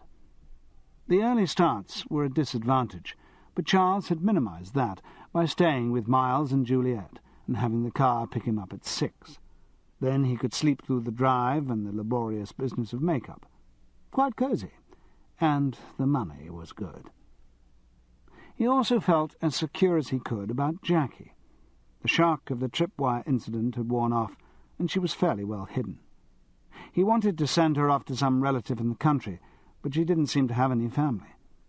In fact, when they went into it, it was amazing how few people Jackie had to call on. No family, or at least none she kept in touch with. no girlfriends. The centre of her life had always been men, either one at a time or many. A lot of girls end up promiscuous when all they're looking for is friendship. Jackie's lack of other resources explained both her desolation when Steen seemed to have dropped her and her reliance on Charles. Even her leaping into bed with him again. She needed to keep up her continuity of male companionship, and humbly thought she had nothing to offer but sex. Charles had considered parking her on Francis in Muswell Hill, but the incongruity of the thought of the two women together was too great. So in the end he had given her his keys to the room in Hereford Road. He felt fairly confident that Nigel Steen, or whoever was mounting the campaign against her, didn't know of any tie-up with Charles Paris. Hereford Road was dangerously near Orme Gardens, but it was only a short-term solution while the film lasted. Jackie was likely to stay in most of the time with her portable television. Her pregnancy made her quite content to do so.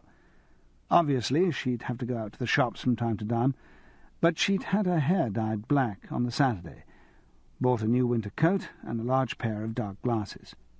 That should keep her safe. Charles could imagine Jackie quite happy in her enforced confinement. Hers was not a demanding character, and so long as she felt some evidence of a man's care, which living in Charles's room would give her, she would not need more. When the zombie had finished his walk, a more permanent method of protecting her for the next 4 months would have to be found. They'd considered going to the police, but agreed that after the embarrassing debacle of the inquest, further accusations from Jackie against Nigel Steen would sound more like the ramblings of a paranoid than anything else. It was safer for her simply to go underground. Charles rang daily to check everything was all right. So he felt secure as he sat looking over the rolling lawns of Bloomwater. To add to his pleasure, the patients came out. He was just laying the cards down for another game when he heard the door open behind him. He turned, and the girl who had just come in let out a little scream. For a moment he couldn't think what was worrying her, until he remembered his makeup. His own hair was hidden under a latex cap, from which a few grey wisps straggled crazily.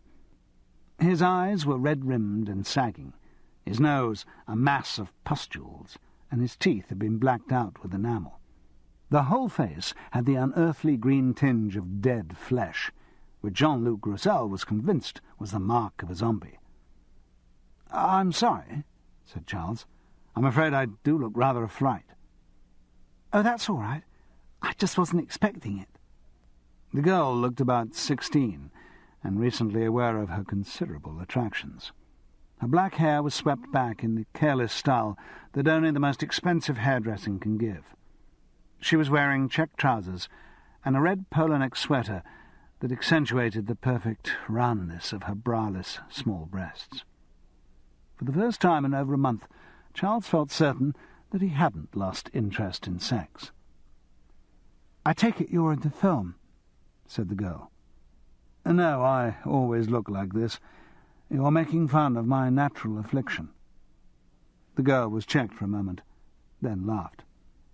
"That's not fair. Who are you?"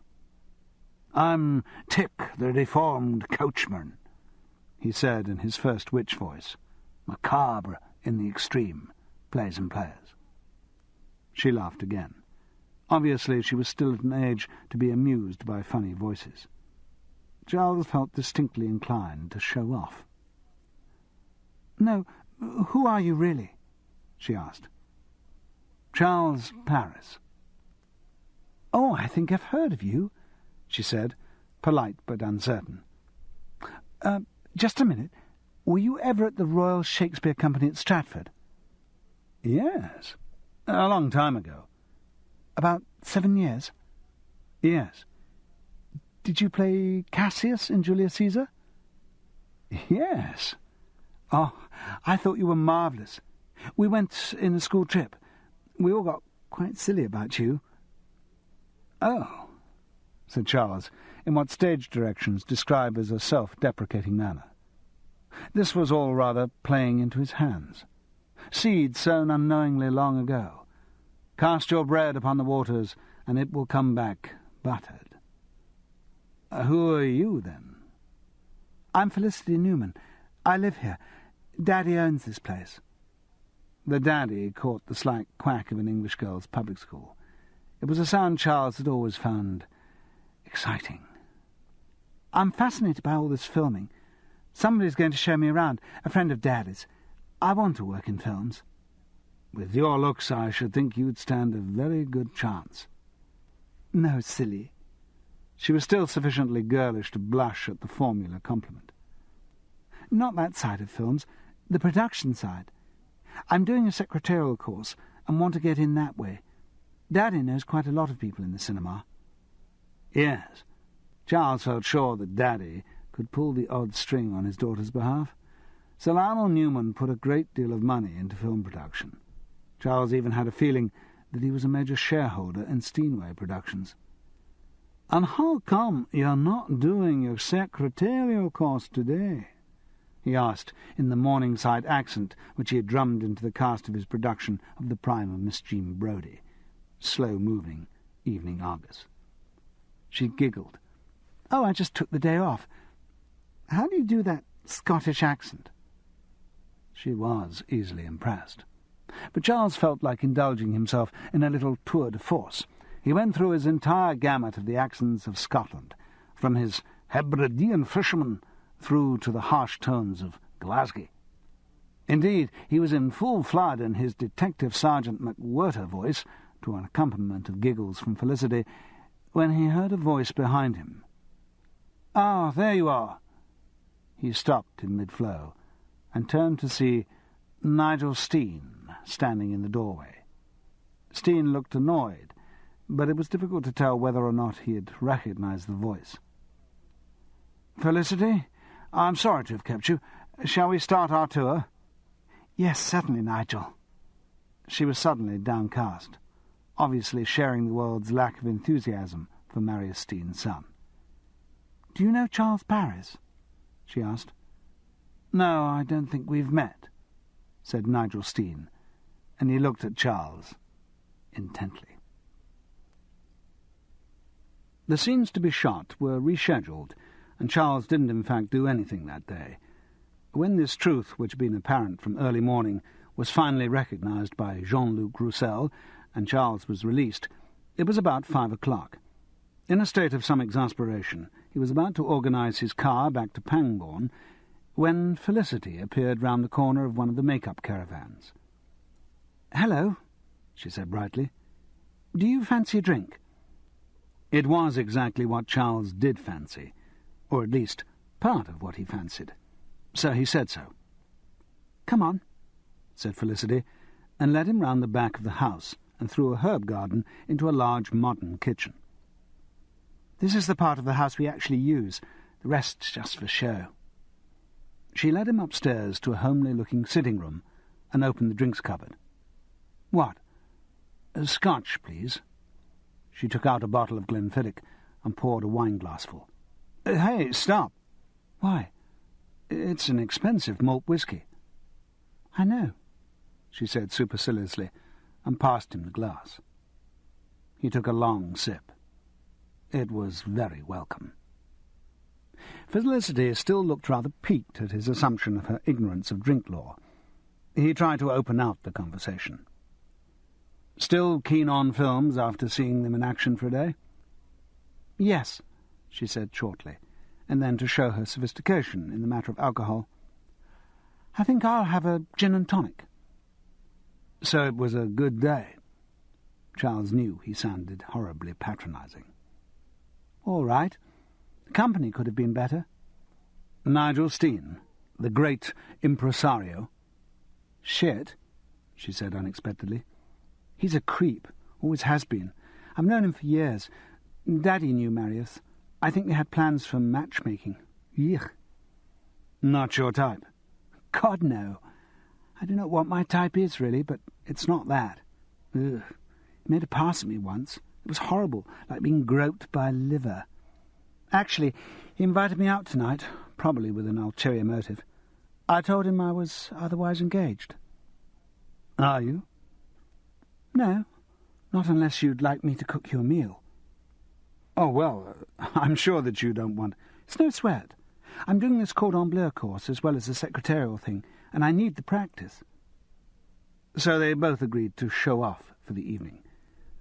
She demonstrated her culinary skills with a splendid chicken Kiev and dauphinoise potatoes, and he kept her entertained with a variety of accents and theatrical reminiscences. Felicity raided her father's cellar for a couple of bottles of an excellent Chateau Margaux. He'll never notice, doesn't know a thing about wine, just takes advice all the time. Where are your parents? Oh, they've gone to Jamaica. As soon as all these lighting restrictions came in, Daddy said he wasn't going to stay in England, and they pissed off. Felicity's lapses into strong language, which were meant to make her sound cool, only made her sound immature, but appealing. Charles found it very difficult. This girl was plainly throwing herself at him, and he knew that if he took advantage of something so easy, he would feel really shabby. And she looked 16, possibly even underage. There is a point where going around with younger women stops, and cradle-snatching begins. And Charles prided himself that he had never knowingly taken advantage of anyone, that is, who didn't deserve it. It would have been easier if he hadn't found her attractive.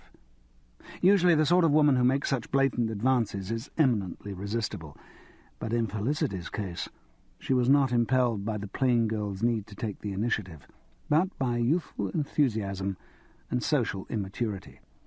Charles was determined to resist her. But as the alcohol warmed and relaxed him, he could feel lust beginning to take the upper hand. When he'd finished her excellent chocolate mousse, he made an immense effort of will and rose to his feet. "I think I'd better be off now. I'm doing my big scene tomorrow. Perhaps I can ring for a minicab." She didn't move. "What's your big scene?" "My death. The death of Tick, the deformed coachman, shot down by Sir Rupert Cartland as he rushed along the gallery to capture the abysmal Lady Letitia Winthrop." "You needn't go." "I must." "Well done, Charles. The Festival of Light would be proud of you."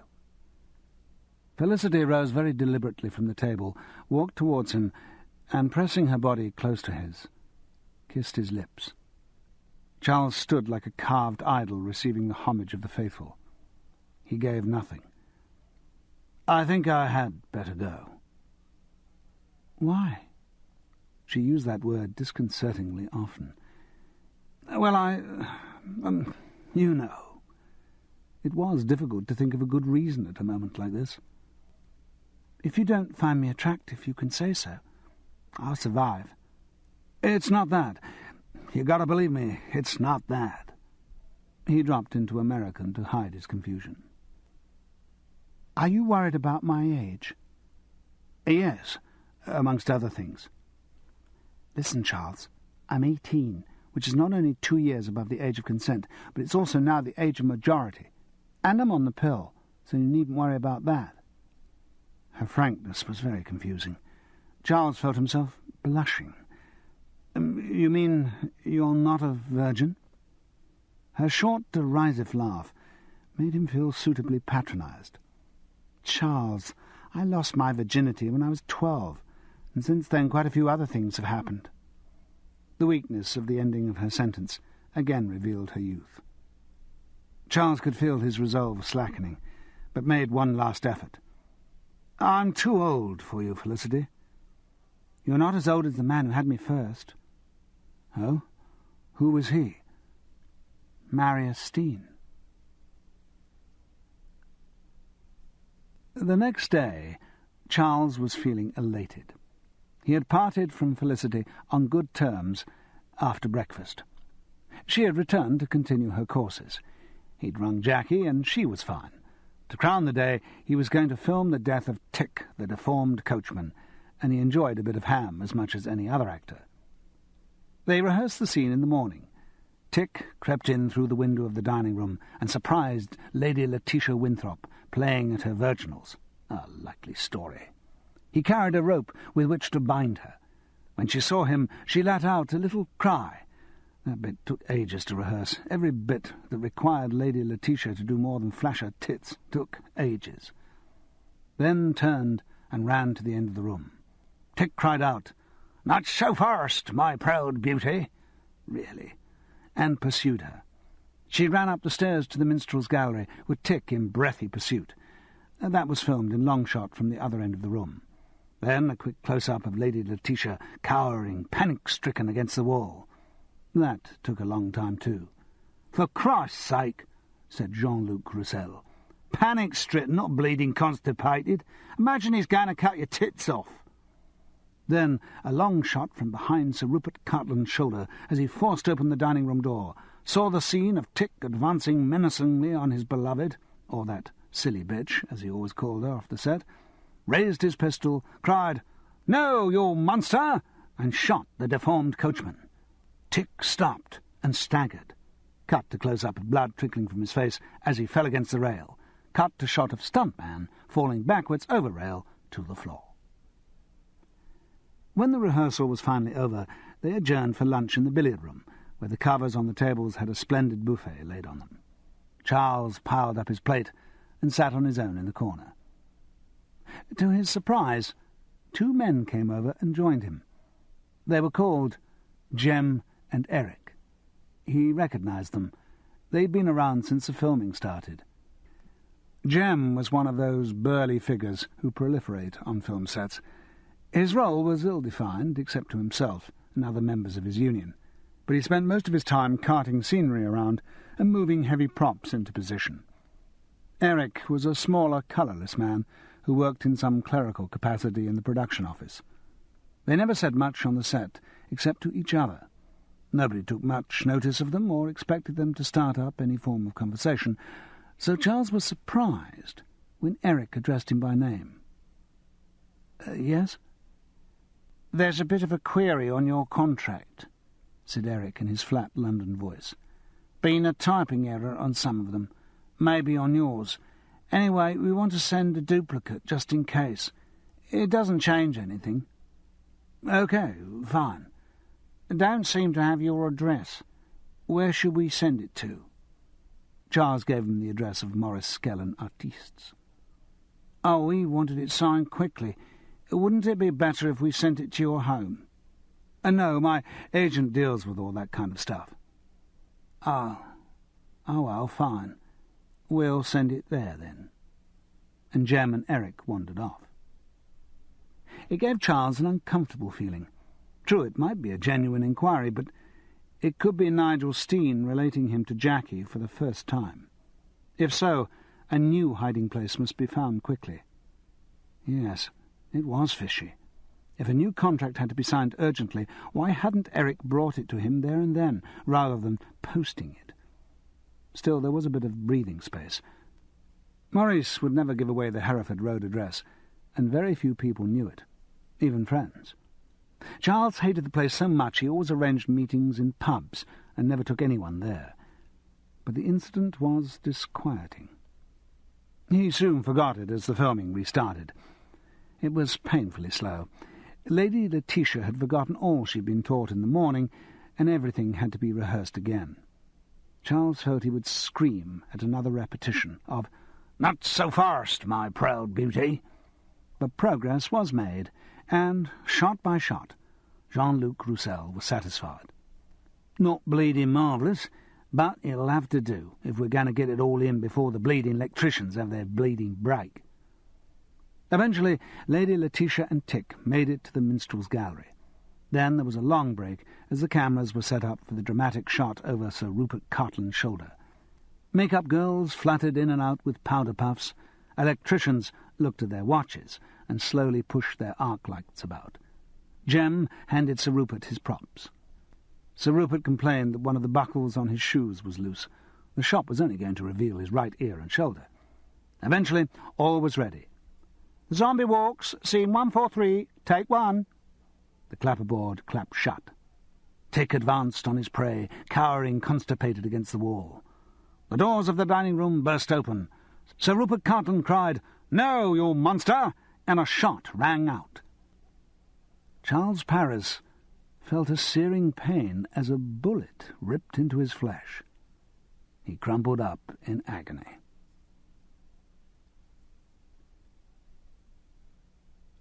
Chapter 15. Poor old Baron. Charles really thought he was dying when he woke up the next morning. Cold tremors of fear kept shaking his whole body. It wasn't the wound that worried him, though his arm still ached as though a steam hammer had landed on it. Head and body felt disconnected, and the foul taste in his mouth seemed to his waking mind a symptom of some terrible decay creeping over him from within. For once, it wasn't alcohol, or at least not just alcohol. The Battle Hospital in Reading had given him a sedative to take if necessary when he was discharged. The wound was clean and dressed. There was no point in keeping him inside with such a shortage of hospital beds. So the film company organised a car to take him from Reading to Pangbourne. Jean-Luc Roussel himself had come to the hospital and fretted and fluttered about like a true Cockney sparrow. Steamway Productions was very anxious about the injury. It's the sort of thing all film companies dread, because it inevitably leads to enormous claims for compensation. They had tried to find out how the accident had happened. The gun was a genuine late Victorian revolver, another anachronism in a film so full of them that its period could be any time between 1700 and 1900. How live bullets had got into it, no one could imagine. The props people said they hadn't touched it. It had come like that from the place of hiring. The hiring firm were very affronted when rung up, and assured the film company that they only ever supplied blanks. No doubt a further investigation would follow. The thought of substantial compensation didn't comfort Charles much. It was the taste of death in his mouth that preoccupied him. He staggered out of bed and cleaned his teeth, but the taste was still there. He put his hands on the marine blue wash basin, and his body sagged forward. The face in the mirror of the marine blue bathroom cabinet looked terrified and ill. Partly he knew it was last night's sedative, coupled with a large slug of Miles's Chivas Regal. Coming after the sleepless night spent with Felicity, it was bound to affect him pretty badly. But more than that, it was the shock, a feeling that left his body as cold as ice and sent these involuntary convulsions through him. He started to dress, but almost passed out with the pain from his arm. To steady himself, he sank down on the side of the bed. At that moment, Juliet came into the bedroom. "Daddy, are you all right? I heard you moving and—" Charles nodded weakly. "You look ghastly," she said. "I feel it. Here, would you help me get dressed? This bloody armour can't do anything." Very gently his daughter started to help him into his clothes. As she bent to pick up his trousers, she looked just like Frances. "Daughter and wife whom I'll leave when I die." The phrase came into his maudlin thoughts, and he started crying, convulsively. "Daddy, Daddy." "It's just the shock." He managed to get out between sobs. "Daddy, calm down." But his body had taken control, and he couldn't calm down. "Daddy, get back to bed. I'll call the doctor." "No. I can't go back to bed because I've got to get to London. I've got to get to London. I've got to get to London." Suddenly the repetition seemed very funny, and his sobs changed to ripples of high-pitched giggles. The situation became funnier and funnier, and he lay back on the bed, shaken by deep gasps of laughter. Juliet talked calmingly to no avail. Suddenly her hand lashed out and slapped his face. Hard. It had the desired effect. The convulsions stopped, and Charles lay back exhausted. He still felt ill, but the hysterics seemed to have relaxed him a bit. Juliet helped him back under the bedclothes. "I'm going to get the doctor," she said, and left the room. Charles dropped immediately into a deep sleep, where lumbering Thurber cartoon figures with guns in their hands chased him through a landscape of pastel green dotted with red flowers. There was no menace in their attack. He was running hand in hand with the girl who was Juliet or Felicity, but wearing Francis's old white duffel coat. They stopped at a laundrette. The girl, whose face was now Jackie's, clasped his arm and said, "It's a pity the battleship Potemkin is booked for Easter." She kept hold of his arm and shook it till it became elastic and extended out of its socket like a conjurer's string of handkerchiefs. "Mr. Paris?" Charles opened his eyes warily, disgruntled at being dragged out of his dream. "Mr. Paris, I'm Dr. Lefebvre." "Hello," said Charles sleepily. "It's rather difficult, you not being one of my regular patients, but since your daughter is, I'm stretching a point. She told me about your accident yesterday, but I gather that's not what's troubling you." The voice had a slight Australian twang. Charles looked at Dr. Lefebvre, a man in his mid-30s with dull auburn hair and a freckled face behind rectangular metal-rimmed glasses. He had very long hands, which were also covered in freckles and sported 3 gold rings. "I don't know, Doctor. I just feel very weak and ill." "The arm's all right?" "It feels bruised, but that's all." "Only to be expected. Let's just have a look at the dressing." He cast his eye expertly over the bandage on Charles's arm. "It's been very well done. When are you due to go back to the hospital?" "They'll change the dressing next Monday." "Well, that seems fine. I won't meddle with it then. But otherwise you're feeling run down and ill. It's probably just shock." "Yes. I'd better have a look at you." And the doctor began the time-honoured ritual of taking temperature and pulses. In fact, Charles felt better now. His body had regained some warmth, and the sleep had relaxed him. He just felt as if he'd run full tilt into a brick wall. Dr. Lefebvre looked at the temperature. That's strange." "What?" "You seem to have a slight temperature. Just over 100. That's not really consistent with shock. Let's take your shirt off.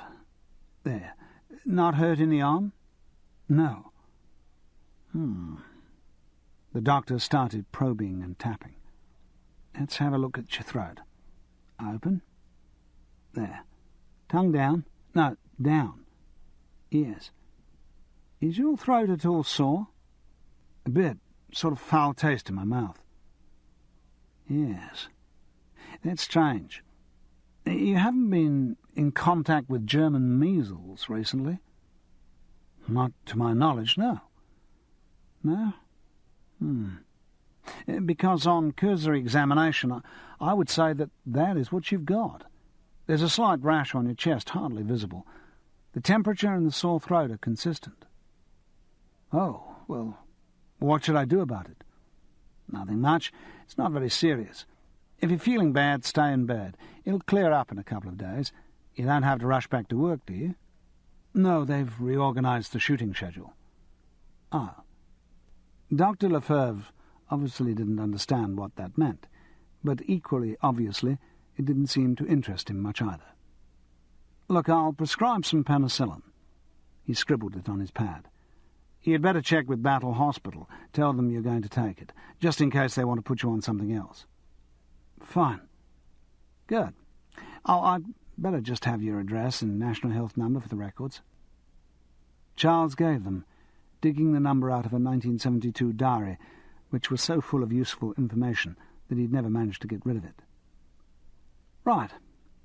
Dr. Lefebvre gathered his things together and prepared to leave. "So there's nothing special I should do? Just rest?" "Yes. You'll feel better in a couple of days. The rest won't do the arm any harm either." "OK. There is one thing, of course, with German measles." "Yes?" "You mustn't be in contact with anyone who's expecting a baby. If a woman gets German measles while she's pregnant, it can have very bad effects on the unborn child." Charles dressed with Juliet's help. He didn't like staying in bed alone, and rang Jackie as soon as the doctor had left. He didn't mention the accident at Bloomwater because it would only upset her. In fact, she sounded particularly cheerful. It was the first morning she had woken up with no trace of sickness, and was cheered at the thought of entering the blooming phase of pregnancy. No, nothing disturbing had happened. Nobody had rung. She was quite happy in her little prison. Charles felt fairly confident of her safety for the time being, though the shooting on this film set, if it wasn't accidental, implied that Nigel Steen knew of his involvement. He still might not have realised the direct connection with Jackie, and certainly was no nearer getting the Hereford Road address. But she would have to be moved soon. Charles determined to ring Frances and ask her to take the girl in. It would be a strange coupling, but Frances wouldn't refuse. He explained to Jackie about the German measles. "Oh, no, for God's sake, keep away from me," she said. "The child is born blind or something terrible. Well, don't worry, I'll stay away." "How long are you infectious?" "It should be better in 2 or 3 days, but I don't know how long the quarantine period is. It's probably just as well I haven't been near you for the last week. Don't worry, though. I won't come back till I'm quite clear of it. I'll ring Dr. Lefebvre and check." "Who?" "Dr. Lefebvre." "Australian?" "Yes." "Good God!" "Why, do you know him?" "Yes. He was the one who did my abortion in the summer." "What?" "But it wasn't a legal one, was it?" "No. Marius got Nigel to fix it up." "Was Lefebvre the family doctor?" "I suppose so. Marius didn't talk about doctors. He kept saying he was never ill." "So it was probably Lefebvre who was called in when Marius died?" "Yes, it was. He was at the inquest." "He was? Jackie, for Christ's sake, why didn't you tell me this before?"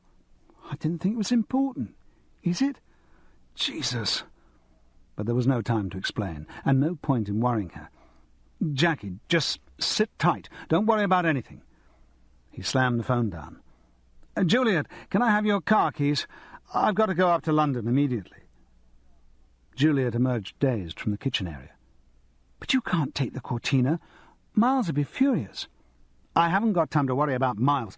Give me the keys." Juliet was amazed by the sudden force of his personality and held out the keys as if hypnotised. "But, Daddy, you can't drive with that arm." "I bloody can." Chapter 16. Back at the fireside. Being back in London was a disappointment. The mad drive up the M4, with pain like barbed hooks turning in his arm, had all been for nothing. He had screeched to a halt in the residence parking bay in an unimpressed Hereford Road, let himself in, banged on his own door, and, keeping his distance, ordered Jackie to go off to the pictures for the afternoon. Then he'd driven around to the surgery of Doctors Singh and Gupta, with whom he was registered, only to find that both were out on their rounds. He rushed to St. Mary's Hospital, Paddington, and after the hours of waiting that are statutory in hospitals, finally persuaded a callow houseman to examine him and pronounce him clear of German measles. It was evident from the young man's circumspect excitement that he thought he'd got his first genuine schizophrenic hypochondriac. Charles ended up with a clean bill of health and a parking ticket. As he sat in his drab room in Hereford Road, it all seemed a bit futile. The dark fears of the morning had subsided into childish fantasies. He felt he should be watching the road from behind the curtains, waiting for the bad men to arrive at high noon, while in the background a voice intoned, "Do not forsake me, oh my darling." But since his windows faced the back of the house, it was impossible, and in the familiar banality of his room, thoughts of approaching bad men seemed ridiculous. He just felt tired and ill again. The excitements of the day had put him back considerably. Pain throbbed in his arm with agonizing regularity. He felt himself drifting asleep. Suddenly the phone rang. Swedish feet in wooden sandals clumped down the stairs past his door, then up again, paused, knocked, said, "Telephone," and continued back to their room. He went down and picked up the dangling receiver. "Hello?" "Hello, it's Joanne Menzies." "Oh, hi. Charles, can we meet and talk about Marius's death?" "Yes, sure. Have you got anything new?" "Not really, but I'm just convinced there was something fishy going on." "Yes, there are a lot of things that don't fit. When do you want to meet? After work?" "I'm not at work." "Oh. I came back after Christmas to the news that my services were no longer required by Mr. Nigel Steen. A year's salary in lieu of notice. Well, that's a substantial payoff. Yes. Hush money, no doubt. Where shall we meet? Do you mind coming round here? I'm not very well. Fine. What's the address? Charles gave it. I'll be round straight away. He put the phone down and had a moment's doubt. Was he wise to give Joanne Menzies his address? She seemed straight enough, but her motives weren't absolutely clear. Oh, well, if she told Nigel Steen, fair enough. Charles's suspicions of Dr. Lefebvre made him think his address was already common knowledge. At least he was here now and could supervise moving Jackie to another hideaway. He rang Francis's number to make his strange request, but there was no reply. It was only 5 o'clock. No doubt she was supervising the school debating society or another of her public-spirited activities. Joanne Menzies arrived quickly, and they started talking over a glass of whisky. Charles gave the shortest possible explanation of his sling, an accident on the film set. He didn't want to voice any suspicions until he felt a bit surer of Joanne's allegiances. "So, what do you think is fishy?" "No one big thing, Charles. Just a lot of dubious details." "Like?" "Like the way Nigel lied over that Saturday night, or the subterfuge over the petrol in the Datsun. Like the way he's been behaving since his father's death. And the week before, come to that." "Well, how's he been behaving?" "Very twitchy. Jumps whenever the phone rings, as if there's something he's frightened of." "What else?" "The way I've been dismissed. All right, I was Marius's personal assistant, and there's no reason to assume that Nigel would want to take me over in the same role, but it was rather sudden. And a year's salary is excessive. Out of character, too, for someone as mean as Nigel." "So you think that Nigel murdered Marius?" "Well, that's the obvious thing to think." "Except for the findings of the inquest." "Yes." Joanne spoke with the same contempt Jackie had shown for the high achievements of forensic science. And the fact that Nigel had no motive. It was in his interest that his father should live at least until the 7 years were up. Joanne's face revealed that she didn't know about the gift, so Charles gave a brief resume of the legal position. He finished up, "You know, we're not the only people who are suspicious of Nigel and would attribute any crime to him. But the fact remains that, in the matter of Marius Steen's death, we've not a solitary shred of evidence to go on. Just prejudice and dislike." "Yes. Well, I'm sure he's done something, though." Her conviction was reminiscent of Jackie's, overriding little details like facts. "All right, Joanne, let's talk through it all again. Actually, one thing you said interested me. You said Nigel was twitchy the week before the murder. The death." "Yes." "I thought he was in Streatley that week." "Only part of it. He went down on the Thursday to go through some business things with Marius, then came back on the Friday late afternoon, just after you came round about your play. Was that another blind, by the way?" "Afraid so." "Why?" "Too complicated to explain." He didn't want to bring in the sweets and the implied charge of murder against the dead man.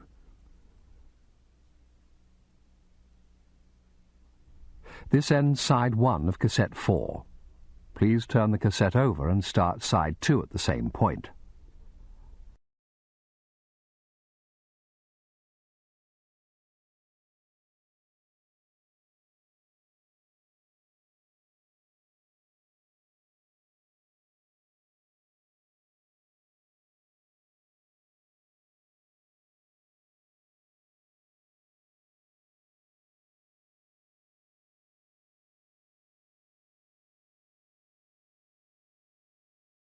So look, let's trace through the movements of the two of them.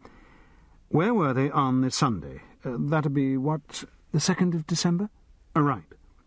Well, I think they were both in Orme Gardens. Then Marius drove to Streatley that night to read the scripts on his own. Was that unexpected? No, he'd been talking about it.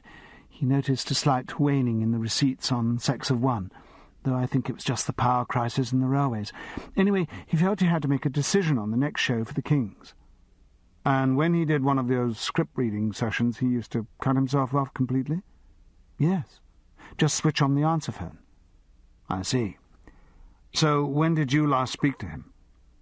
Small hours of Sunday morning, at the Sex of One party. Oh, yes, 1,000 performances. Well, let's continue their movements. Marius is in Streatley.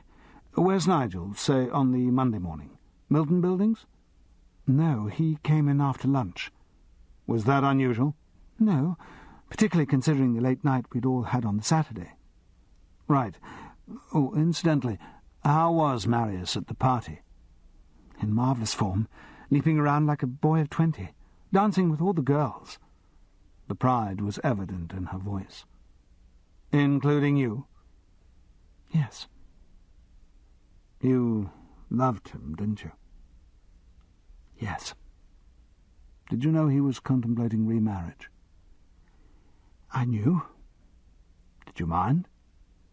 Yes, but if it made him happy, if Marius wanted something, there was no point in trying to stop his getting it. No. Her answers sounded perfectly honest.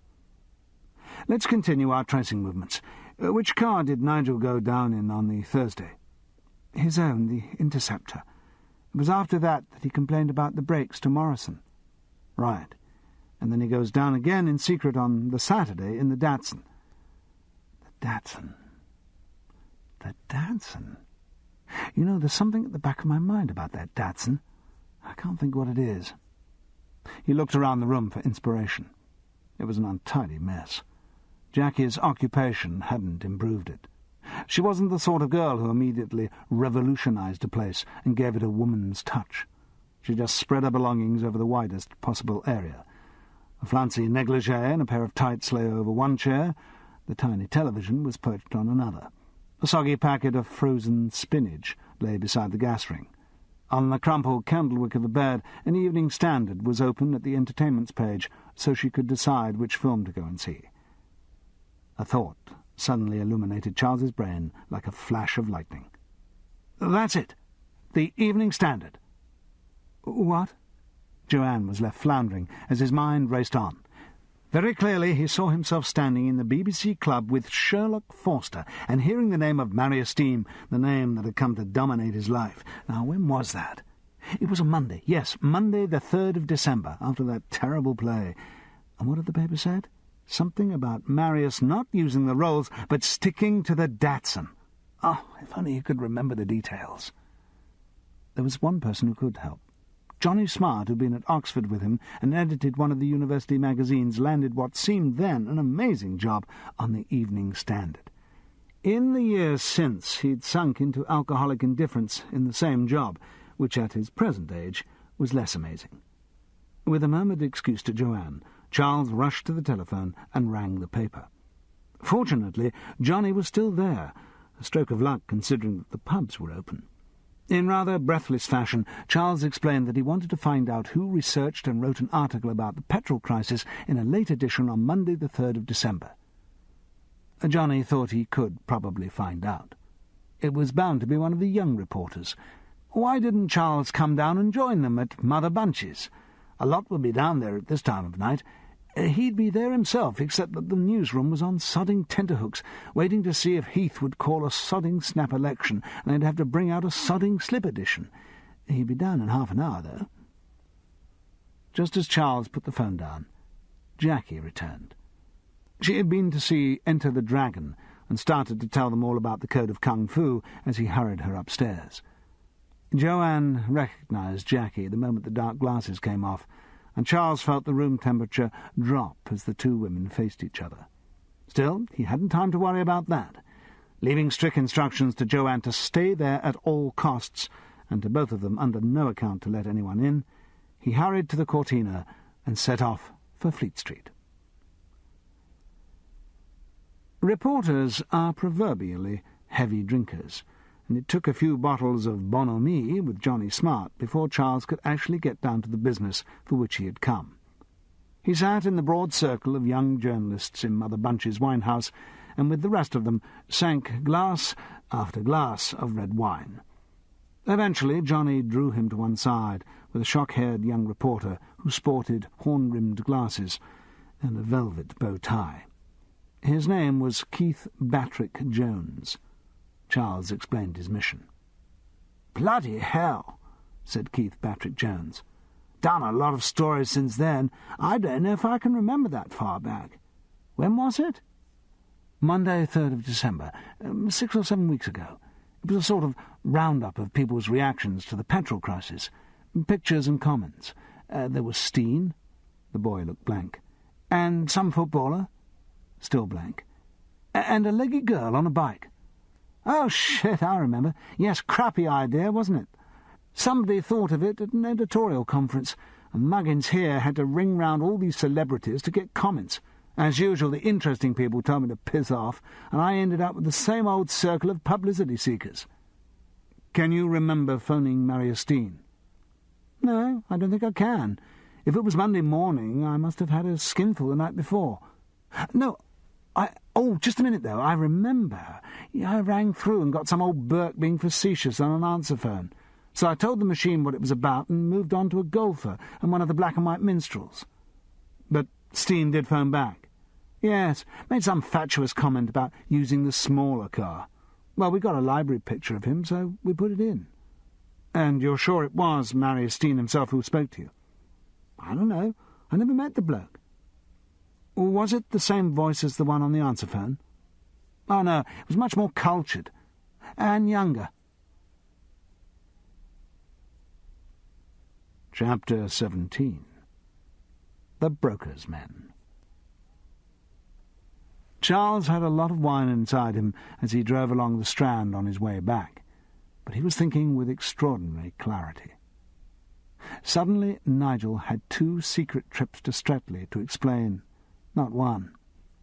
If he had been at the sex of one party, he must have driven down some time between the small hours of the Sunday morning and when he rang Keith Batrick Jones on the Monday morning. That was, of course, assuming that he'd gone down on his own. It was possible that he'd been in the Rolls with his father on the Sunday night. If that were the case, and Charles's other conjecture was correct, he must have witnessed Marius shooting Bill Sweet on the roadside at Thiel. That might well explain the twitchiness which Joanne had noticed during the ensuing week. Possibly Nigel had shot Bill Sweet himself. But no, that was nonsense. He had nothing to do with the Sally Nash affair, and the Sweets represented no threat to him. If anyone had committed murder on the lonely turn-off from the M4, it must have been Marius. At Hyde Park Corner, a taxi travelling from Knightsbridge suddenly cut across the front of the Cortina, and Charles had to slam on all his brakes. The shock jarred every bone in his body, and he felt as if he was about to pass out. There was nothing else coming. He swung the car across the yellow line and stopped by the marble colonnade at the roadside. His body was in agony. Slowly, the total blinding pain broke down into individual centres of hurt. First, there was his arm, with its bone bruised by the bullet. That pain seemed to swell and swamp the others.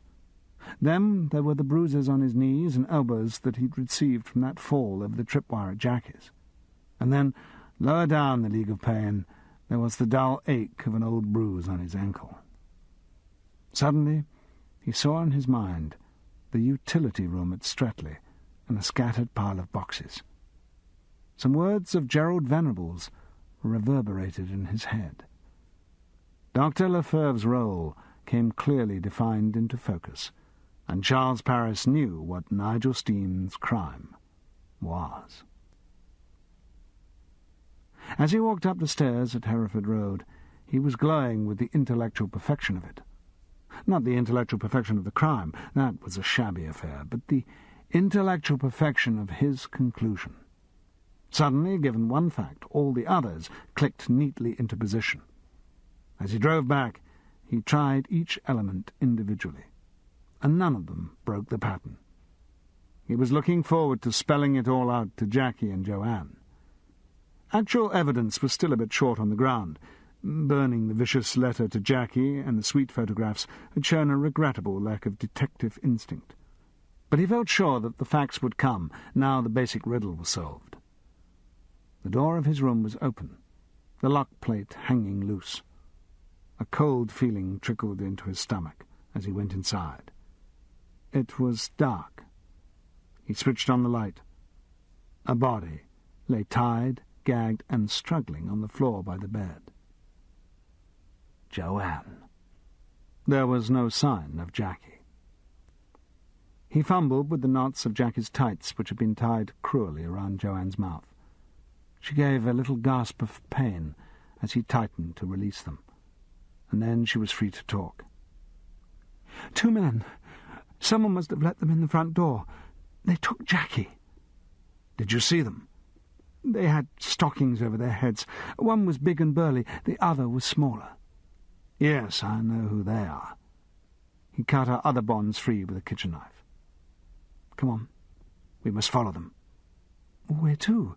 How do we know where they've gone? I think it's Streatley, and I pray to God I'm right, for the sake of Jackie's baby. Chapter 18. King Rat. They roared down the M4, 50 miles an hour limits contemptuously ignored. They swung off the motorway at Thiel, past the scene of Bill Sweet's death, and on through the dark roads, past Tidmarsh, Pangbourne, Lower Basildon, towards Streatley. About a mile outside the town, the Cortina suddenly lost power and popped to a stop at the roadside. Sod it! Bloody petrol! The whole case hinges on it, and I forgot to fill up. He might have a spare can, said Joanne, but there was nothing in the boot. Miles's odious efficiency was absent when actually needed. I'll have to walk the rest. Charles started off into the gloom. What shall I do? Joanne's voice floated after him. Get the police! He stumbled on, occasionally trying a little jogging run. His body ached all over, and the wounded arm felt as if it were dropping off. The strain of the last few days was beginning to tell, and he knew he hadn't got much energy left. If it came to violence, he wasn't going to do too well. He didn't relish facing Jem and Eric. He felt sure it was they who carried Jackie off. Sweat trickled down his sides in spite of the cold. His clothes were heavy and awkward. Still, the road seemed to stretch onwards endlessly, darkness replacing darkness as he staggered forward. Occasionally a car would pass, fix him like a moth in its headlights, and then vanish. Eventually he was at the top of the slope that led down to the little towns of Streatley and Goring, separated, like their respective counties of Berkshire and Oxfordshire, by the River Thames. Revived by the proximity of his goal, Charles hurried painfully onwards along the road to the familiar white gates. It occurred to him that being on foot was probably an advantage. A car drawing up on the gravel would be heard from the house, and in his position he needed advantages. He opened one gate slowly, trying not to let it scrape on the gravel. Then he moved round onto the flower bed at the side of the path to muffle his footsteps. The house looked quiet and the same, except for a strange car parked by the front door. Again, as on the previous occasion, there was a chink of light from Mariastine's bedroom. Was it possible that Charles's previous luck could be repeated, and he'd find the door to the utility room open? Keeping to the lawn, he crept silently to the back of the garage, moved in close to the door, and felt for the handle. He closed his eyes, uttered a silent prayer, and turned the knob. For a moment the door seemed firm, but then, blissfully, it gave. He sidled into the utility room, treading with remembered caution, and reached for the light switch. The room had been tidied since his last visit. All the tins and boxes were neatly on their shelves, and thank God the torch was still in its place. He took it and started to put into action a plan that had half formed in his mind during the run from the stranded Cortina. He locked the door by which he had entered and put the key in his pocket. Then he turned his attention to the door that opened into the garage. There was no lock on that one. For a moment he stood defeated, but then, memory working overtime, he moved into the garage, opened the door of the rolls, and shone his torch over the dashboard. With a small, grim smile of satisfaction, he went back to the utility room and looked at the power switches. He closed his eyes and memorized their positions. Then, one by one, with a series of quick movements, he switched them all off. He scurried into the safety of the great car. There was a murmur of voices from the room above, then the slow sound of people feeling their way downstairs and towards the garage. The faint glow of a match shone through the door of the house. Charles shrank into the deep upholstery of the Rose's front seat. There were two voices, a deep, slow one, and a higher London whine. Jem and Eric, as he thought. They went into the utility room. Charles heard the scrape of a match, then a muttered curse. With another prayer, he turned the key in the ignition of the Rolls. It started immediately. He found first gear and eased the great machine slowly forward until it hit the utility room door, closed it, and pinned it fast. Then he pulled on the handbrake and leapt out. The hammering of Jem and Eric followed him as he rushed upstairs with the torch to Maria Steen's bedroom. As he entered it, one of the prisoners found the switches, and the lights came on again. The scene which they revealed was an ugly one. On the bed, Jackie lay unconscious. She was on a sheet, naked with her legs spread apart. Another sheet was crumpled over her thighs. On either side of her, blinking in the sudden light, were Nigel Steen and Dr. Lefebvre.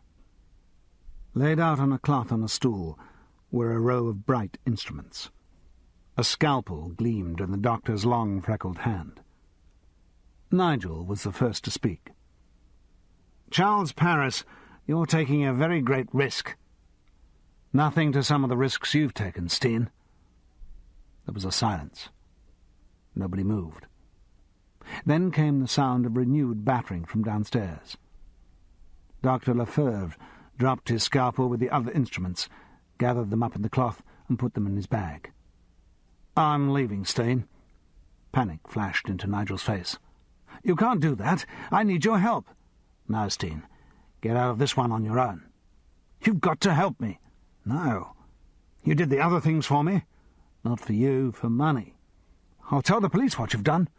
"I think that's unlikely. It might involve too much explanation of your own activities.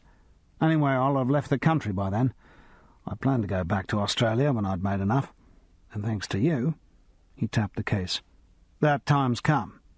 But goodbye, Steen." Dr. Lefebvre left the room. Neither Charles nor Nigel spoke as they heard his footsteps on the stairs, the slam of the front door, the gates being opened, and his car departing in a scurry of gravel. "What do you want, Paris? Money?" said Nigel Steen suddenly. "No.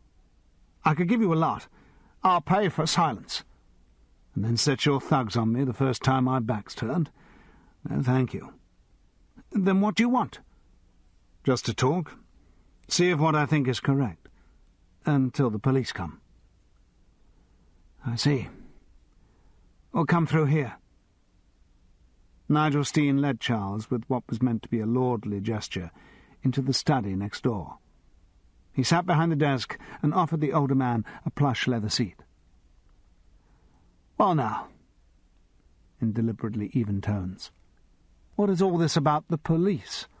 Shouldn't I be calling them to get you as a common housebreaker?" "You could try, but I think they'd find your case more interesting." "Do you? Why? Well, what are you accusing me of? The inquest has already proved that I didn't murder my father." "I know. That's not what I'm accusing you of." Nigel's face went pale. "What are you accusing me of, then?" "I'll tell you. Stop me if I'm wrong. This is the story as I see it. On Saturday, the 1st of December, your father, Maria Steen, went to the party on stage at the King's Theatre to celebrate the 1000th performance of Sex of One and Half a Dozen of the Other. He enjoyed the party, danced, drank, and generally had a whale of a time. The following day, Sunday the 2nd of December, your father, because of his exertions, suffered a second heart attack and died. You with a shrewd sense of your own advantage, realised that you were now liable to pay one hell of a lot of estate duty on your father's gift to you because of his inconvenient death, but that if he had died a fortnight later, it would be 6, not 5 years since the property was made over to you. If you could maintain the illusion that your father was still alive for another fortnight, you'd be saving, say the property was worth £1 million, about £240,000. £250,000 has been the motive for far worse crimes than the one you contemplated. Now, obviously, you needed help, and it was to hand. Dear Dr. Lefebvre, who had already arranged at least one abortion for you, was always susceptible to bribery, or, if not that, to blackmail. All he had to do was to come round when you called and sign the death certificate with all particulars correct. Except the date. Now, there was a problem, of course. The police might want to see the body. The undertaker certainly would. How to preserve it? Why not the good old deep freeze? Keep the old man in there, get him out in good time to defrost, maybe even put him into a hot bath to remove any traces of his preservation. And there you are. So, late on the Sunday night, with your father's body propped up in the rolls, you drive to Streatley, move a few boxes out of the deep freeze, and put your father in. On the Monday, after making one mistake by phoning the Evening Standard, and I can sympathise with your reasons for that mistake after all, it was a heaven-sent opportunity to assert your father's continued existence. Anyway, after that, you get a train back to London. I'm guessing there, but it's not important. So, it was all set up, and your father's known habit of shutting himself up with his scripts made the deception all the easier. The only fly in the ointment was Jackie. If she kept on trying to contact your father, it could be awkward. Still, she was on her own and not very brave. A little intimidation should keep her quiet. An anonymous letter? And when that didn't work, German Eric doing a flat-over. Easy. On the Thursday, you returned to Streatley to maintain the myth of your father's continuing business interests, and perhaps to check a few details with Dr. Lefebvre, or even to put the pressure on him, maybe. Then, on the Saturday, something rattles you. You lose your nerve, drive down to Streatley in secret, change the tape in your father's answer phone, prepare the body and move your whole schedule forward a week. That, I must confess, is the bit I don't understand. By doing that, you made the whole crime worthless. You were losing money. No doubt you had your reasons. But when the new will came to light, you were liable to lose even more money. So seeing the flaw in its hastily drawn-up provisions, you started your vendetta against Jackie's child, a vendetta that Dr. Lefebvre was about to complete when I arrived. No doubt before that you used the cruder talents of German Eric. Certainly when you realized my connection with the case at Bloomwater, they were the bully boys you turned onto me. Well, I think that sums up most of my conclusions. How am I doing? He looked up at Nigel Steen. The man's face was white and mean, and he was pointing an automatic pistol at Charles's chest. But he still tried to maintain some shreds of panache. "Very good," he said slowly. "How did you know about the boxes in the freezer?" "Ah, I must confess I've been in this house before. Just before your dramatic discovery of your father's corpse, I fell over the boxes. They were heavy and had the words 'Do not refreeze' written on them. But I didn't immediately realize the significance of that. Sorry, I was a bit slow on the uptake." "I see. Well, since I'm going to kill you anyway, an intruder in my house, I met you, drew my gun, you attacked me, and in the ensuing fight the gun went off, unfortunately killing you. If that's as successful as your other crimes, I think I'm fairly safe." "Quiet!" Nigel waved the gun. "Let me fill in the details. One thing you were wrong about is the extent of my crime. The things you described could be classed as fraud and harassment, maybe, but in fact there is a murder involved." "Yes, I know." Steen looked at him, open-mouthed, robbed of the drama of his pronouncement, as Charles continued. "Bill Sweet's murder." "Whose?" Bill Sweet, the man who was found shot dead at Thiel. Oh, was that his name? I didn't know. You mean you didn't know his connection with your father? No? Was there one? What happened, Steen? We came off the M4, and suddenly there was this maniac in the middle of the road, flagging us down. I swerved to avoid him and hit his silly little car. I tried to drive on, but he came at me with some story of having run out of petrol.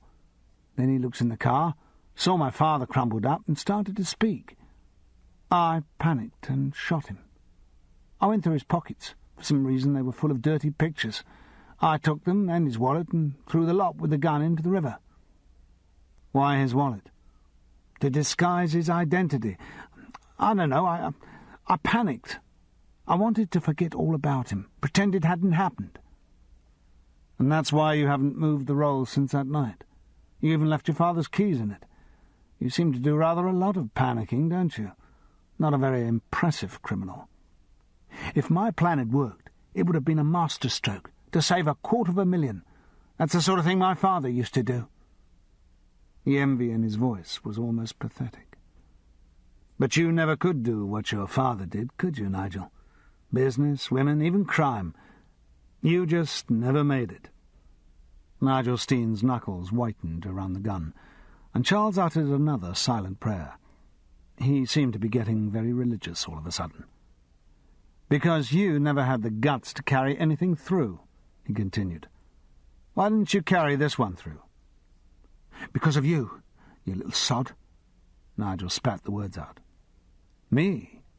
"Yes, you and your bloody Detective Sergeant McWhirter business. When you rang up that Saturday and checked the registration of the rolls, I thought the police were onto the Thiel murder." Good Lord! Charles had completely forgotten about the first entrance of McWhirter. It came back to him vaguely. And that had actually ruined Nigel's crime. Charles could have chosen any excuse for the phone call, and it was pure chance that he had lighted on the meaningless number plate racket. "So that's what made you drive down in the Datsun and move the plan forward and lose £250,000? "Yes." Good Lord! Charles was absolutely flabbergasted. But he hadn't really got time to analyse his reactions. Nigel was still pointing a rather business-like gun at him. "Nigel, I'd put that thing away. The police are coming. You stand a chance, as things stand at the minute. They need never find out about Sweet's murder. Just get you on the other charges." "I don't believe you, Paris. You're bluffing. There aren't any police coming." "There are." Charles prayed that he was speaking the truth. "Joanne Menzies is getting them." "So, she was involved with you, the bitch." "I think you'd better hand that gun over, Nigel." Charles rose to his feet. "Don't move. I'll shoot you." Nigel held the gun away from him, as if he was afraid of the bang it would make. Charles felt himself sweating. He tried desperately to control his voice. "No, Nigel, you won't shoot me. This is cold blood, Nigel. Something you've got to think about. Not like shooting Sweet in a moment of blind panic. Not like doing it by remote control, having Jem set up a tripwire. This is you committing a crime, Nigel." The two men faced each other. Their eyes were interlocked, and the gun pointed directly at Charles's heart. The pause seemed endless. Suddenly, the doorbell rang. Nigel tensed as if to fire, and Charles closed his eyes. Then he heard the clatter of the gun falling onto the desk. He looked at Nigel Steen and saw the glint of tears in his eyes as the young man rushed out of the door. Charles collapsed like a glove puppet with the hand withdrawn and stood for a long moment, sagging. The doorbell was still ringing, but before he went downstairs, he crept into Maria Steen's bedroom. Jackie was still unconscious, breathing heavily under the anaesthetic. Gingerly, Charles raised the sheet that lay over her thighs. There was no blood, no sign that she'd been touched. As he looked down at the body he used to love, he thanked God for letting him arrive in time. When he opened the door downstairs, he heard the roar of a motorboat leaving from the boathouse at the back. On the doorstep, in front of him, stood Joanne Menzies. Alone. She was breathless. "I couldn't get the police. Didn't see a phone. I've just walked from the car." So it had been a bluff. Charles started laughing, clear ripples of relief shaking his body. He clasped Joanne in his arms, not for love or lust, just sheer joy at being alive. The speedboat was found splintered against Goring Bridge. It had missed the lock and been driven full tilt down the hard steps of the weir. Nigel Steen's body was found in some weeds nearly a mile downstream. Whether the death was suicide or a result of his natural aptitude for failure was never established. Chapter 19. Finale and Curtain Call. Barthelmess and O'Rourke's tall Victorian house in Ideal Road, Islington, was like a chaotic museum. Every available wall surface was covered with memories of Keane and Macready. Even in the lavatory, the twin deities looked down beneficently on lesser mortals. A battered, life-size carving of Keane as Shylock greeted Charles as he entered the front door. The beak of a nose seemed strangely reminiscent of Marius Steen. O'Rourke took his coat. "You know, people keep saying we ought to hang coats on Shylock's arm. But we're sure Edmund wouldn't like it," said Barthelmess, appearing from nowhere in a shiny apron with an advertisement for camp coffee on it. "No, he wouldn't. The party was really Barthelmess's idea." "Oh, I wouldn't say that, O'Rourke. Let's say we arrived at the idea mutually." "Yes, let's. Nearly everyone's here. Do go through, Barthelmess. Do you want a little succour with your vinaigrette?" "Wouldn't say no, O'Rourke. Excuse us, titivating the goodies. Do go through." "Just toddle through." They vanished in a shimmer of sax-blue silk shirts. The sitting-room had 2 walls devoted to Prince of Edmund and all his roles, and the other 2 to William. Between them, sitting with drinks, were Joanne Menzies and Gerald Venables. Gerald rose to greet Charles in typical style. "Hello, old boy. What's the budget going to do to your savings, then?" "I haven't got any." "A wise fellow." Charles greeted Joanne and helped himself to a large Scotch. Gerald continued. "Do you realise, Charles, that if these Labour Johnnies go and slap on this gift tax they're talking about, crimes like young Nigel Steen's won't be worth committing?" His wasn't worth committing anyway, as it turned out. "No. Fascinating, though, from the legal point of view. Do let me in on any more of your detective work, won't you, Charles?" "There won't be any more, Sherlock Holmes." "Oh, I'm sure there will. How's the arm?" "Healed up long ago. A nice scar, though. And a good story to go with it." The conversation drifted. Joanne talked about her new job in a concert agency. Barthelmess and O'Rourke came in and talked about the first night of Gielgud's Prospero. "Doing it again, dear," at the National. Charles felt detached and rather sad. A little parcel had arrived through the post that morning from the old people's home at Tower Hamlets. Harry Chilton had died, and asked that all his possessions be sent to Charles.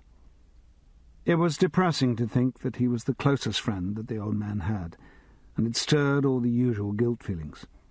Should have gone to see him more often, and so forth. The package contained a watch, a silver cigarette case, a Ronson lighter, and Stanley Matthews' book of football. It suited Charles's melancholy mood well. Nothing much seemed to be happening. He had finished shooting the rescheduled scenes of the zombie walks without meeting Felicity again. However, the episode was not without profit, since the film company had paid very substantial compensation for his accident. He was now involved in a dreary radio serial, which was driving him slowly mad with boredom. Life went on at its usual alcoholic level. A ring at the doorbell announced the late arrival of Jackie, blonde again and resplendently pregnant in a long red and white flowered dress. It was so far from her usual style that Charles thought she must have undergone some violent change of personality. She greeted him slightly gushingly, and that again struck a false note. The reason for the change soon became apparent. Given Jackie's simple character, it could only be a man. Her escort followed her into the sitting-room. It was Bernard Walton. "Hello, Charles, dear boy. Joanne, darling. Hello, all you lovely people. Haven't met you, have I, sir? But I'm sure we'll get on. Tell you what, Jackie and I were thinking of tootling on to the midnight matinee at the Parthenon after this lot. It's a charity thing, something to do with April Fool's Day. Perhaps that means it's raising money for the loony bin. Whole thing will probably be a ghastly no-no, but everyone will be there. What do you all say to the idea?" Barthelmess and O'Rourke were terribly enthusiastic, and the others mumbled politely. Charles didn't even mumble. He knew what wasn't his scene. The dinner was very good, though the conversation tended to be dominated by Bernard's stories of his new television series and the director, who was disastrous, but disastrous. At one point, however, they did get around to Marius Steen and the circumstances of his death. "What I could never understand," said Gerald, "was why Steen, who was so good with money, made such a cock-up of that final will. I mean, just leaving it to the baby or making it dependent on the baby's survival. It's insane." "But you see, dear," said Barthelmess, "he only got that one together in a hurry." "Yes," said O'Rourke. "He was going to sort it out properly when he got back to England. I mean, the so-called solicitor he found at St. Maxime was a boy, hardly even qualified. Just got his articles. I always think that sounds rude." A snigger. "So the will was only a stopgap, but when Marius felt better, he forgot about it." "Yes, he was intending to get married, you see." Gerald nodded. "Of course, a remarriage would revoke all previous wills." But Charles was intrigued by something O'Rourke had said. "When Marius felt better, what do you mean by that?" "Oh, no, didn't we tell you?" O'Rourke's eyes opened wide. "I don't think we did, O'Rourke." "Oh, well, you see, Marius had this heart attack while we were out there. Not a bad one, but it frightened him. That's why I was in such a rush about the will." "That's right. And that's why I made us witnesses and executors. Doesn't that sound grand?" "Yes, because we were the only people there." "And then he gave us the will and the other papers, and he said to us just before we toddled off to Morocco—" "Just a minute, O'Rourke," Charles interposed. "What other papers?" O'Rourke looked at Barthelmess, and both of them opened their eyes wide and put their hands over their mouths in mock horror. "Oh, no, Barthelmess, we haven't—" "We have, O'Rourke. Forgotten all about them. Oh, no." "Where did we have them last?" "Well, we certainly had them when you were cleaning that playbill of William as Lear at the Theatre Royal, Covent Garden. And then we— do you know, I think I left them in my dinky-doody den." "Oh, no, Barthelmess. I'll scurry up and get them straight away." There was a brief pause. Nobody quite liked to ask what Barthelmess's dinky-doody den was. Fortunately, he scurried back before the silence became awkward. "Here it is, acres of bills and things." Gerald assumed control and looked through the papers while the others watched. Then he chuckled. "The old sod." "Who?" asked Jackie. "Marius Steen. He'd really got it in for Nigel. He must have regretted that gift business." "Why? What did he do?" asked Charles. "Marius wrote a letter to his son last November, this is a copy of it, complaining in humble terms about how he'd left himself short by the gift and not taken inflation into account, and would Nigel let him have a small income from various shares and properties.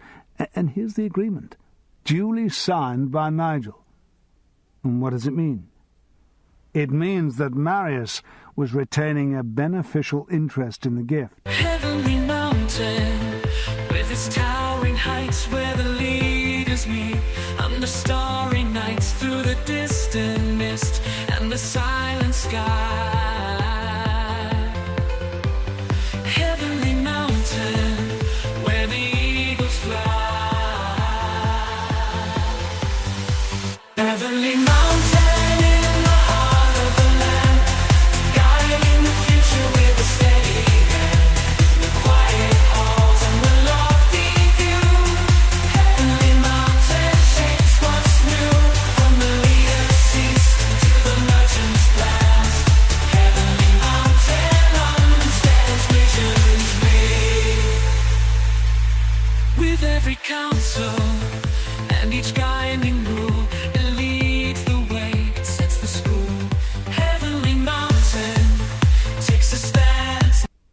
Chapter 19. Finale and Curtain Call. Barthelmess and O'Rourke's tall Victorian house in Ideal Road, Islington, was like a chaotic museum. Every available wall surface was covered with memories of Keane and Macready. Even in the lavatory, the twin deities looked down beneficently on lesser mortals. A battered, life-size carving of Keane as Shylock greeted Charles as he entered the front door. The beak of a nose seemed strangely reminiscent of Marius Steen. O'Rourke took his coat. "You know, people keep saying we ought to hang coats on Shylock's arm. But we're sure Edmund wouldn't like it," said Barthelmess, appearing from nowhere in a shiny apron with an advertisement for camp coffee on it. "No, he wouldn't. The party was really Barthelmess's idea." "Oh, I wouldn't say that, O'Rourke. Let's say we arrived at the idea mutually." "Yes, let's. Nearly everyone's here. Do go through, Barthelmess. Do you want a little succour with your vinaigrette?" "Wouldn't say no, O'Rourke. Excuse us, titivating the goodies. Do go through." "Just toddle through." They vanished in a shimmer of sax-blue silk shirts. The sitting-room had 2 walls devoted to Prince of Edmund and all his roles, and the other 2 to William. Between them, sitting with drinks, were Joanne Menzies and Gerald Venables. Gerald rose to greet Charles in typical style. "Hello, old boy. What's the budget going to do to your savings, then?" "I haven't got any." "A wise fellow." Charles greeted Joanne and helped himself to a large scotch. Gerald continued. "Do you realise, Charles, that if these Labour Johnnies go and slap on this gift tax they're talking about, crimes like young Nigel Steen's won't be worth committing?" His wasn't worth committing anyway, as it turned out. "No. Fascinating, though, from the legal point of view. Do let me in on any more of your detective work, won't you, Charles?" "There won't be any more, Sherlock Holmes." "Oh, I'm sure there will. How's the arm?" "Healed up long ago. A nice scar, though. And a good story to go with it." The conversation drifted. Joanne talked about her new job in a concert agency. Barthelmess and O'Rourke came in and talked about the first night of Gielgud's Prospero. "Doing it again, dear," at the National. Charles felt detached and rather sad. A little parcel had arrived through the post that morning from the old people's home at Tower Hamlets. Harry Chilton had died, and asked that all his possessions be sent to Charles. It was depressing to think that he was the closest friend that the old man had, and it stirred all the usual guilt feelings. Should have gone to see him more often, and so forth. The package contained a watch, a silver cigarette case, a Ronson lighter, and Stanley Matthews' book of football. It suited Charles's melancholy mood well. Nothing much seemed to be happening. He had finished shooting the rescheduled scenes of the zombie walks without meeting Felicity again. However, the episode was not without profit, since the film company had paid very substantial compensation for his accident. He was now involved in a dreary radio serial, which was driving him slowly mad with boredom. Life went on at its usual alcoholic level. A ring at the doorbell announced the late arrival of Jackie, blonde again and resplendently pregnant in a long red and white flowered dress. It was so far from her usual style that Charles thought she must have undergone some violent change of personality.